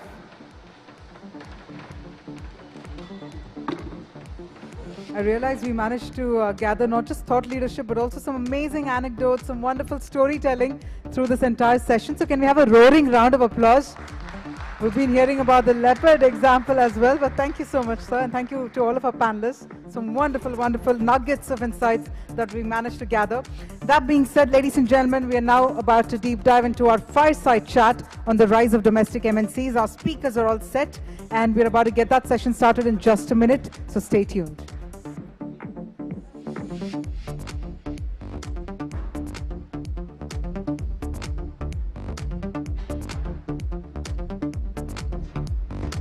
Meanwhile, let me inform our members of the audience, we have the fireside chat, and then we also have a special address featuring none other than Vivek Debroy, Chairman, Prime Minister's Economic Advisory Council. And post that, we also have the awards and the entertainment. So I'm going to be urging all our members of the audience to stay back, enjoy the sessions, have some wonderful takeaways, but also enjoy the party, the awards evening as well. So all that in store. I'm going to request everyone to please be seated. It's not a time for break, because it's time for a fireside chat right away.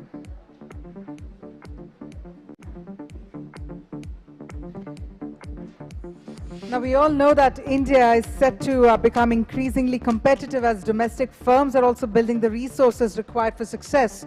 That leaves us with a lot of insights to gather around the rise of domestic MNCs. So let's do that in the form of this hybrid session. In fact, one of our speakers will be joining us live, while one of our speakers is actually joining us virtually. So we're going to harness the beauty of technology in order to gather a lot of thought leadership here in the form of this fireside chat. I'm going to quickly invite our speakers on stage. We have with us Sudhir Sitapati, Managing Director and CEO, Godrej Consumer Products Limited. So if I could please invite Mr. Sudhir Sitapati to please come on stage. And joining us virtually, we also have with us Saugata Gupta, Managing Director and CEO, Marico Limited. A warm welcome to you, Mr. Gupta, and a warm welcome to you, Mr. Sitapati. And to spearhead this amazing chat, we have with us Sunira Tandon, Assistant Editor, Mint. Ladies and gentlemen, if you still have everyone's attention, the only way to prove that is by having a round of applause to welcome our speakers, both of them online and offline. Can we have a round of cheer, everyone? Wonderful there. Sunira, over to you then.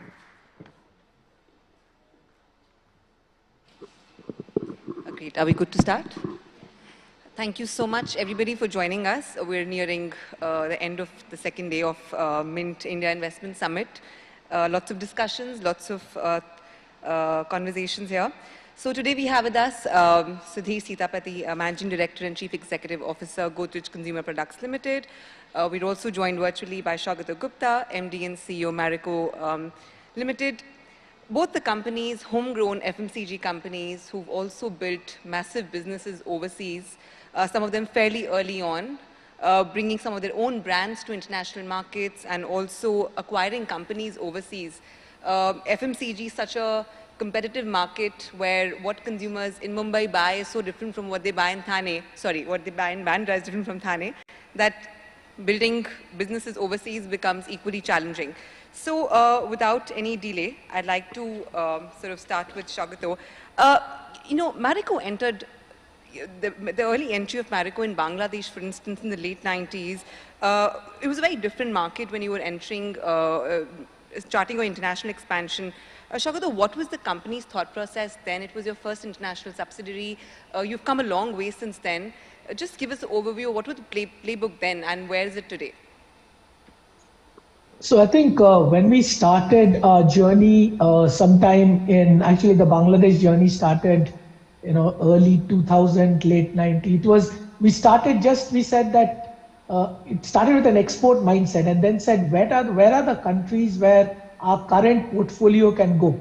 As you know, our portfolio was not a global portfolio. It was only later we started acquiring companies abroad and drove a good global portfolio. And therefore, we started as a kind of an export come this one market, and we started very small in Bangladesh, and we started later in the Middle East. But it was catering to, again, similar kind of consumers or the Indian diaspora in the Middle East. And of course, later we realized that I think if we continue to invest, and I think the first 6-7 years we never made money, but I think we went about it organically there, and I think today we are actually relatively far more stronger in that market than even in our home market in terms of strength of the brand distribution. So we went in a very methodical, organic sort of a way. Right. Sudhir, I'll sort of bring that to you. You spent almost over 2 decades at Hindustan Unilever. You basically worked with an MNC that has such a deep, strong penetration in a market like India. When you move to GCPL, what HUL lens are you carrying when it comes to international expansion? You've seen how MNCs work in developing markets like India.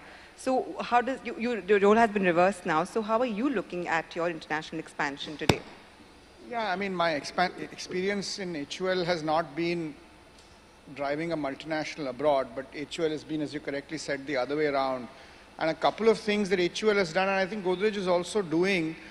One is something called ization, which is to try and get local talent to run international markets versus going from the home country and sending your management everywhere, all positions domestic.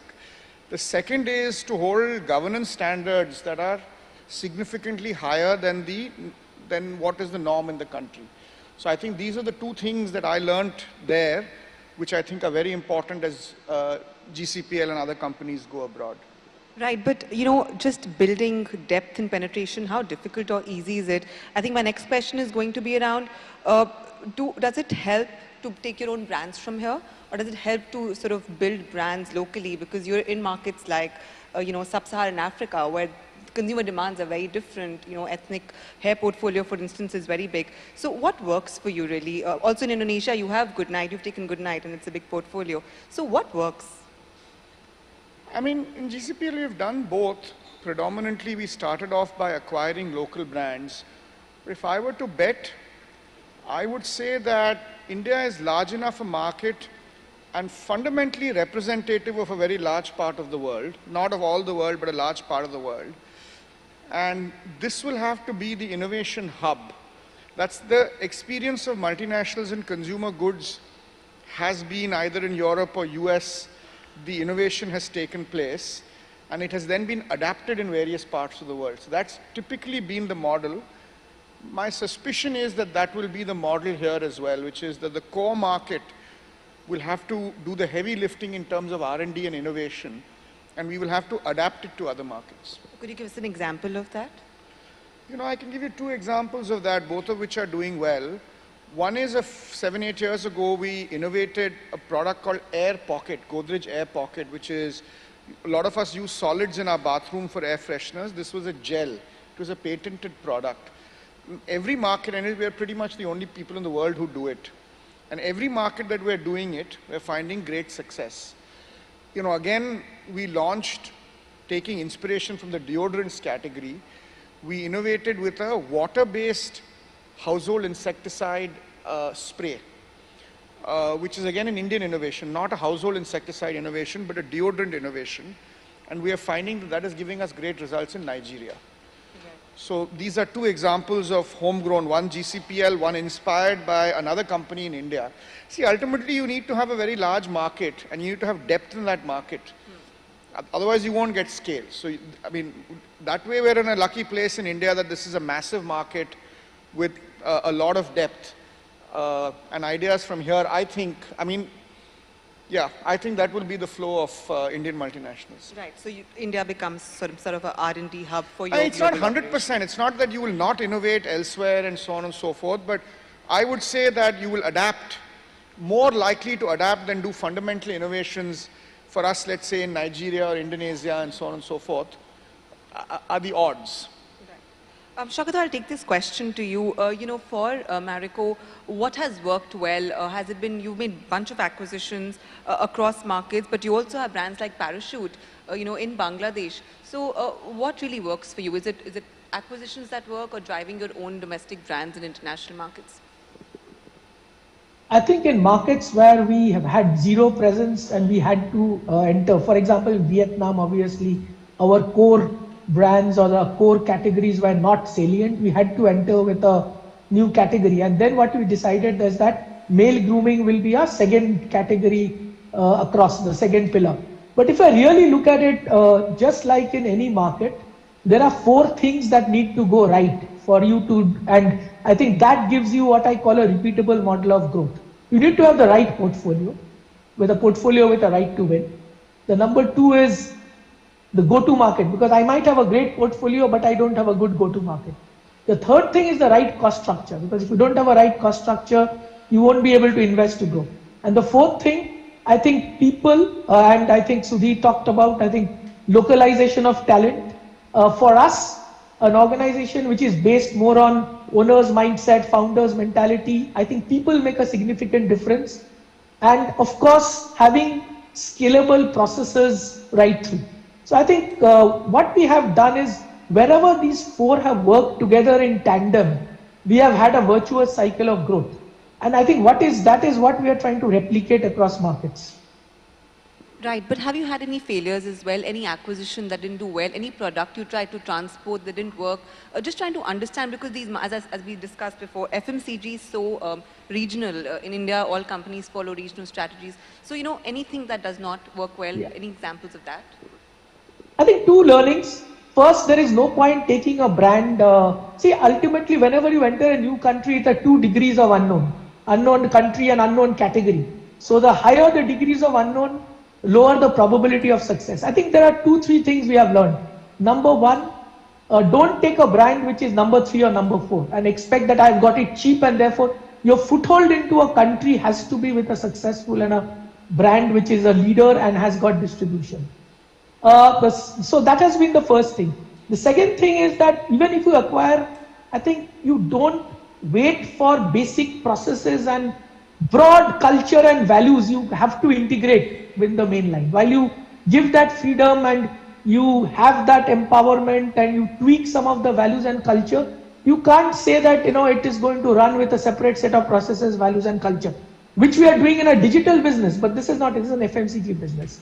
And thirdly, I think learning has been, you know, I know some of the countries we operate are not the most attractive places to stay, but how do you get good talent? Because in the first few years, you won't get homegrown talent. Moment you get a scalable model, today, for example, in Vietnam, today we are one of the best places to work. But it took us 7 years to achieve that.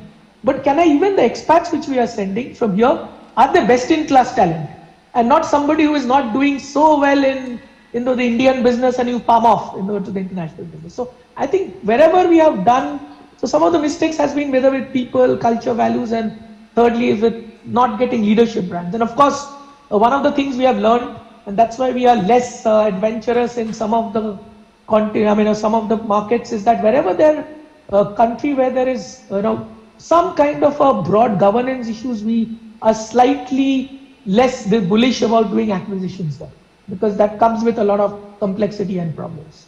Right, it's a conversation we were having a few minutes ago about attracting talent, and so Didi said it's not easy. So, given the fact that at least in FMCG as a sector, we've seen some Indian executives take over global companies, so what is the challenge there then? Why is it not easy for you to send talent to markets like South Africa, Latin America?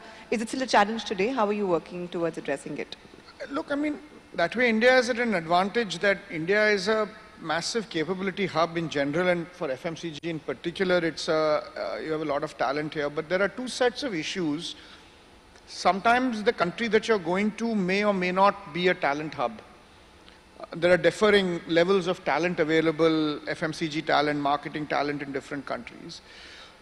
Indian talent, sending it, is a good starting and so on and so forth. But if you ultimately, the success that I saw in levers and so on is to localize the talent. So this tension between sending good guys from India, which you can do, which is not that easy. Sometimes the tendency that Saugata said is there, which is you try and keep your best people for your biggest market, which is your home market.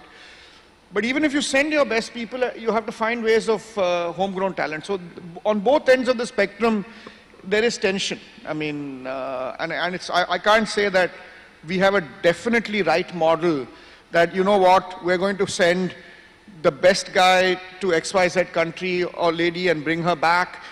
She's going to groom 2-3 people who are local. That would be the ideal situation. I think we're 1 or 2 steps away from that. Right. Just taking off from Shagatu's comments on, looking at buying brands which are number 2, number 3, in markets when you expand overseas, is that something you've done too? You've acquired lots of brands in sub-Saharan Africa. Did you look at pole position? Also, what's the competitive landscape when you go and acquire these brands?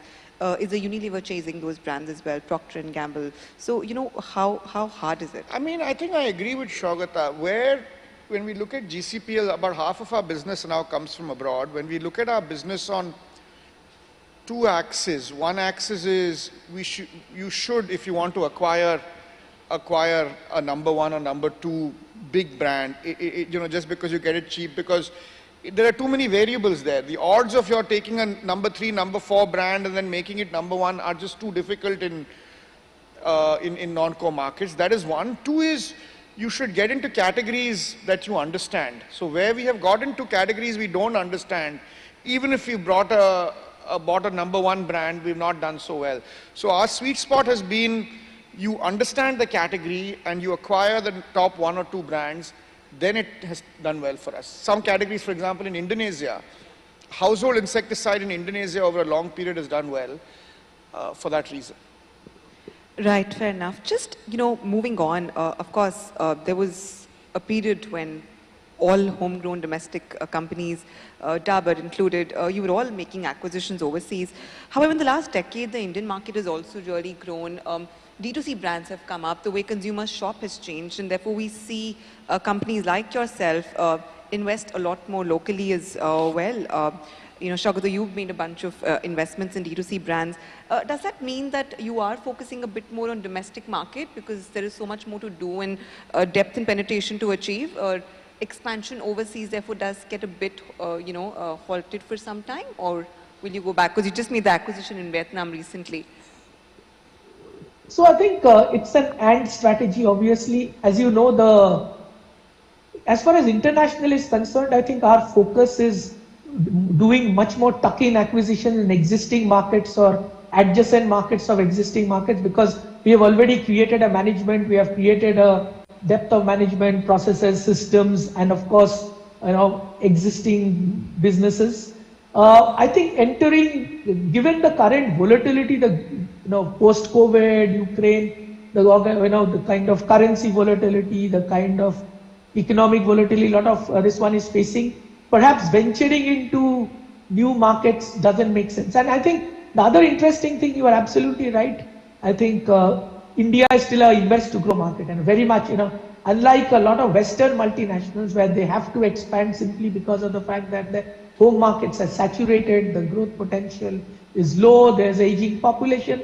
Here, I think, given the democratic dividend, given the kind of growth prospects in the industry, I think the right capital allocation will make sense that there is incremental and this one capital allocation towards this. And I think digital is an opportunity. I think if you look at globally, in a lot of Western markets, I think traditional FMCG companies who have not been agile in participating in the D2C space actually have let go of opportunity for growth. Because once they scale up these D2C brands, they start eating into your existing franchises. And I think what we have done, however, is we realize that we might not have the capability for organic D2C growth, and therefore we have almost what I call outsourced the growth to these entrepreneurs, and the model which we follow that take a majority stake, let them learn, we learn, and then, after 3 years we try to, kind of integrate. Right. Sudhir, I think for GCPL, we just met in Delhi at the launch of the 50 rupee, insecticide product, and that was targeted towards the lower end of the market, so much more work to be done in India. So for you, does this stand true as well, the fact that India, the domestic consumption is strong, therefore the focus on global M&A, overseas M&A might go down a little? No, I mean, I agree with Shogata 100%. You see, we have businesses, our core business is India, we have a big business in Indonesia, a very large business in Africa, and a small business in Latin America. And we've been in these markets for close to a decade. If we look at our ROCE across these markets, far and away our highest ROCE is in India. So, if you have to allocate capital, you have to allocate capital where your return on capital is highest. So, for us, our ROCE is highest in India, followed by Indonesia, followed by Latin America and Africa. So, I don't think we have a philosophy and all on this, but ultimately more capital will go where the return on capital is highest. So, what we've told our CEOs in various parts of the world is you have to take the ROCE up of your existing business. And once that ROCE meets a certain threshold, only then will we, as things stand today, our ROCE in India is the only place where I think our threshold is met. Indonesia is not far behind. We've had some volatility in the short run. If Indonesia consistently meets the cut, then Indonesia is a good place for more capital for us. But, as Shogata said, because of global volatility, you don't want to enter markets which are too risky right now. Does that apply for you as well? Therefore, does India then become a brighter spot in that sense? I mean, see, I think there are three ways of doing it. Within our, what we call flag operations, as things stand, our highest ROCE is India. That will get the most capital till the ROCE of other markets go. What we are doing in other markets is we are very clear that we will not enter categories we don't understand. So we are setting up export operations through something called Godrej International in many markets where we think there is potential. The moment we see there's a beachhead there, then we will figure out what to do next in those markets. So that's our markets for the third set of markets where we don't have a flag operation, but potentially, and our core businesses are household insecticide, air fresheners, and hair color. It's unlikely we'll go to any other category in any other country. Right.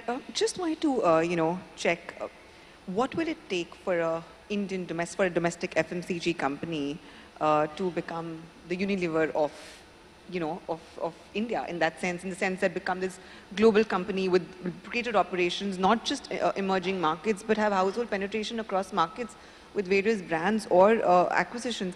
Is there appetite in Indian companies? Will it be you? Will it be Reliance? Will it be, several others? Who will do it? See, I think there are three conditions that have to be met for a company to become a global multinational in FMCG. The first, and I'll go in ascending order of importance. The least important and most commoditized, but is still important, is capital.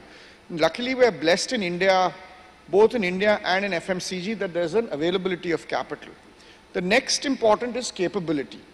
Again, in India, we are blessed with having FMCG is a pretty good sector. Lots of talent comes to FMCG, so we're blessed with capability. But the most important thing, which is where the cookie crumbles, is innovation. If you do not have products that are global in relevance, have a deep understanding of those consumers, then it is hard to globalize. If you see any global multinational, their roots come in products that solve problems that others haven't. So like I told you about the air pocket, which is an innovation that comes out of India. So until and unless we step up the quality of innovations coming out of India through R&D, which I think we're probably still not where we should be, certainly as a company, probably as a country, that if we can do consistently well, then you will have big FMCG multinationals out of India. Sudhir, I want to just get a sense from you of what the consumer perception in these markets, these international markets that you're present in, what is the perception of India-made products? I mean, you make them there, but of a company that's based in India, selling products there, do you think there is a perception problem at all?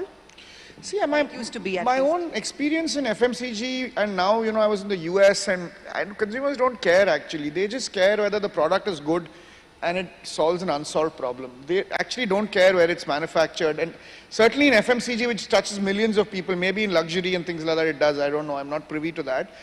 But in our category, it's got to be great consumer value. If it's great consumer value, it can be made anywhere, it'll sell. Shagata, just taking that question to you, what will it take for a homegrown company to have the size and scale? Of course, you all do, but is there greater appetite? Could you even enter non-emerging markets in that sense? Will that be an ambition at all for you? So I think we are clear that, we want to enter markets which fulfill only 3-4 criteria. Number one, which has a far more younger population, so which has therefore and lower penetration of categories means headroom for growth. Disposable income in the low to mid category means again headroom for growth. And thirdly, we like where we can replicate our Indian model, which means a mixture of general trade and organized trade and not 100% organized trade. And see, the problem with developed markets is I think it's more red ocean because the markets are saturated, the entry costs are far higher. And I think access to insight and the cost structures are completely, so I don't think we have the wherewithal to actually do that. So I think, and therefore even within emerging markets, we are clear that the opportunities for immediate South Asia, Southeast Asia, or Middle East, North Africa, perhaps better. Africa is a complex game, and I think it's some of the markets are, because of cost structures, it's a developing market, affordability to a developed market cost structure because of all the complexities and other issues. And I think what Sudhir said, we are also trying that can we start doing the export route, get critical mass, and then, set up something then. But I don't see ourselves going to even to LATAM also, because I believe that we believe in focus, we believe in prioritization, and ultimately, other than capital, I think management bandwidth is also limited at the end of the day. And I think capability bandwidth is also limited. For me, it is how do and as I said, that I think we are blessed with a home market with so much potential. Yes, all Indian multinational FMCGs have experimented with, and they have been successful, I think, in emerging markets. But I think there is no reason to be, in terms of my share of mind and share of time of the top leadership and capital allocation, not to dilute the India growth story. India growth potential enormous. Great. Sudhir, any hits and misses while you've worked in the overseas markets, especially for GCPL? Any areas where you could have moved faster, quicker, gotten into category sooner, or simultaneously like something which didn't work out? Any success stories or failures? No, look, the general, GCPL's success story, I would say, in acquisition has been Indonesia. And it has worked well because, for all the reasons that Shagata and I have been saying, but primarily because we understood the category, acquired the #1 player in household insecticide and air freshener. It's a country that's growing, a country that's stable, and it did well. A business that has not done well in terms of return on capital has been the hair extensions business in Africa. And it's the opposite end of the spectrum. It's a difficult continent for all the reasons Shagata said, high cost structures, but low purchasing power. But most importantly, a category that we have not really understood. But when we have entered FMCG in Africa, in categories that we have understood well, which is hair color or hair products or household insecticide, we've been doing well there. So this has basically been the formula for what's done well and what's not. Just a quick check with Shagata. Last few conversations you've had, you've really spoken about digital first brands. In markets that you're present in, are you seeing the space of shift to digital first brands as well, especially in Vietnam, for instance? Are these beauty, personal care markets changing quickly too. Have you seen this, and does that change your product portfolio? Does that change your playbook in terms of how you want to expand? Any thoughts on that? I think you are absolutely right. Vietnam perhaps is the first go-to market to replicate the India model. And I think we, in the last 3-4 years, in terms of a digital capability and D2C capability, we have made some progress. But then Vietnam, again, is a while it's an emerging market, it's also a mature market with respect to personal care and beauty. And if you really look at it, K-beauty, J-beauty, and I think that's a reasonably high level of adoption there. So yes, we know how to run a D2C brand.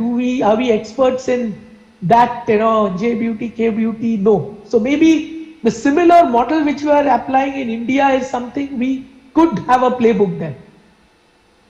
Sudhir, same for you, the categories you operate in, especially on the hair color side, so many new entrants across markets, direct to consumer. Are you seeing the intensity of competition go up in these markets as well, international markets? And how does that change what you do? Firstly, on my DTC, I agree with Shagata's view, which is it is going to be big, but internally capability, is poor, and that's probably the right model.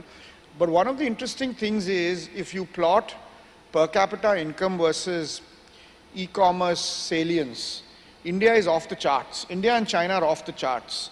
So Indonesia, which is twice the per capita income of India, has half the salience of e-commerce. So India is a leader in digital. Even now, I don't know what the reason is. It could just be capital being invested there, and people don't put that kind of capital in Bangladesh, which is the same per capita income as India. So I don't know whether this is because India is leading digital trends or India just has more money than the market can absorb in digital. I don't know which of the two it is. But certainly it is not as developed, and it is not top of our mind in non-Indian markets as much as it isn't for us in India. The change of growth is much, rate of growth is much, change is much higher. Yeah, so I mean, if we have to talk about digital and threat to digital business and opportunities, the conversation is India, which is a bit odd. I mean, I keep asking the question, why should Indonesia or South Africa is or even Argentina and Chile. Chile is a $15,000 economy, but the salience of e-commerce in FMCG is lower than India. It's really odd, right? I mean, a $2,000 economy versus a $15,000 economy. So that's a puzzle I don't know the answer to. I mean, yeah. Great. I have one last question. I'll address it to the two of you. Shagata, the next decade then, in terms of expansion at home, overseas, what does it look like for you? You also charted the 4x4P strategy, or yeah, you've done that. So how does that look for you? So I think obviously we have a strategy which is an and strategy. I think an international business will continue to grow, but I believe in India there is enough. As you know, we have entered foods in a reasonably now attaining critical mass. The headroom for food growth and the runway for foods in India compared to personal care over a 10-year period is far higher because of penetration and other reasons, in the sense that there's a huge unbranded to branded opportunity. Also, compared to personal care, food, if you see globally, the tastes are far more local, and the preferences are local. You will see less dominance of, what I call a rule of three or three multinationals dominating categories.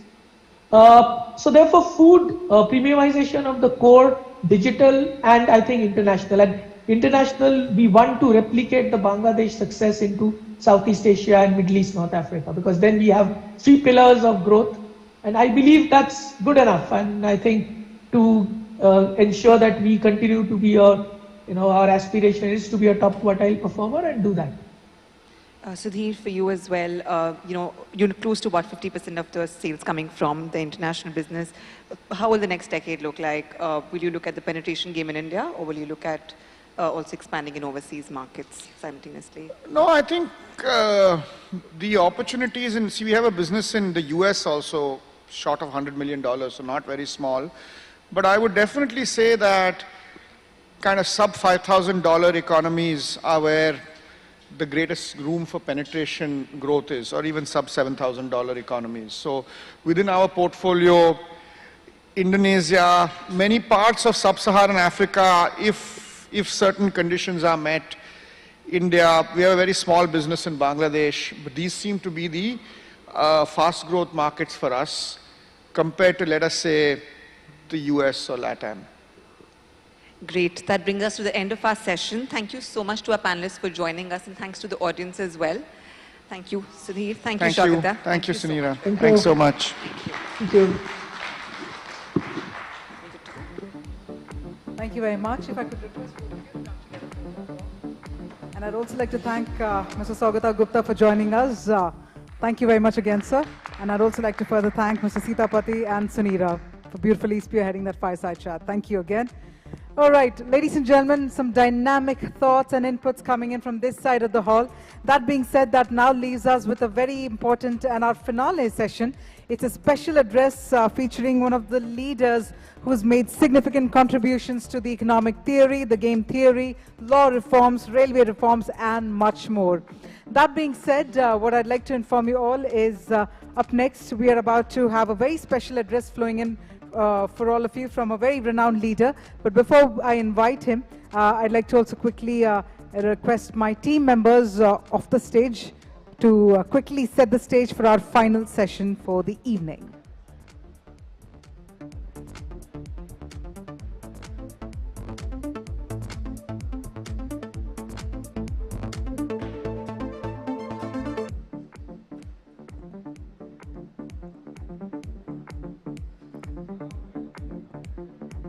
And with that, ladies and gentlemen, as I'd informed, we have a very special address coming your way. But to introduce our next speaker and to formally welcome him, first up, I'd like to invite Shrutijat KK, Editor-in-Chief, Mint. So let me please request Shrutijat to come on stage, and let's also welcome him with a round of applause.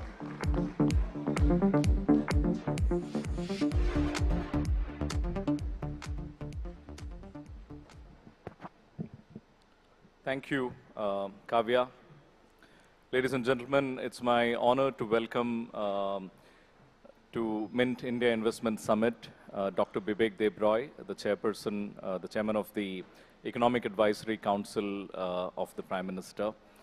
Bibek is someone who I've been reading for a very long time from my college days. He's one of our foremost public intellectuals and economists. He has advised prime ministers,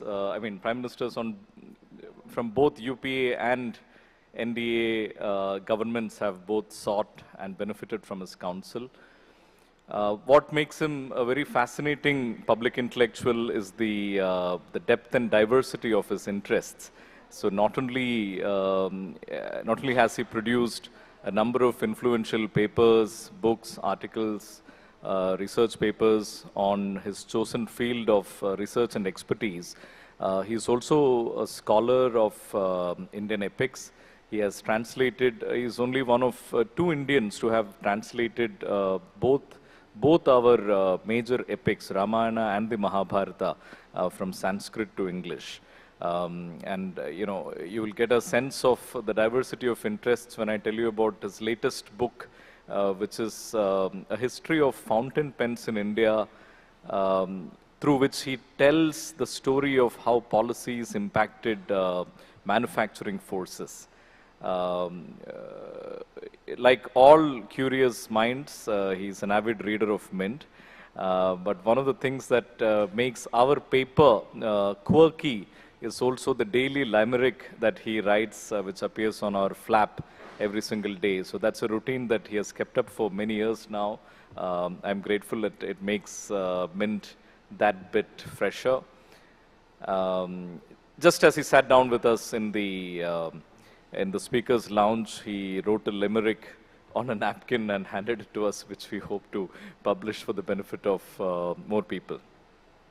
So I'm delighted that we have him in our midst, and I look forward to listening to his thoughts. Without further ado, welcome Dr. Debroy.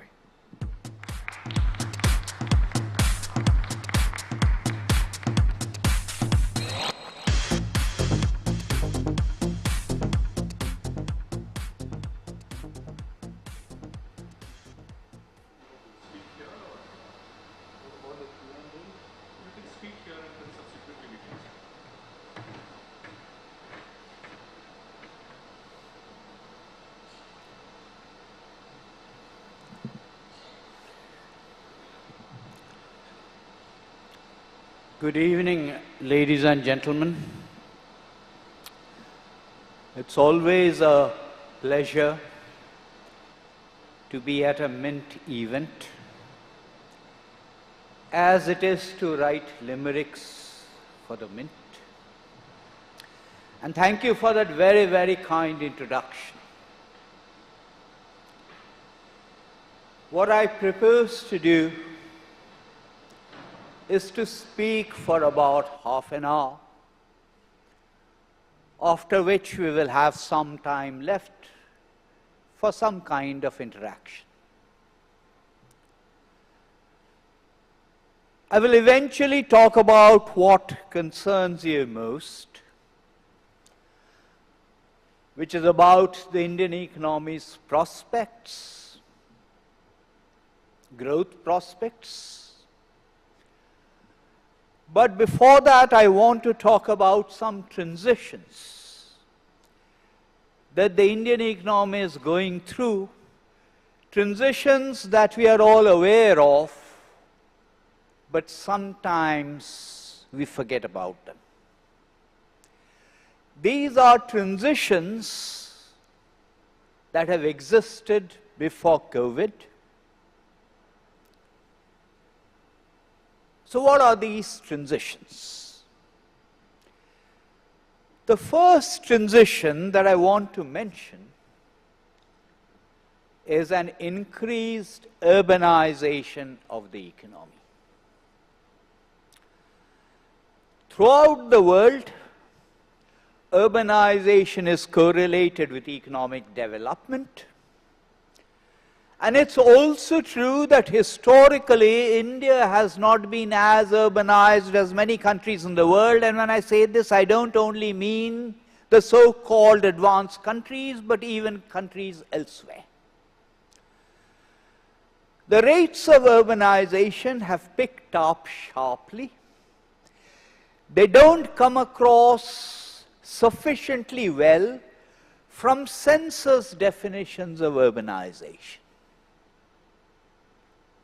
I will not get into questions about what that definition is, but urbanization in India is much more than what the census definitions suggest.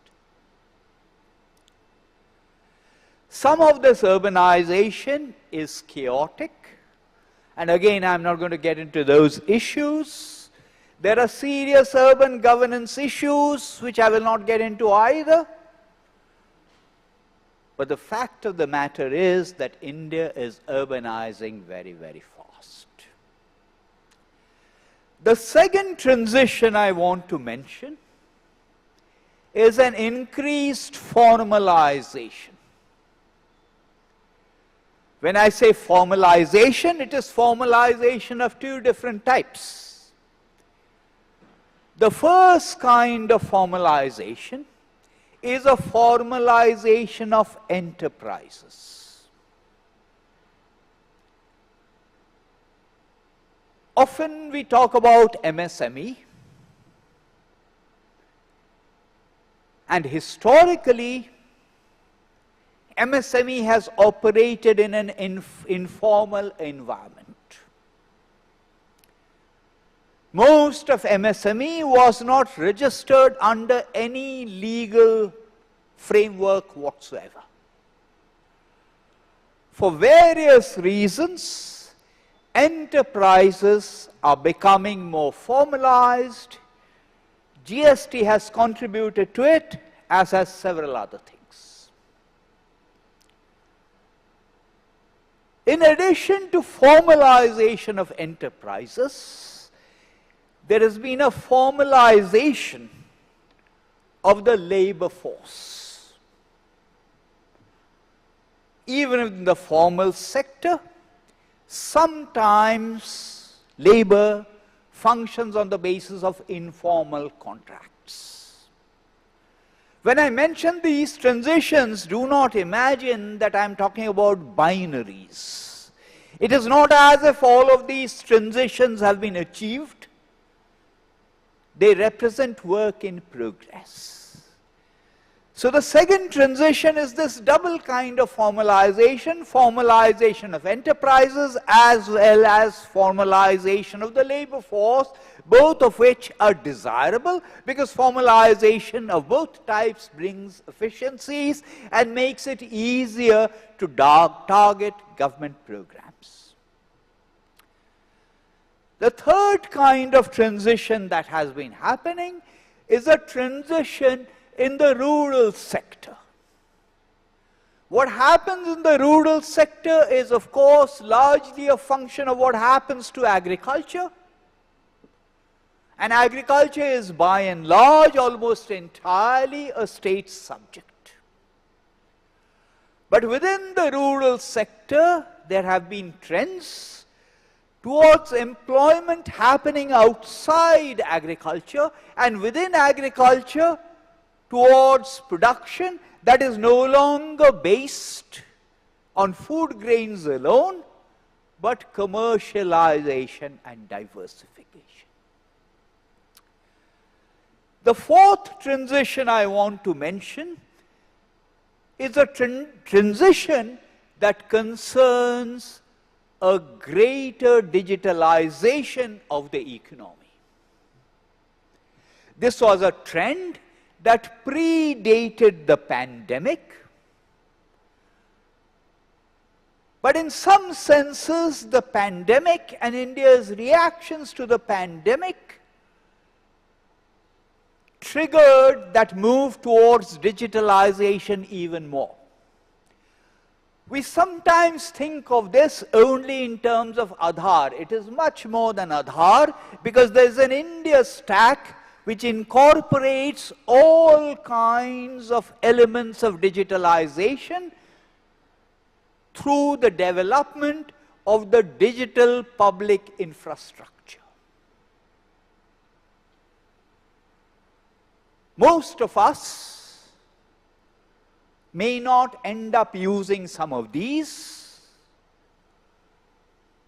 but the extent to which this is being used even amongst the poorer sections is phenomenal, UPI transactions being a case in point. The last bit of transition that I want to mention is a transition that has to do with the focus of the Narendra Modi government since 2014.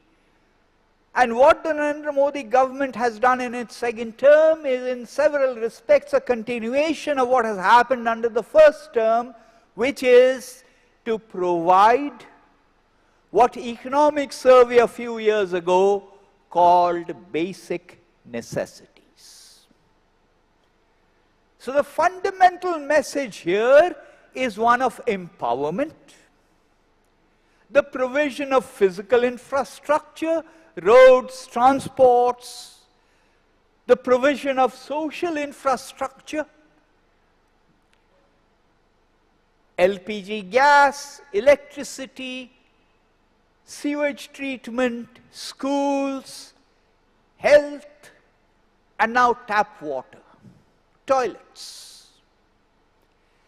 And I personally think that one of the reasons we were able to withstand the pandemic better was because of this emphasis on providing basic necessities.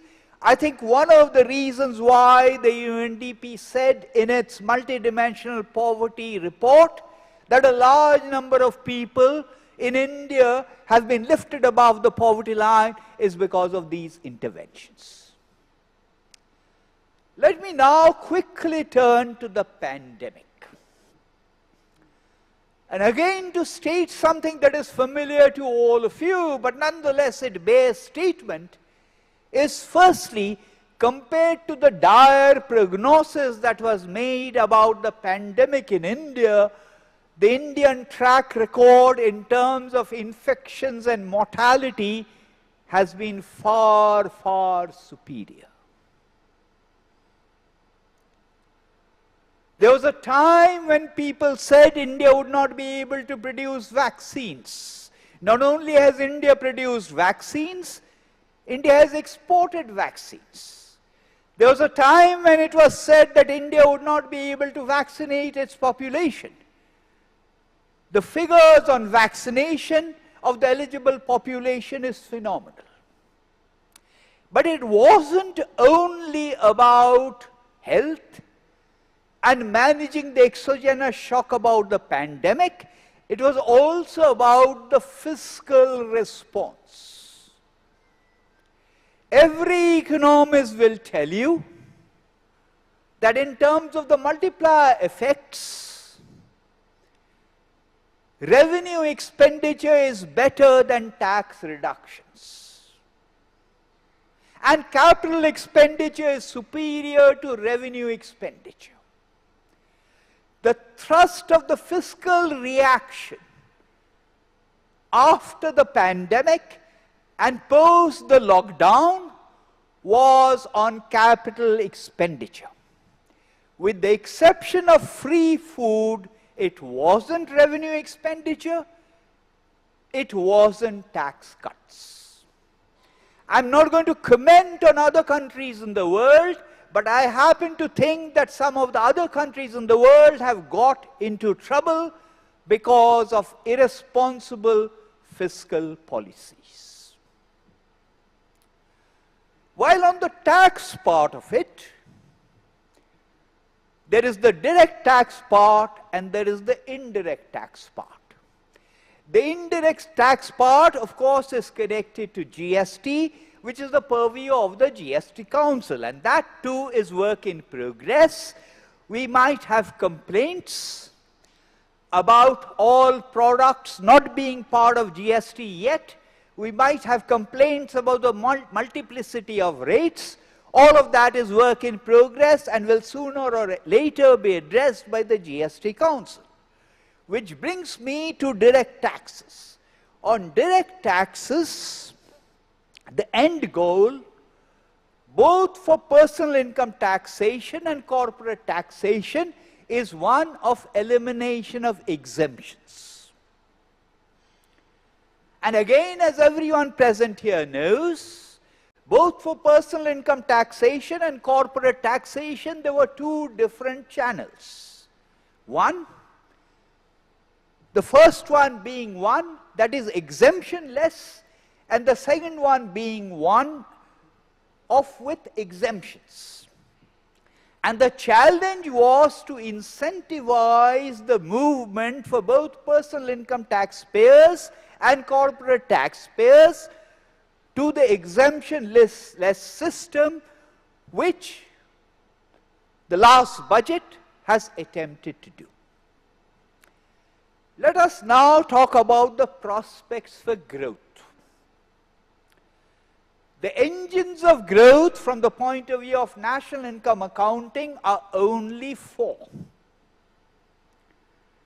There is consumption, there is government expenditure, there is investment, and there is net exports. Net exports depend on a whole lot of things. They depend on global demand conditions. They depend on domestic supply side, and they depend on the behavior of the exchange rate, which does not only mean the rupee-dollar exchange rate. As everyone here knows, the global world is one of uncertainty. The global world is one where the multilateral system has broken down. There is protectionism. There is increasing regionalism. There is geopolitical uncertainty, all of that. In the absence of certain stability and certainty and good news on the global front, it will be unreasonable to expect that India will clock a real rate of growth of 9%. It's not possible. In the days when India clocked a real rate of growth of 9%, exports performed extremely well. Today, of course, services exports have done well, but so far as the growth equation is concerned, it is unreasonable to expect that net exports will be an important driver of growth in India. Before COVID, a target was announced, an aspirational target of $5 trillion GDP growth. $5 trillion aggregate size of GDP. If one does projections, and this is a nominal figure, if one does projections, the projections will depend on what assumptions you make about inflation. They will depend on what assumptions you make about the exchange rate, because it's a dollar figure, and they will depend on what assumptions you make about the real rate of growth. And you can sit down with your mobile or your laptop or whatever, do your own calculations with your calculator, and you will find out, as the Economic Survey did some years ago, that the real rate of growth would be 8 to 8.5%. So in some sense, that 8 to 8.5% is the aspirational rate of growth, and there's enough of slack in the system, despite what I said about the exogenous world. There is enough of slack endogenously to get that 8% real rate of growth, because after all, what happens to India in the aggregate is a summation largely of what happens at the state level. With the exception of railways, national highways, and defense, the aggregate rate of growth for India is a summation of what happens at the level of the states. Different states are at different levels of development, but there is a lot of slack in terms of what can be done to improve the efficiency of land markets and improve the efficiency of labor markets. And therefore, if many of the states jack up their growth rates, something like 8% is possible. Now, don't get me wrong, I'm not saying it's going to be 8% this fiscal year. I'm just talking about the potential. If we leave aside net exports as a driver of growth, we now come to government expenditure. And I already mentioned the emphasis on capital expenditure on part of the union government. Economists will often talk about counter-cyclical fiscal policy. Counter-cyclical fiscal policy cannot be unidirectional. Counter-cyclical fiscal policy means that when the growth rate is low, public expenditure must increase. But simultaneously, when the growth rate begins to pick up, we must also recognize the other side of government expenditure, which is that government expenditure needs to contract. There are limitations in terms of the union governments and also state governments' desirable objective of fiscal consolidation.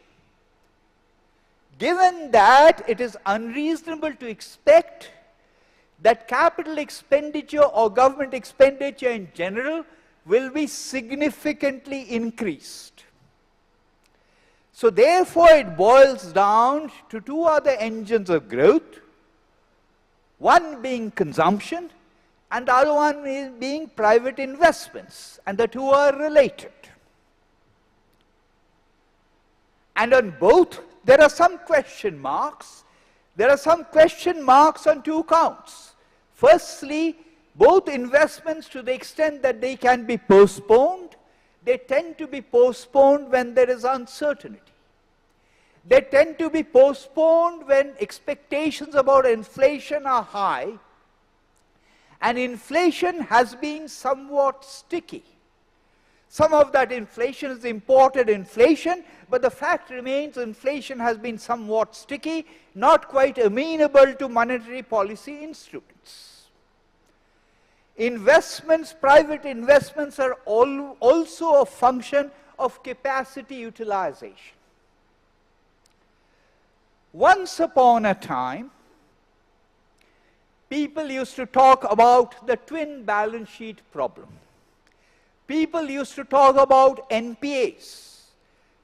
Both of these now belong to the past. So what are the prospects for investments? All said and done, the rate of capital formation in India is still on the low side.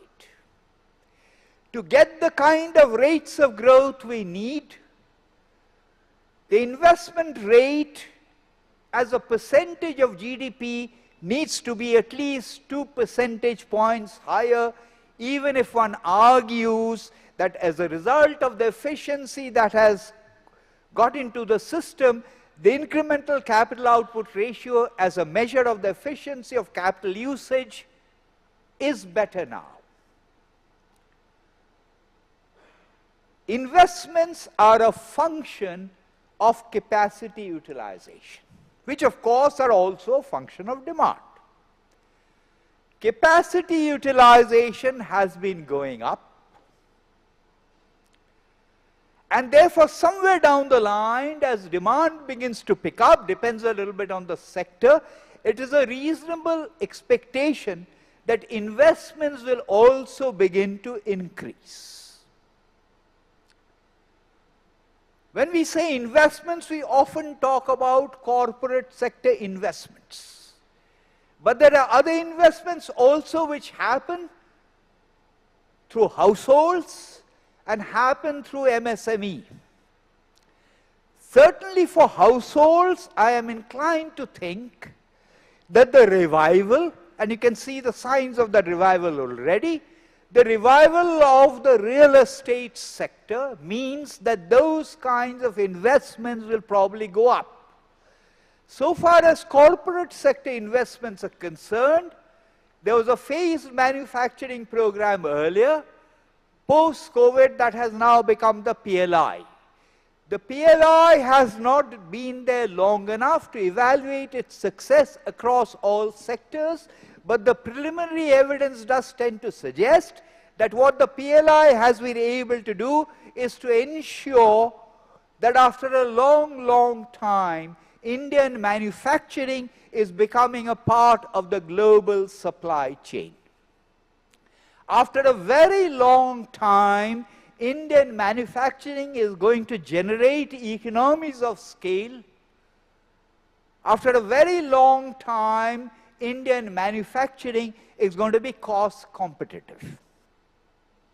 You can already see it for something like mobiles, and hopefully what has happened in one sector will soon begin to happen in other sectors, as a result of which I personally am hopeful that investments will pick up. Give it a couple of quarters and we will all find that investments have begun to pick up. So far as consumption is concerned, consumption is also affected by the same sets of factors, namely uncertainty and expectations about inflation. Some of that uncertainty is global uncertainty. So far as the union government is concerned, the best course of action is to ensure certainty in domestic economic policies, which is precisely what the government has been trying to do. So we now come to the growth prospects. The growth prospects are a function of the time frame you have in mind. In the medium term, my guess is, depends on what the definition is of the medium term. In the medium term, my guess is that we are on a trajectory of something like 6.5% real rate of growth. What the government has done through its reforms is to introduce efficiencies on the supply side. Most of what the government has done are reforms on the supply side. The supply side leads to gains in the medium term. As those supply side reforms kick in, perhaps that 6.5% can increase to a real rate of growth of 7%, or if you are very, very optimistic, even 7.5%. But that's somewhere down the line. For the next 2 or 3 years, not this year, I am inclined to think something like a real rate of growth of 6.5% is the right kind of growth rate to bank on, despite what I said earlier about an aspirational rate of growth of 8% or 8.5%. What about this particular year? This particular year, I will hedge a little bit and say that although in the next 2 or 3 years I said that I expect the real rate of growth to be around 6.5%, this particular year I will hedge a little bit and say it may be a little bit lower, not significantly lower. The big question is not just growth. The bigger question is that of employment. And it is a fact that the employment velocity of growth is no longer what it used to be. Compared to what it used to be even 2 decades ago, the employment velocity of growth today is half of what it used to be. One can speculate about the reasons why that is the case, but empirically it is a proven fact that the employment velocity of growth is not that high. And therefore, despite the growth of 6.5%, despite the growth of 7%, there are concerns about employment. There are concerns about the fact that people are dropping out voluntarily of the labor force, which is why the labor force participation rates have declined, not only for women, but also men. And in terms of explanations, some of those explanations are linked to lack of skills, some of those explanations are linked to rigidities of the labor market, and if one talks to industry, one of the points that is mentioned is labor laws. In terms of a deterrent to investments, you will invariably be told about labor laws or land laws. So far as labor laws are concerned, the several union government laws have been codified now under 4 codes. What is still awaited is state governments announcing the orders under those. And whenever industry complains about labor laws, typically those complaints are about the old labor laws, and therefore the complaint is really that state governments have not notified orders under those laws. Am I giving the impression that all is well with the economy? Of course not. There are factors that are exogenous, but compared to what is happening in the rest of the world, the Indian economy is far better placed. And I think there is every reason to be optimistic about the future. Thank you very much.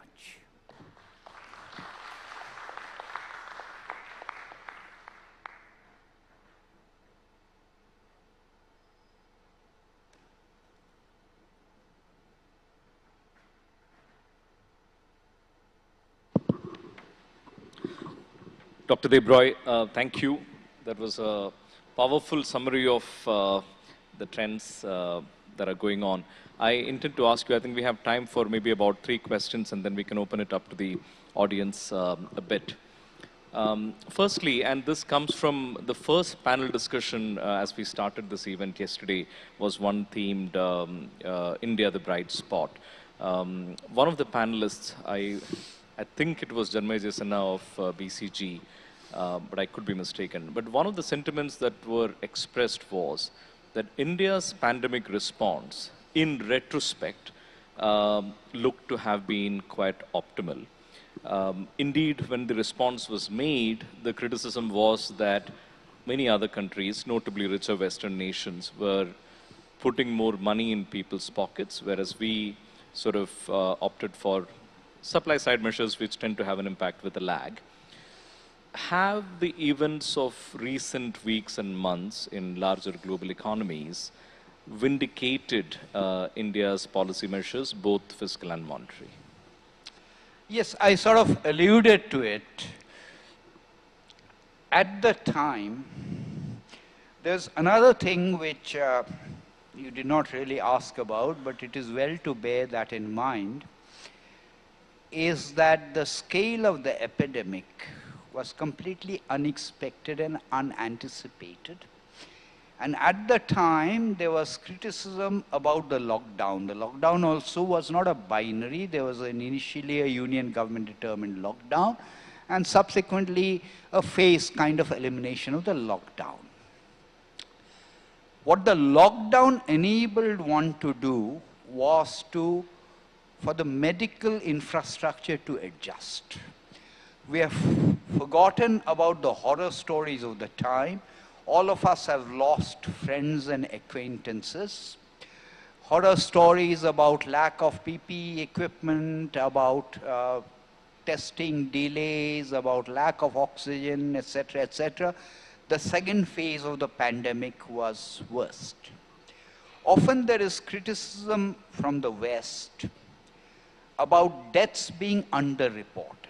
Now, one should be clear about two different things. One, were the deaths not reported, or were the deaths wrongly not attributed to COVID? These are two separate issues.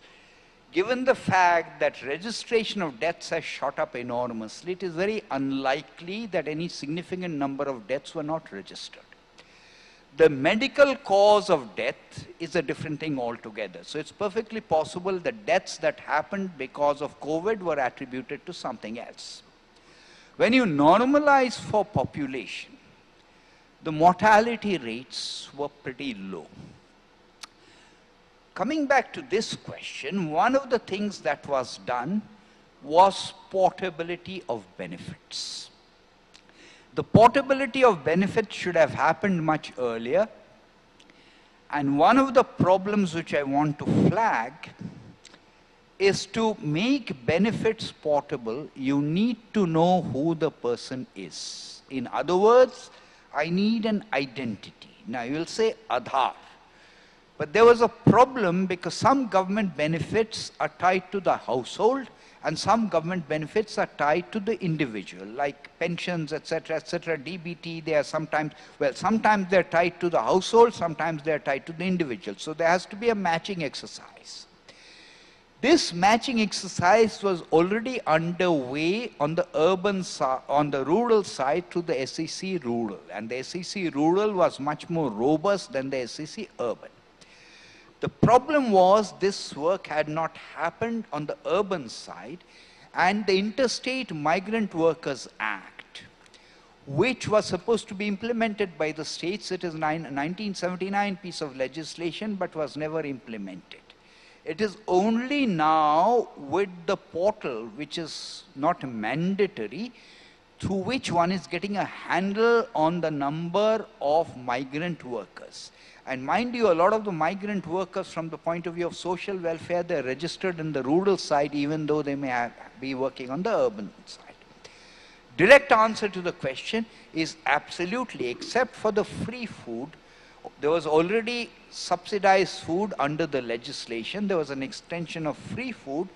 With the exception of that, and a little bit here, a little bit there, fundamentally the response was in terms of capital investments. And yes, in hindsight, it was a very good decision. You spoke about urbanization being one of the great transitions that are underway. Our cities consistently rank poorly for quality of living. Our large cities are broken in a variety of ways. Poor infrastructure, pollution is a major problem. How is this going to pan out? Is there a fix that is coming, either centrally planned or due to market forces, that would improve the situation? In India, rare is it the case that we will have greenfield cities. The cities will have to be brownfield. Even something like the Smart Cities program, the degree of smartness is really a brownfield kind of initiative. There are issues of urban governance, as I mentioned, and much of the chaotic urbanization that has happened in things that do not yet have municipalities, do not yet have municipal corporations. They have transcended becoming from a panchayat, but have not yet been declared, but yet do not have a municipality. We do have an issue about tension between elected representatives and the executive arm. We do have issues of revenue sources not being adequate for municipal bodies or urban centers in general. Some of these are linked to lack of delegation on the part of state governments, lack of implementation of State Finance Commission recommendations. So far as union government is concerned, there is the Smart Cities program. There are some other schemes which are meant to facilitate urbanization, but fundamentally again, this happens to be a function of the extent to which the state governments take interest in urbanization. A quick one taking off from, and then we'll see if anyone from the audience has a question as well. You mentioned that monetary policy instruments are proving inadequate in the fight for inflation. That's a really interesting topic, and I think a lot of conversations largely expressed privately happening in the policy circles in Delhi as well. It is expressed as follows. This kind of distinction that monetary policy is meant to fight inflation and fiscal policy will play a limited role in it is increasingly being shown up to be impractical and somewhat of an outdated notion. And therefore, the current arrangement works as long as there is a governor at the helm of the RBI who is willing to and is inclined to collaborate and work closely in coordination with Delhi. But is there a need to change that design so that by design there is a greater collaboration and not this, not a sort of an artificial barrier? This is a long-term issue, and as things stand today, monetary policy is not completely delinked from fiscal policy, and therefore indeed the central bank has to work in close collaboration with the North Bloc. Part of this is a response to a stability in the union budget. As reforms take hold, hopefully taxes will not change from year to year. As reforms take place, hopefully expenditure will not change from year to year. So in some sense, budgets will lose the hype that excites people like you and excites people like me. The budgets will be known in advance. Once that happens, fiscal policy will become stable, and once that happens, one can think of monetary policy being delinked from fiscal policy. But you are absolutely right, that is the terminal goal. There are several committees which have recommended how this should be done, but somewhere down the line, that's what we should move towards. Excellent. I have a couple more questions to ask you, but I'll just quickly see if anyone from the audience would like to ask a question. Please raise your hands if you would like to. I see a couple of raised, well, I see a few raised hands. Let's, can we get some mic across to the gentleman there and then the gentleman at the middle subsequently? Yes, please. Please identify yourself. My name is Sandesh. What is contribution 2023 budget to development Indian financial market?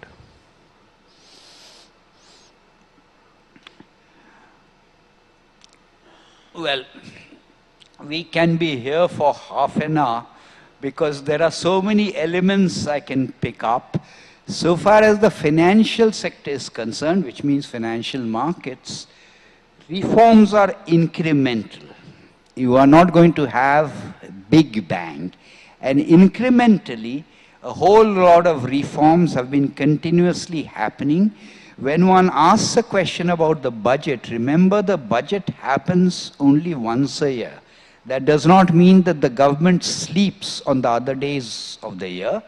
So in the financial sector, the reforms will continue to happen in continuation of what has already been announced earlier. The gentleman in the middle, if you could.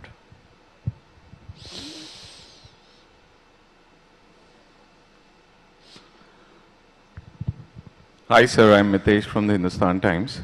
You spoke about emphasis on labor laws and land reforms.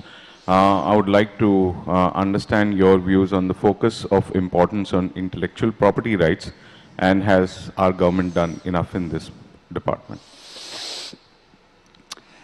Intellectual property rights are all kinds of different rights. Usually, if the question, I'm not talking about you personally, usually if the question comes from the US, the expectation is that Indian patent law should be exactly the same as the US law, or the Indian law on trade secrets should be exactly the same as the US law. That is an unreasonable demand. So far as Indian legislation is concerned, it is entirely in conformity with the WTO mandate on intellectual property. Whether it is patents or whether it is copyrights, whether it is undisclosed information or trade secrets. There is a question of enforceability. Enforceability means the police as well as it means the courts. You will generally tend to find that courts, high courts, have tended to informally fast track the patent, any dispute that concerns patents. You will also find that the time period has come down in granting of patents. You will also find that a large number of patents in India are now being filed by Indians domestically, about half I think, not just by foreign entities. Again, I'm not saying it is perfect, but the enforcement part of it has also improved. The last few seconds, sorry, I don't think I can take any more audience questions because I have a very critical question to ask Bibek. Bibek, one thing I've admired about your professional life is this sort of remarkable productivity. You currently have a busy day job. You've always had busy day jobs, but then you find the time to learn Sanskrit and then translate massive epics into English, 10 volumes.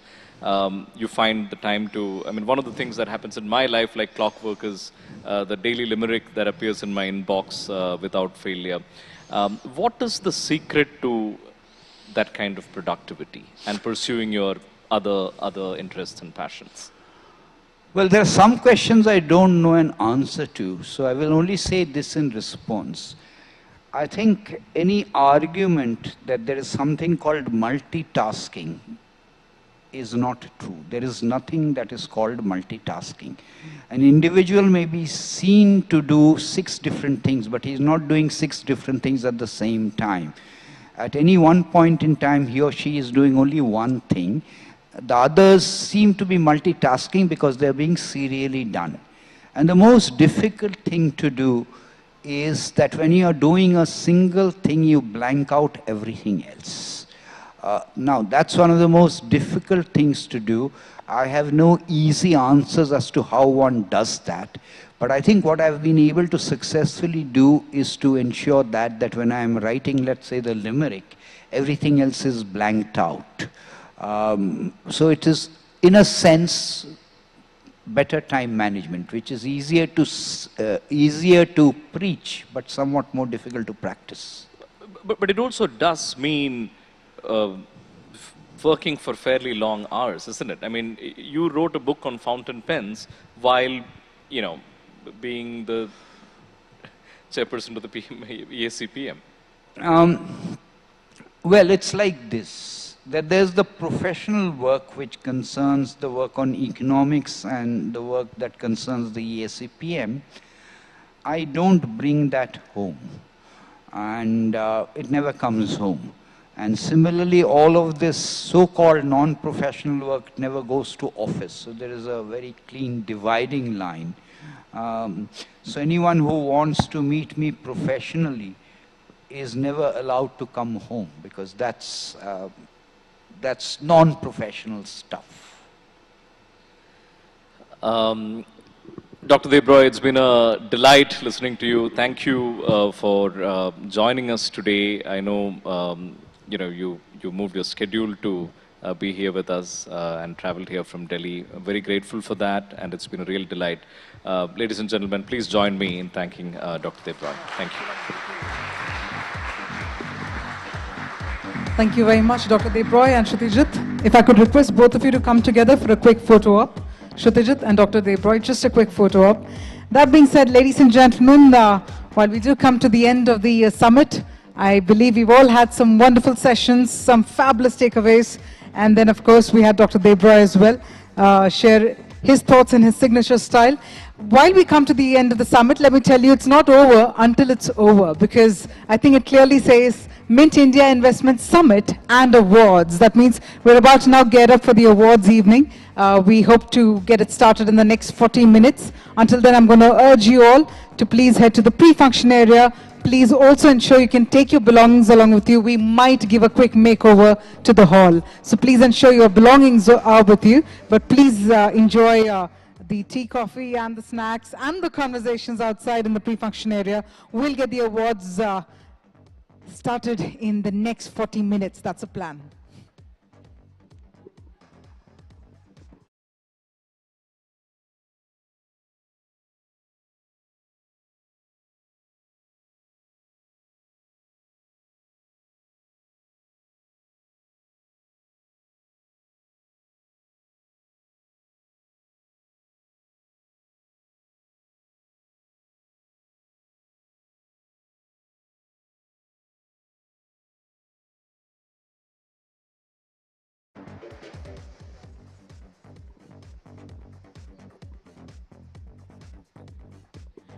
All right, ladies and gentlemen, just a quick announcement. We're going to give a quick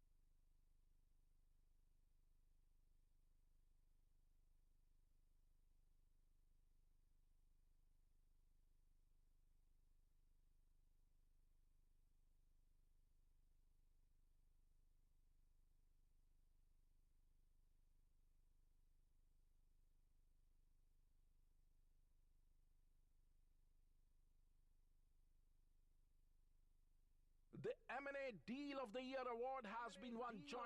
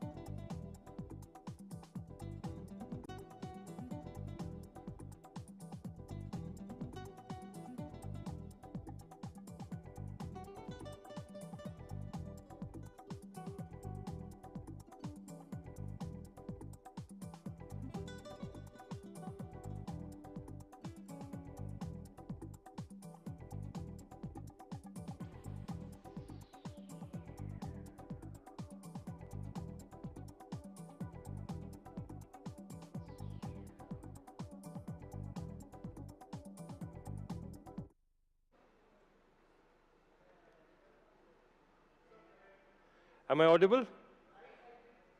1, 2, 3, 1, 2, 3, 1, 2.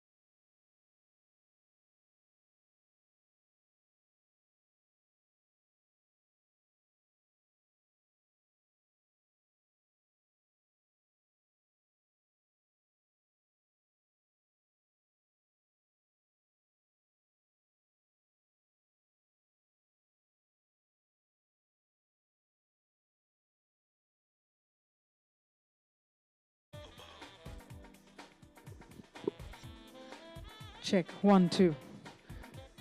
All right, ladies and gentlemen, we're about to get started with the awards evening. We're going to request everyone in the pre-function area to please proceed inside the hall. Thank you.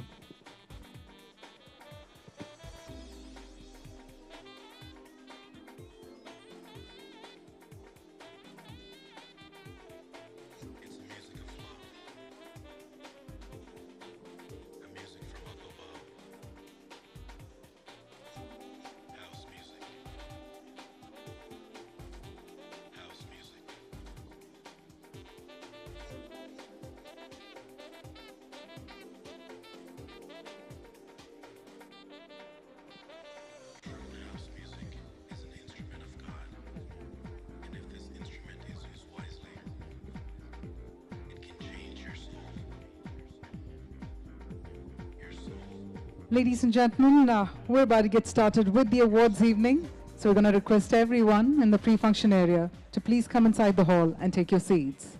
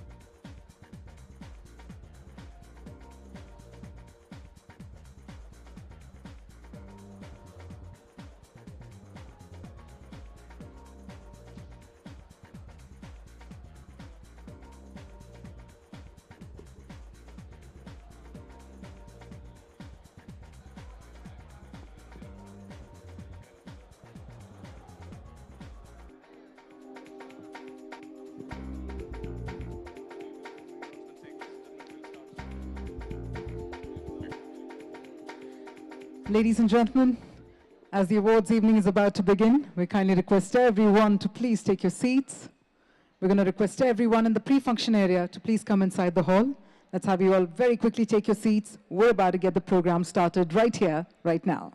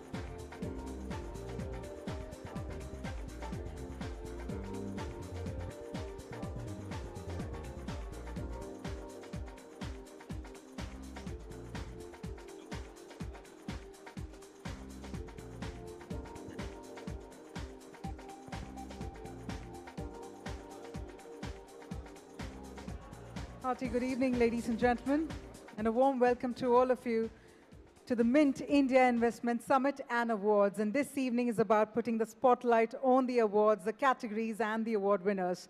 So once again, a warm welcome to all of you. And my name is Kavya R. Chavali, and it's my absolute delight to welcome all of you to this fabulous, fabulous evening. Now, I do realize that this evening is about celebrating and also recognizing the amazing contribution, or for that matter, the amazing work, and also celebrating inspiration. But before we get started, it's time to gather collective energy from all of you. So if I could ask you all to please hold your left hands up in the air, everyone. And you can all say a hello. That's right. Now we're going to take the right hand. Let's hold the left hand up in the air for a little more while. We'll take the right hand, 2 fingers, and start tapping the left palm. Okay, looks like a little energy flowing in. Let's take the 3 fingers and start tapping loudly. 3 fingers. Looks like it started to drizzle, but we love the Mumbai rain. So let's take the 4 fingers. And now let's take all the 5 fingers and have a huge round of applause for all of you. What a delight it is to have you all here in the midst, right here for the Mint India Investment Summit and Awards. Thank you so much. With that, to set the tone for the evening, I'd like to firstly invite on stage Shrutajit KK, Editor-in-Chief, Mint. So we'll take those 5 fingers together. Let's have a round of applause one more time. Please help me welcome Shrutajit KK.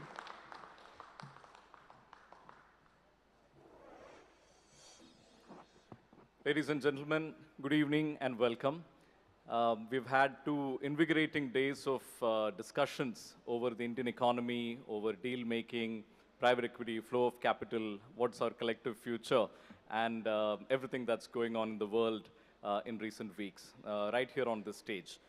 A large number of important themes that are relevant to the investing industry, to the economy at large, were discussed here between today and yesterday. We saw a fabulous discussion that kicked off the event, which was on India, the bright spot. Then we discussed themes like ESG, corporate governance, green investing, and all of that. And just a couple of hours ago, we heard from the Economic Advisory, the chairman, Dr. Bibek Debroy, the chairman of the Economic Advisory Council of the Prime Minister, about the latent potential of the Indian economy to grow at 8%. Wouldn't we all love that? This evening, however, is no longer about discussions, insights, and learnings. This is now about celebrating some of the people who make our economy tick, the people who craft the deals that stitch companies together, that bring in investments. And again, you know, we also have a very special award to honor someone who has made great contributions to Indian industry. I'm pleased to welcome all of you. We have with us our longtime partners on the India Investment Summit, the team from Trilegal, Nishant and colleagues, welcome. We have a very special guest, the CEO of Larsen & Toubro, Mr. S.N. Subramanian. Welcome.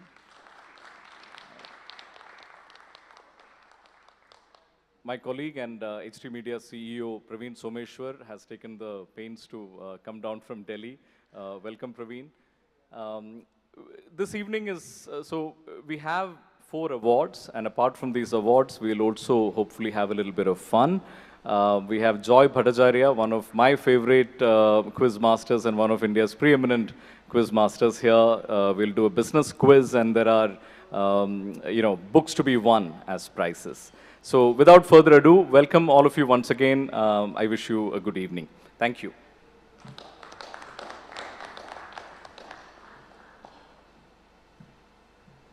Thank you very much, Shrutajit. With that, ladies and gentlemen, as we now kickstart the proceedings of the awards evening, it's also important to understand that, yes, we did have a jury, a very stellar jury that came together in order to select the winners for this evening. So what we're now going to play across for all of you are the names of the jury members. The jury of the Mint India Investment Summit Awards. Sandeep Bichchandani, founder and the Executive Vice President of InfoEdge.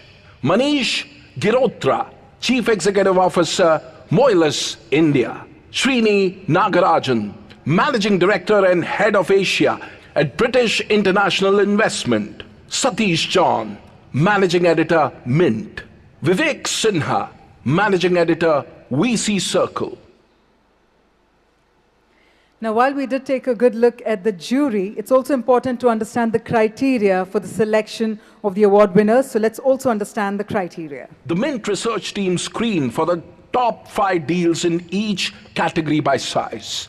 The Mint and the VC Circle editorial team added a wildcard entry to each category to account for below-the-radar candidates who had made significant breakthroughs in 2022. The jury then decided on the winner after deliberating upon the complexity of the deal, economic and social impact of the transaction, profitability of the venture, and the corporate governance quotient. That's right. And with that, ladies and gentlemen, we're about to directly get started with the very first category for the evening. Please note that towards the end of the awards presentation, we'll also be having a fun, engaging quiz that's scheduled for all of you. But first up, let's have everyone's attention for the very first category for the evening, which is Private Equity Deal of the Year. The Private Equity Deal of the Year award has been won by Advert International and Carlyle. The jury picked US-based private equity firms, Advert International and Carlyle's investment of $1.1 billion each in troubled domestic lender, Yes Bank, as the deal of the year. The jury said that the investors' commitment to Yes Bank was fraught with regulatory risk and was a bold move, given the legacy issues that the lender faced. The winners of Mint India Investment Summit Private Equity Deal of the Year award are Advert International and Carlyle. Well, ladies and gentlemen, first up, let's have a round of applause. But that being said, to do the honors to present the award, may I please invite on stage Mr. Nishant Parekh, partner, Trilegal, and may I also please invite Mr. Praveen Someshwar, Group CEO, HT Media Limited. So let's have a round of cheer to also welcome our presenters on the stage. Warm welcome, gentlemen. And first up from Carlyle, let me please invite Amit Jain, Managing Director and Head, Carlyle India, and Kapil Modi, Managing Director, Carlyle India. So let's hear it, ladies and gentlemen, for Carlyle India.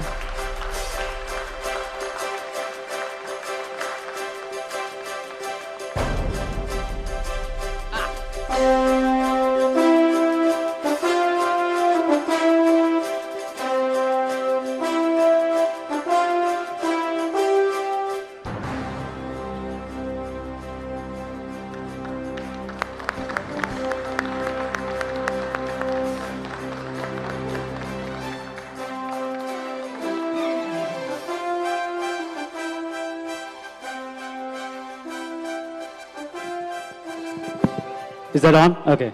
I wish, I think you guys, if you recorded this speech also by the guy who's speaking, it will be with more enthusiasm. So I think we could have had that done. But on a serious note, thank you.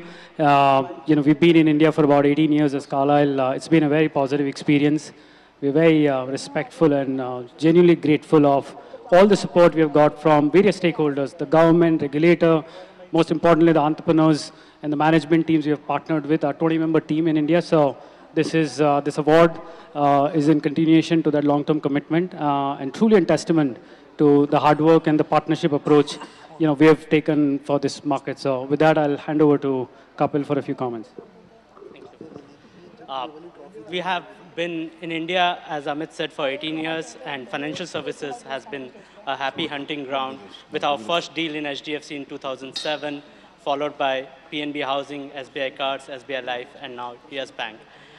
We are very thankful to Prashant, CEO of Yes Bank, our fellow shareholders, SBI, Advent, the board members, the regulator, RBI, and the government for giving us this opportunity to partner in the journey of Yes Bank. Say yes to growth. Absolutely amazing. Congratulations. If I could request Amit Jain and Kapil Modi to also please remain on the stage. While we do so, I'm going to now please invite from Advent International none other than Pankaj Patwari, Managing Director, Advent International, to please come on stage and receive the award.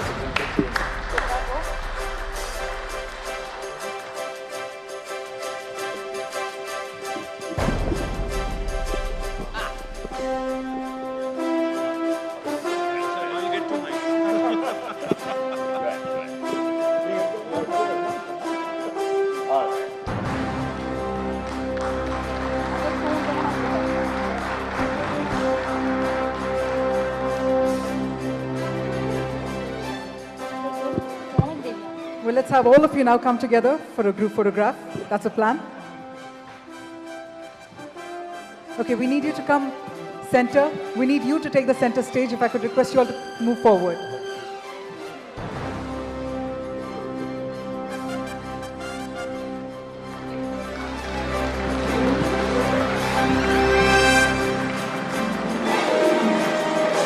So congratulations to Carlyle and Advent International.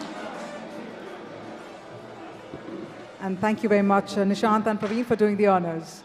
Well, on that note, let's quickly march ahead to our next category, which is M&A Deal of the Year. The M&A Deal of the Year award has been won jointly by HDFC and HDFC Bank for their proposed $40 billion merger. The M&A Deal of the Year award has been won jointly by HDFC and HDFC Bank for their proposed $40 billion merger. The jury picked the transaction announced April 2020 for the vision, boldness, and the complexity of the transaction. The deal gives HDFC access to cheaper capital, while HDFC Bank gets an housing loan portfolio and shareholders get a merged bank with a potential market cap of around $160 billion. The success of this merger will have wider impact as it will influence the fate of other NBFCs merging with banks. The deal, the jury believed, was envisaged at a scale that was unprecedented and would create a mammoth banking and financial services firm at par with its global peers in terms of size and scale. The winners of the Mint India Investment Summit M&A Deal of the Year award are HDFC and HDFC Bank. That's right, ladies and gentlemen. And now to present the award, may I please invite on stage Mr. S.N. Subramanian, CEO, Lawson & Toubro. And let's have an enthusiastic round of applause to welcome none other than Mr. S.N. Subramanian.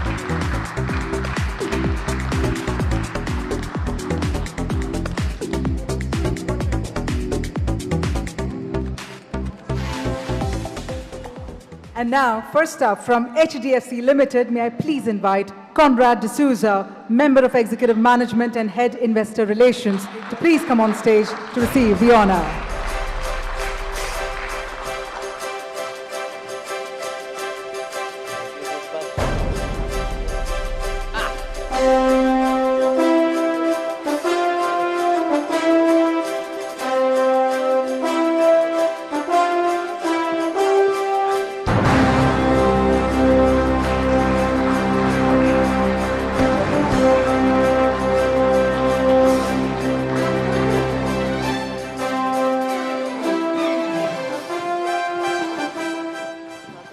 Why did you say a few words?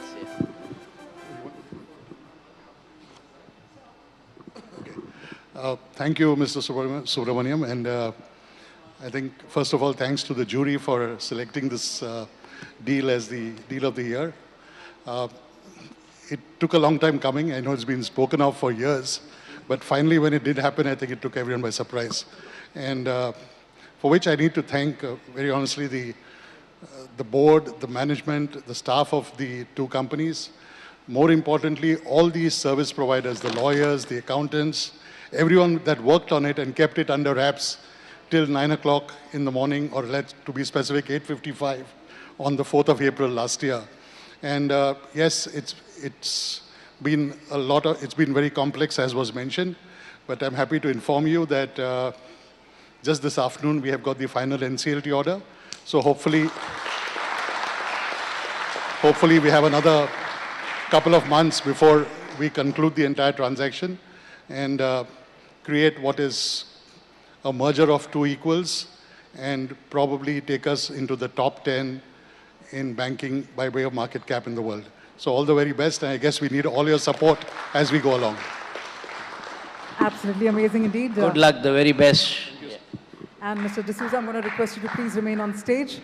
But now, ladies and gentlemen, we need to continue that applause, and let's hear it for HDFC Bank. I'd like to invite Mr. Bhavin Lakpatwala, EVP Finance, to please come on stage to receive the honor.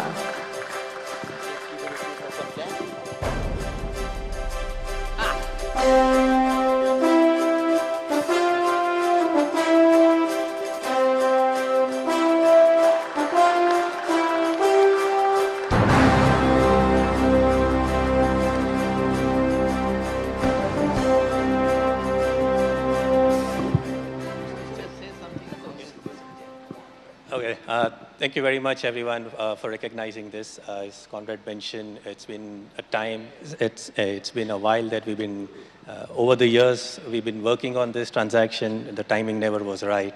And once we did realize the right timing, we did pull the trigger. And as Conrad mentioned, we managed to keep it under wraps. I think that was one of the key success that I personally think about it, because transactions like this don't keep under wraps for very long. Next stage, once we got the NCLT approval, there are a few more approvals that we have to go through. We hope to wrap this up in the next, hopefully by June, July. We're still on track for that. And once we get this in the portfolio into the bank, we hope to scale further heights. Thank you very much. Congratulations. We'd like to request all of you to come together for a group photograph.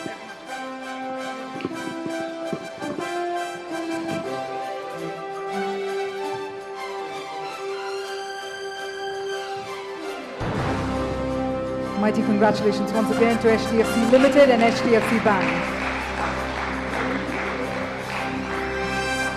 Congratulations. I've also requested Subramanian sir to remain on stage to also present the next category, which is Startup of the Year. Startup of the Year. The Startup of the Year award has been won by Physics Wala. The Startup of the Year award has been won by Physics Wala. The jury felt that the company, bootstrapped until Westbridge invested last year, was not only growing at a fast clip than the peers, but was also profitable. A rarity in today's startup universe, especially in the competitive and the crowded edtech segment.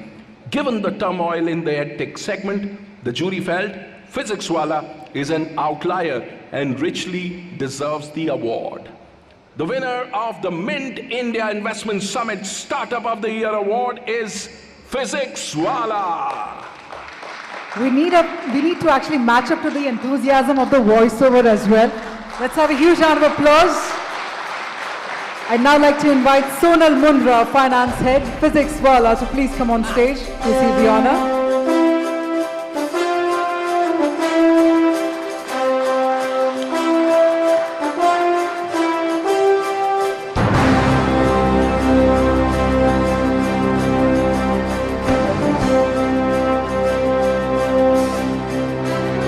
Sonal Mundra and Vikesh Mundra of Physics Wala to receive the honor.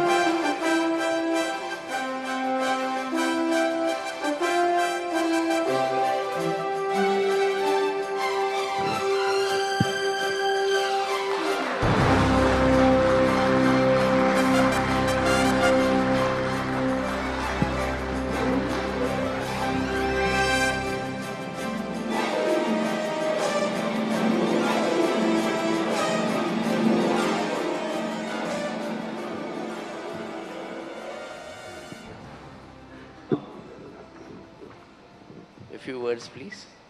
Both of you can say one after the other also. Thank you.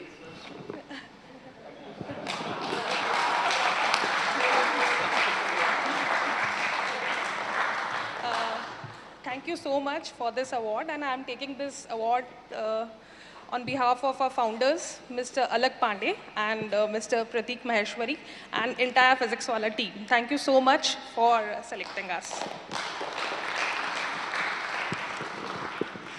Yeah, thank you very much. I think first of all, the jury for selecting us for this great recognition. So year 2022 have been very great year for us. A lot of achievements, and we have spent a lot of nights with parties, honestly. Yeah. But one thing I would like to say that although we certainly we deserve this award somehow, okay, with the grace of God and glory, and with the help of all the students, they are our stars always. Undoubtedly, we became the first unicorn in the shortest time in India, and we also from the small team, we reached to a big team of 7,000 employees, and a considerable turnover now. But one thing I will like to mention here, that we will always have that mission of Mr. Alak Pandey, our co-founder, to provide a quality education to the students of India at a very, very economical price, you know. So that mission will always be continued, whether we keep achieving the success or we keep achieving the service to the society. It doesn't matter to us, but that mission will always be there with us. Thank you very much. Thanks. Congratulations once again. Congrats once again. Congratulations and thank you.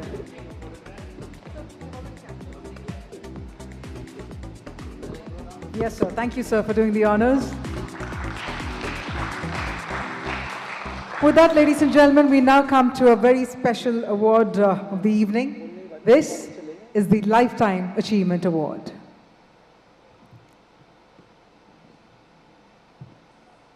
And ladies and gentlemen, the Lifetime Achievement Award goes to none other than the very dynamic Shri A.M. Nayak, Chairman, L&T.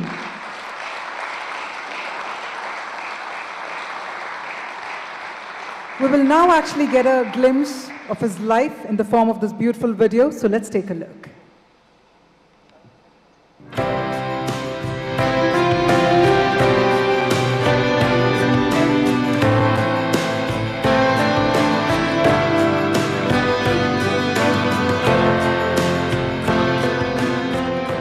In an era where rural India was migrating to cities, Anil Manibhai Nayak was forced to return to rural India. It all started when his father, Manubhai Nichabhai Nayak, decided to leave his teaching job in then Mumbai and move to Gujarat's Endhal village with his family. Seeing the crumbling plasters on the walls of classrooms and seeing the stark difference between the haves and the have-nots made a deep impression on Anil, a 5-year-old boy. From the beginning, A.M. Nayak, as he is now called, demonstrated very pronounced leadership qualities. He took on school management, was active in college elections, and got into a fair number of arguments with his parents. A Dilip Kumar fan, he saw Bimal Roy's Madhumati 7 times. Once his mother stormed into a darkened theatre to pull him out of the theatre.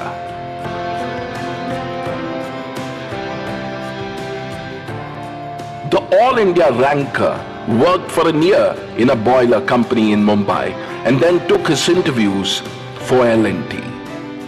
After joining L&T in 1965, he rose up the ranks to take on the reins as GM, then CEO and MD.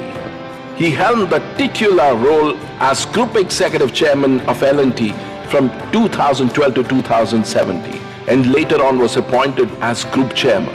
Between 1999, when Mr. Nayak took over as CEO, to 2017, when he stepped aside, revenues grew from rupees 5,000 crores to rupees 1,20,000 crores on a like-to-like basis. In the same period, market cap rose from rupees 2,000 crores to around rupees 1,60,000 crores at a CAGR of nearly 28%.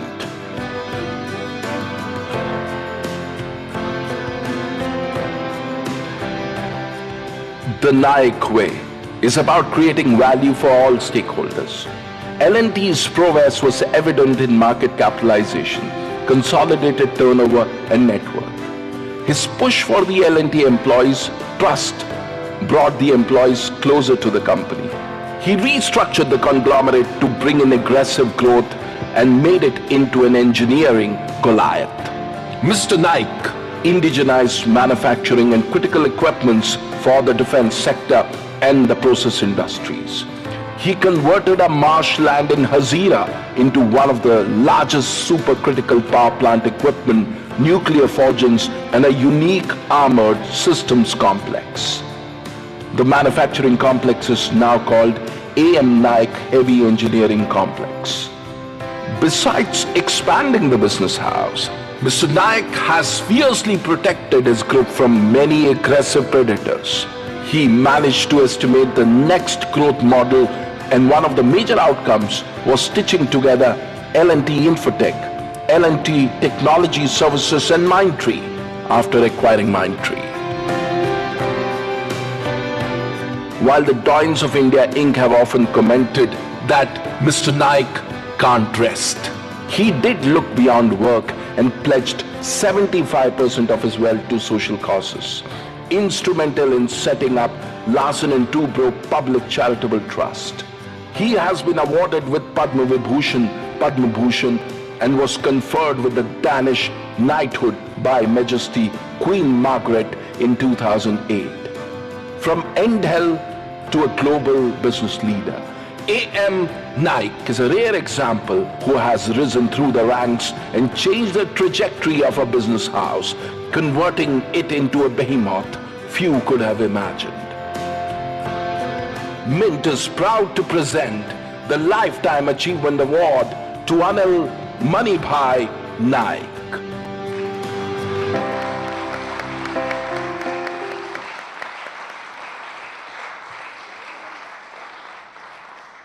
Ladies and gentlemen, we'd also like to inform you that we have a special message from none other than Shri Nitin Gadkari, Honorable Minister for Road, Transport and Highways, Government of India.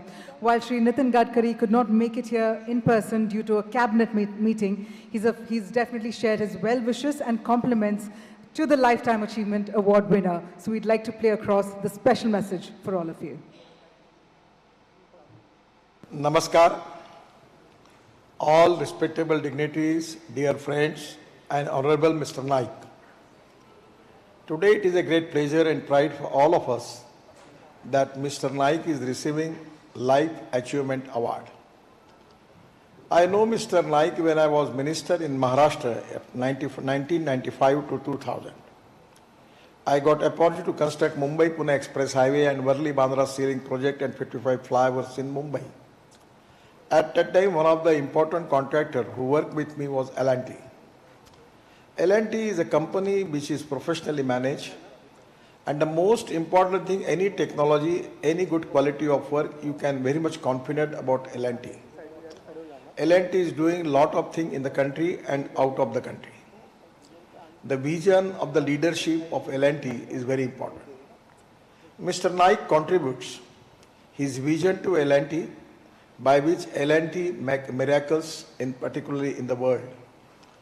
L&T is working in Southeast Asia, L&T is working in Dubai, Abu Dhabi, Qatar, everywhere in the world they have a good reputation.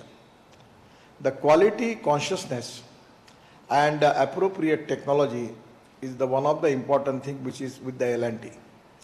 And that is the reason that people have faith on L&T, that's the reason that people are investing their money, in particular the share of L&T.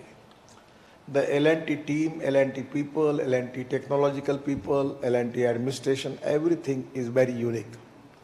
And that credit goes to the leadership of L&T. The background of the L&T, that lot of people with their professional skill, they contribute for the development and progress in the way in which L&T is developed. Mr. Naik is one of the important personality who dedicated his life, work for L&T and giving a new vision for them. He always very, very workaholic. At the same time, he was very much devotee for his work. And that is one of the reasons that he already have a lot of success in his life. He is my good friend. And now, today, he is receiving Life Achievement Award. It is really an appropriate award for the appropriate person. I am really happy. I am giving my special thanks to Mr. Naik, but unfortunately, because of the cabinet meeting, it was difficult for me to come to Mumbai, because every week, even Wednesday, we have cabinet meeting. But this week, the cabinet meeting was postponed for Friday, and that is the reason that I am not in Mumbai. I am really sorry for that. I am giving my all best wishes to Mr. Naik, and at the same time for the function. Thank you very much. Namaskar.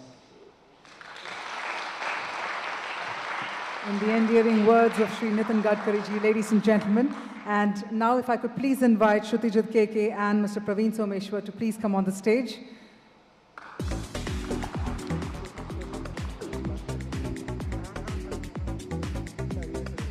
Ladies and gentlemen, the Lifetime Achievement Award winner, Shri A.M. Naik, Chairman L&T, while Shri A.M. Naik could not make it, he has expressed his regrets for not being here, but he's also expressed his well wishes. But that being said, we have with us none other than Mr. S.N. Subramanian, who's the CEO, L&T, to receive the honor on behalf of Shri A.M. Naik.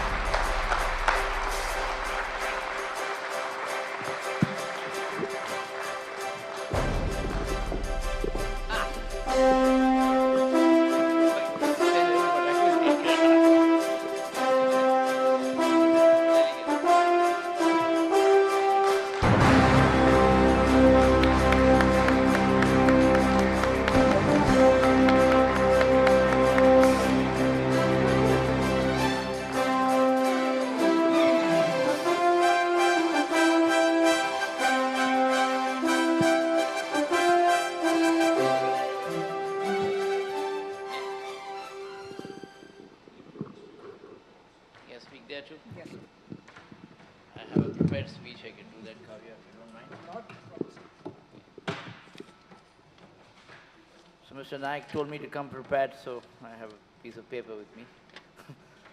So good evening, all of you. The chief guest, Mr. Gadkari, was on the video. The editorial board of Mint and respected guests, including some of my colleagues here. It's indeed an honor and a privilege to be present here this evening and to receive on behalf of our group chairman the prestigious Mint Lifetime Achievement Award. Unfortunately, due to certain unavoidable circumstances, Mr. Naik is unable to attend this ceremony. But this beautiful, elegant, glittering trophy will take its place among the most coveted awards that he has received across the decades. In fact, he's got 3-4 rooms full of awards, so I don't know where he's going to find the place to keep it. But I'm very happy it's a very elegant and decent award, and I'm sure he can put it somewhere. In honoring Mr. Naik, Mint is honoring the spirit of transformation and nation building that has changed the face and future of the company and, of course, the country, while accelerating our journey of value creation to all our stakeholders. We are also staying on the forefront of change with our focus on trending technologies that are creating a buzz these days. Behind all these efforts, old and new, the driving force is our respected chairman. We are indeed fortunate to have him at the helm and will continue to benefit from his guidance as we take the company to even greater heights. Once again, my thanks to Mint and the eminent members of its award jury. I also take this opportunity to thank all the other winners being honored today. Thank you all once again. Lovely to receive this award on his behalf. I'm humbled, and I'm sure he's very proud of it too. Thank you.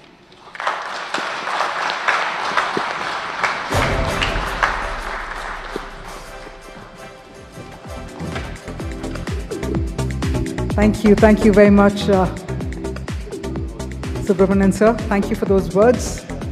Indeed, honoring him is honoring transformation, honoring inspiration for that matter. So can we have a huge round of applause one more time for all the winners and to also honor Shri A.M. Naik.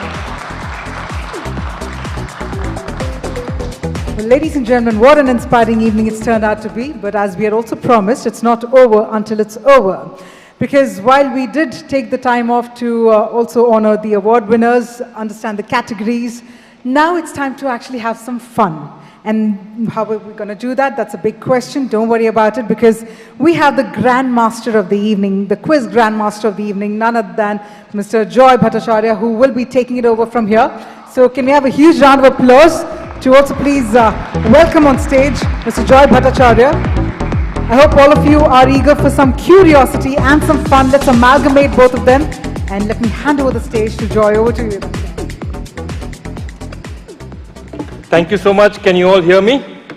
It's the toughest part of an evening is being between a very, very alert audience and the drinks outside. Yeah. So I'm going to try and make it brief, and I'm going to try and just entertain you for a while. What do quizzers do? And you know, I do a lot of other things other than quizzing, but quizzers are basically people who have this little worm in their head. And they search for all sorts of really arbit information. And very often it ends up in very, very different ways. So what I'm going to do is, you know, what people think is quizzing about, reading about a lot of books and mugging a lot of stuff. I'll give you a little taste of what actually quizzers do, which is basically think about strange things that other people don't. So one of the things I was thinking about today was that in 1940, you know, first year into the war, the Second World War is going on, there were two guys called Henning and Soren. Okay? And they were sitting in the middle of, they were in Mumbai and they were running a company where, they took Danish supplies and sold them in India. And what happened was, the Second World War happened, Nazi Germany took over, and Henning and Soren could do nothing. So they didn't sit out there, they decided to go and do something about it. And my question, my first question today, and if you know, just put up your hand, what did Henning and Soren start? I'm purposely not going here, deliberately. Actually, sir, I know you know the answer. Yes, your name, please. Could we have a mic to him, please? Could we have a mic across your name and just tell us what the answer is? Hello. Yeah, hi. This is Gitesh from Pro Growth Ventures. I'm guessing it's L&T. They started Larsen and Tubro, of course. Larsen, Henning Larsen, Soren Holk Tubro. Great answer. The first book to you. And the next question is slightly strange. Please hand it over to him, please. Congratulations. Well done. The next one is a bit stranger. Don't worry. There are many Larsen and Tubro people out here, so we can't deny you more questions. 38. Okay, absolutely, sir. I stand corrected. Which is why we quizzers need people like you out here. Huh? Oh, you're not L&T. Your book for you, sir. Your name, sir. Kapil, a book for you. How I thought L&T would dominate this audience. Brilliant answer there. Okay, now I have a question on something which is slightly different. Now, all of us know that the Ukraine war is going on. And you know the name of the Ukraine president? Vladimir Zelensky. I will not ask you to pronounce it. I struggle to pronounce it myself. But I have a question for you. Vladimir Zelensky, why do all of you in this audience know what his house looks like? Vladimir Zelensky, president of Ukraine, why do all of you know what his house looks like? Okay, there's a hand up there, there's a hand up here. I'm going to go to the hand at the back because that went up first. Let's get a mic to him. Give your name first and then tell me what the answer is. Hi, I'm Shayun Ghosh from Mint. And the answer is the song Natu Natu was shot in front of that house. Absolutely, lovely answer. So the reason you see it is that Ram Charan and NTR Jr. were dancing Natu Natu right in front of the presidential palace. Now after that they went to war 2 days later. I don't know what happened. So, I mean, after that we'll leave that to fate. Okay, so this is what quizzing is about. Everyone else sees these brilliant two people dancing. I'm looking at the palace in the background, So we are a strange people. So what I'm going to do is I'm going to try and tell you, I'm going to go to a place where most people have interest, which is I'm going to go and show you a couple of films and talk about the kind of things that happen in films, product placement in films. Okay, so this is first identify the film. Take a look at this slide coming up. Identify the film and what product was placed just before this happened. Okay. You're going to take many awards, so I'm going to leave you aside. I'll come to you, sir. Yeah. Use the mic, please. Just name yourself and the answer. What product was placed? Do you know the name of the film? Zindagi Na Milegi Dobara. Correct. And what? Sorry, what me? What was the product placement? What is the product placed? No? Okay, I'm going to go to the gentleman out here. I think he has an answer. And wait, let's get the mic to you. Yeah, absolutely. Firstly, I'm not from L&T. So if it goes wrong, then it's not to L&T's. The answer, yeah. Was it Mountain Dew, Dar Ke Aage Jeete? Absolutely.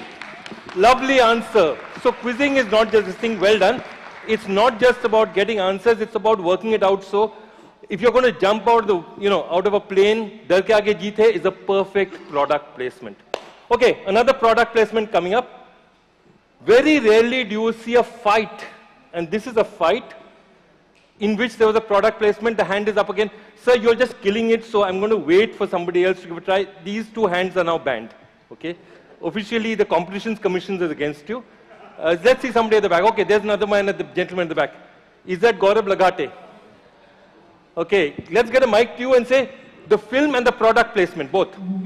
The movie is the Chak De India and it's McDonald's. Chak De India and McDonald's. Absolutely right. Well done. There's a prize for you. Why I like this is, it's very rare that you will have a product placement having the place being trashed up. And this is literally the fight after which they all got together and they had a lot of fun. So that was Zindagi Na Milegi Dobara. Okay, I'm going to move on to a couple of questions which are dry questions and then we'll come back to that again. Okay. Okay. This is one of my favorites because I'm heavily into etymology and there's so many terms we use all the time but we don't really know what they mean. So in the 1860s, America was in the middle of civil war. There were the Confederate troops and the Union troops, and right in the middle of the civil war, the Confederate troops were actually losing the war, but they had a lot of prisoners, Union prisoners. So they didn't have proper jails. So what they'd say is, they'd make a sort of thin railing around and say, anyone who crosses this will be shot. Okay? Which word comes as a result of this? A word that all of you use. Which word comes as a result of this? Okay, mic up to you, and I think I know that gentleman. Yes, is that Avinash? Yeah. Okay, that's Avinash Mudaliar. If I don't allow him to answer, he'll answer many more. I won't allow him to answer anymore if it doesn't come to him. Okay, all yours, Avinash. Okay. If you cross that line, you'd be dead, so deadline. Absolutely. Lovely answer, Avinash. So they didn't have a way to stop it, so they turned around and say, if you cross this line, you'll be shot dead. That's where the origin of the word deadline comes from. So deadline comes from there. Let's have a look at another slide. Let's see what we can do. One more slide coming up. And Avinash, that's your last answer for the day? No, actually not. If nobody else can answer, I'll come back to you. Okay. Okay. Now this is a very famous film. Okay. It's a very famous film. I'll tell you the name of the main character also. I won't tell you the name of the film. The name of the main character is Captain Ahab. It's a very famous film. My question is, which brand is named after the other bloke? Not this guy, the other bloke. The guy without the... Okay, hand out at the back. Okay, what is named after him? Starbucks. Yes, that's Starbucks. The first mate of the ship Moby Dick, of the ship is called Pequod. Starbucks was the name, and that's where the company Starbucks gets its name. So every time, that is the man being remembered. Lovely answer. Sorry, I didn't get your name. Your name, please. I didn't get your name. Sorry? Let's get a name. I mean, this is a good enough answer. We all deserve to hear your name, man. My name is Rohit Gandhi. I'm from HT Group. Brilliant. Well done, Rohit. Rohit is a credit to your organization. Okay, next one coming up. Oh. Yes, sir, I have to come to you. No point. Can you bring the mic to sir, please? And sir can probably tell us a lot more about it than I will know. But please, all yours, sir. Bridge on the River Kwai. That is the bridge on the River Kwai, and I believe it was built by some organization. I've not heard Built by Larsen & Toubro. Built by Larsen & Toubro, of course. That's Bridge on the River Kwai. The bridge on the River Kwai is built by Larsen & Toubro, of course. It's a brilliant film, but that's the one fact that I'll always remember about it. Okay, one more slide coming up. Okay, product placement, you know. This brand said their product placement, their product sales went up 40% after what looks to be a period film. What was the brand? Think. And look, try and guess. There is no, it doesn't need to be a correct answer every time. Which brand could it be? Avinash, I will come to you. I will come to you. As they say, patience. Yeah, all yours, sir. Titan is a very, very good try, sir. It's not Titan. Yes, somebody out there, lady out there. Let's get her mic. Tanishq it is, absolutely. I think you meant, you know, Tanishq, Titan, absolutely, sir. So Tanishq, can I prize your name, please, ma'am? Devina from Mint. Brilliant answer, and sir, absolutely great answer as well. Titan was close enough. Titan was close enough. Could we have a prize for sir as well? Because I think Titan, Tanishq, he meant it is really a conglomerate company spun off from Titan. Okay. That is the one thing that you can see. What other placement can you do? You can't place mobile phones in a situation like that, can you? Okay, next one coming up. And what do we have? Oh, brilliant. So far we've talked about product placement.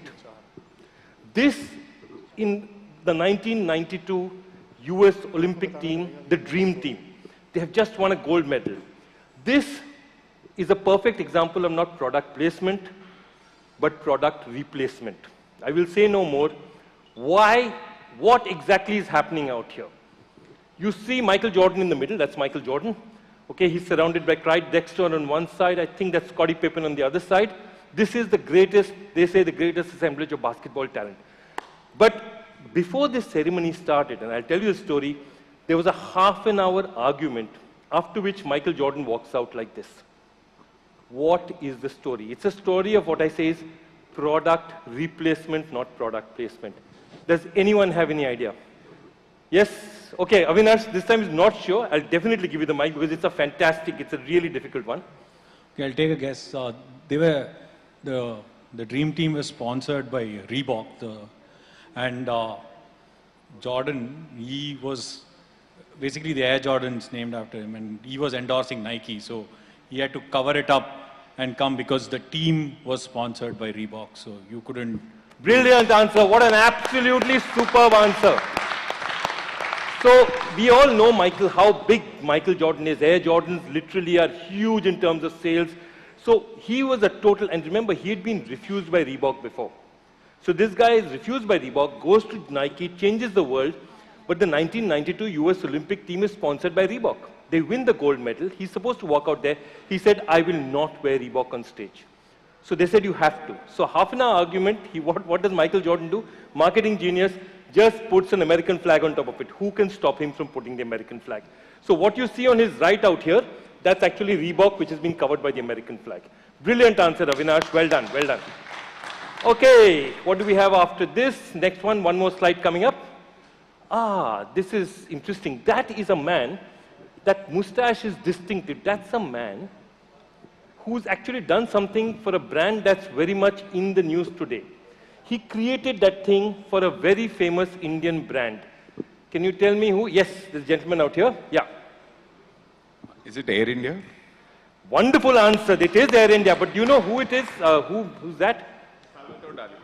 That's Salvador Dali, and Salvador Dali actually created merchandise for Air India. Your name, sir? Sorry, use the mic, please. Mitesh from HT. Mitesh, that's a brilliant answer. Salvador Dali has created 500 items. The artist, in the 70s, they went and said, can you create stuff for us? And Salvador Dali was mad enough, he created it. That's the Air India marketing head at that point in time. Now my question is, and there's a second question after that, how was he paid? Yeah, okay, she has the mic. I have to give it to her before she dies of excitement. Your name first, please. My name is Sneha from Mint. So his request was that he was in love with elephants. So he was gifted a baby elephant, which was flew down from India to, Italy. Lovely answer. What a superb answer. He was presented with a baby elephant. In this day and age, with the elephant whisperer and all, it sounds crazy that we actually gave away an elephant. Dali actually lost interest in the elephant once it grew a bit larger. And I think it last was in the Barcelona Zoo. I tracked it till about 92, 93, it was still alive. After that, there are no records of it after that. So, one last book to go. Okay, before I give this book, let me see what are the slides I have. Okay, I have put out the logo. This is the logo of a company. I've dropped everything except that. It's almost like a swoosh, but that thing out there is distinctive to this company. Which company? And there's a gentleman out here first. Yeah, a gentleman here. I'll get the mic to you. Give your name first, please. Sorry, let me get the mic. Your name, sir? Chirag Shah. It's the Silicon Valley Bank. Chirag Shah, absolutely right. That is the Silicon Valley Bank. Could we move to the next slide? Yeah, that's a slide that all of us know. Okay, Chirag, you're going to win the last book out here. Congratulations. We'll have just a couple more questions so that we can wrap up out here. And well done, Chirag. Well done. Silicon Valley Bank is a name that none of us will forget in a hurry, at least right now. Okay, the last two questions coming up, and this is just for pride. And this is my TBQ. TBQ is token Bengali question, because I happen to be Bengali. And so my token Bengali question is, that is the logo of which organization? Okay. Okay, so let's get the mic to you first. Logo of which organization? Could we have a mic for him, please?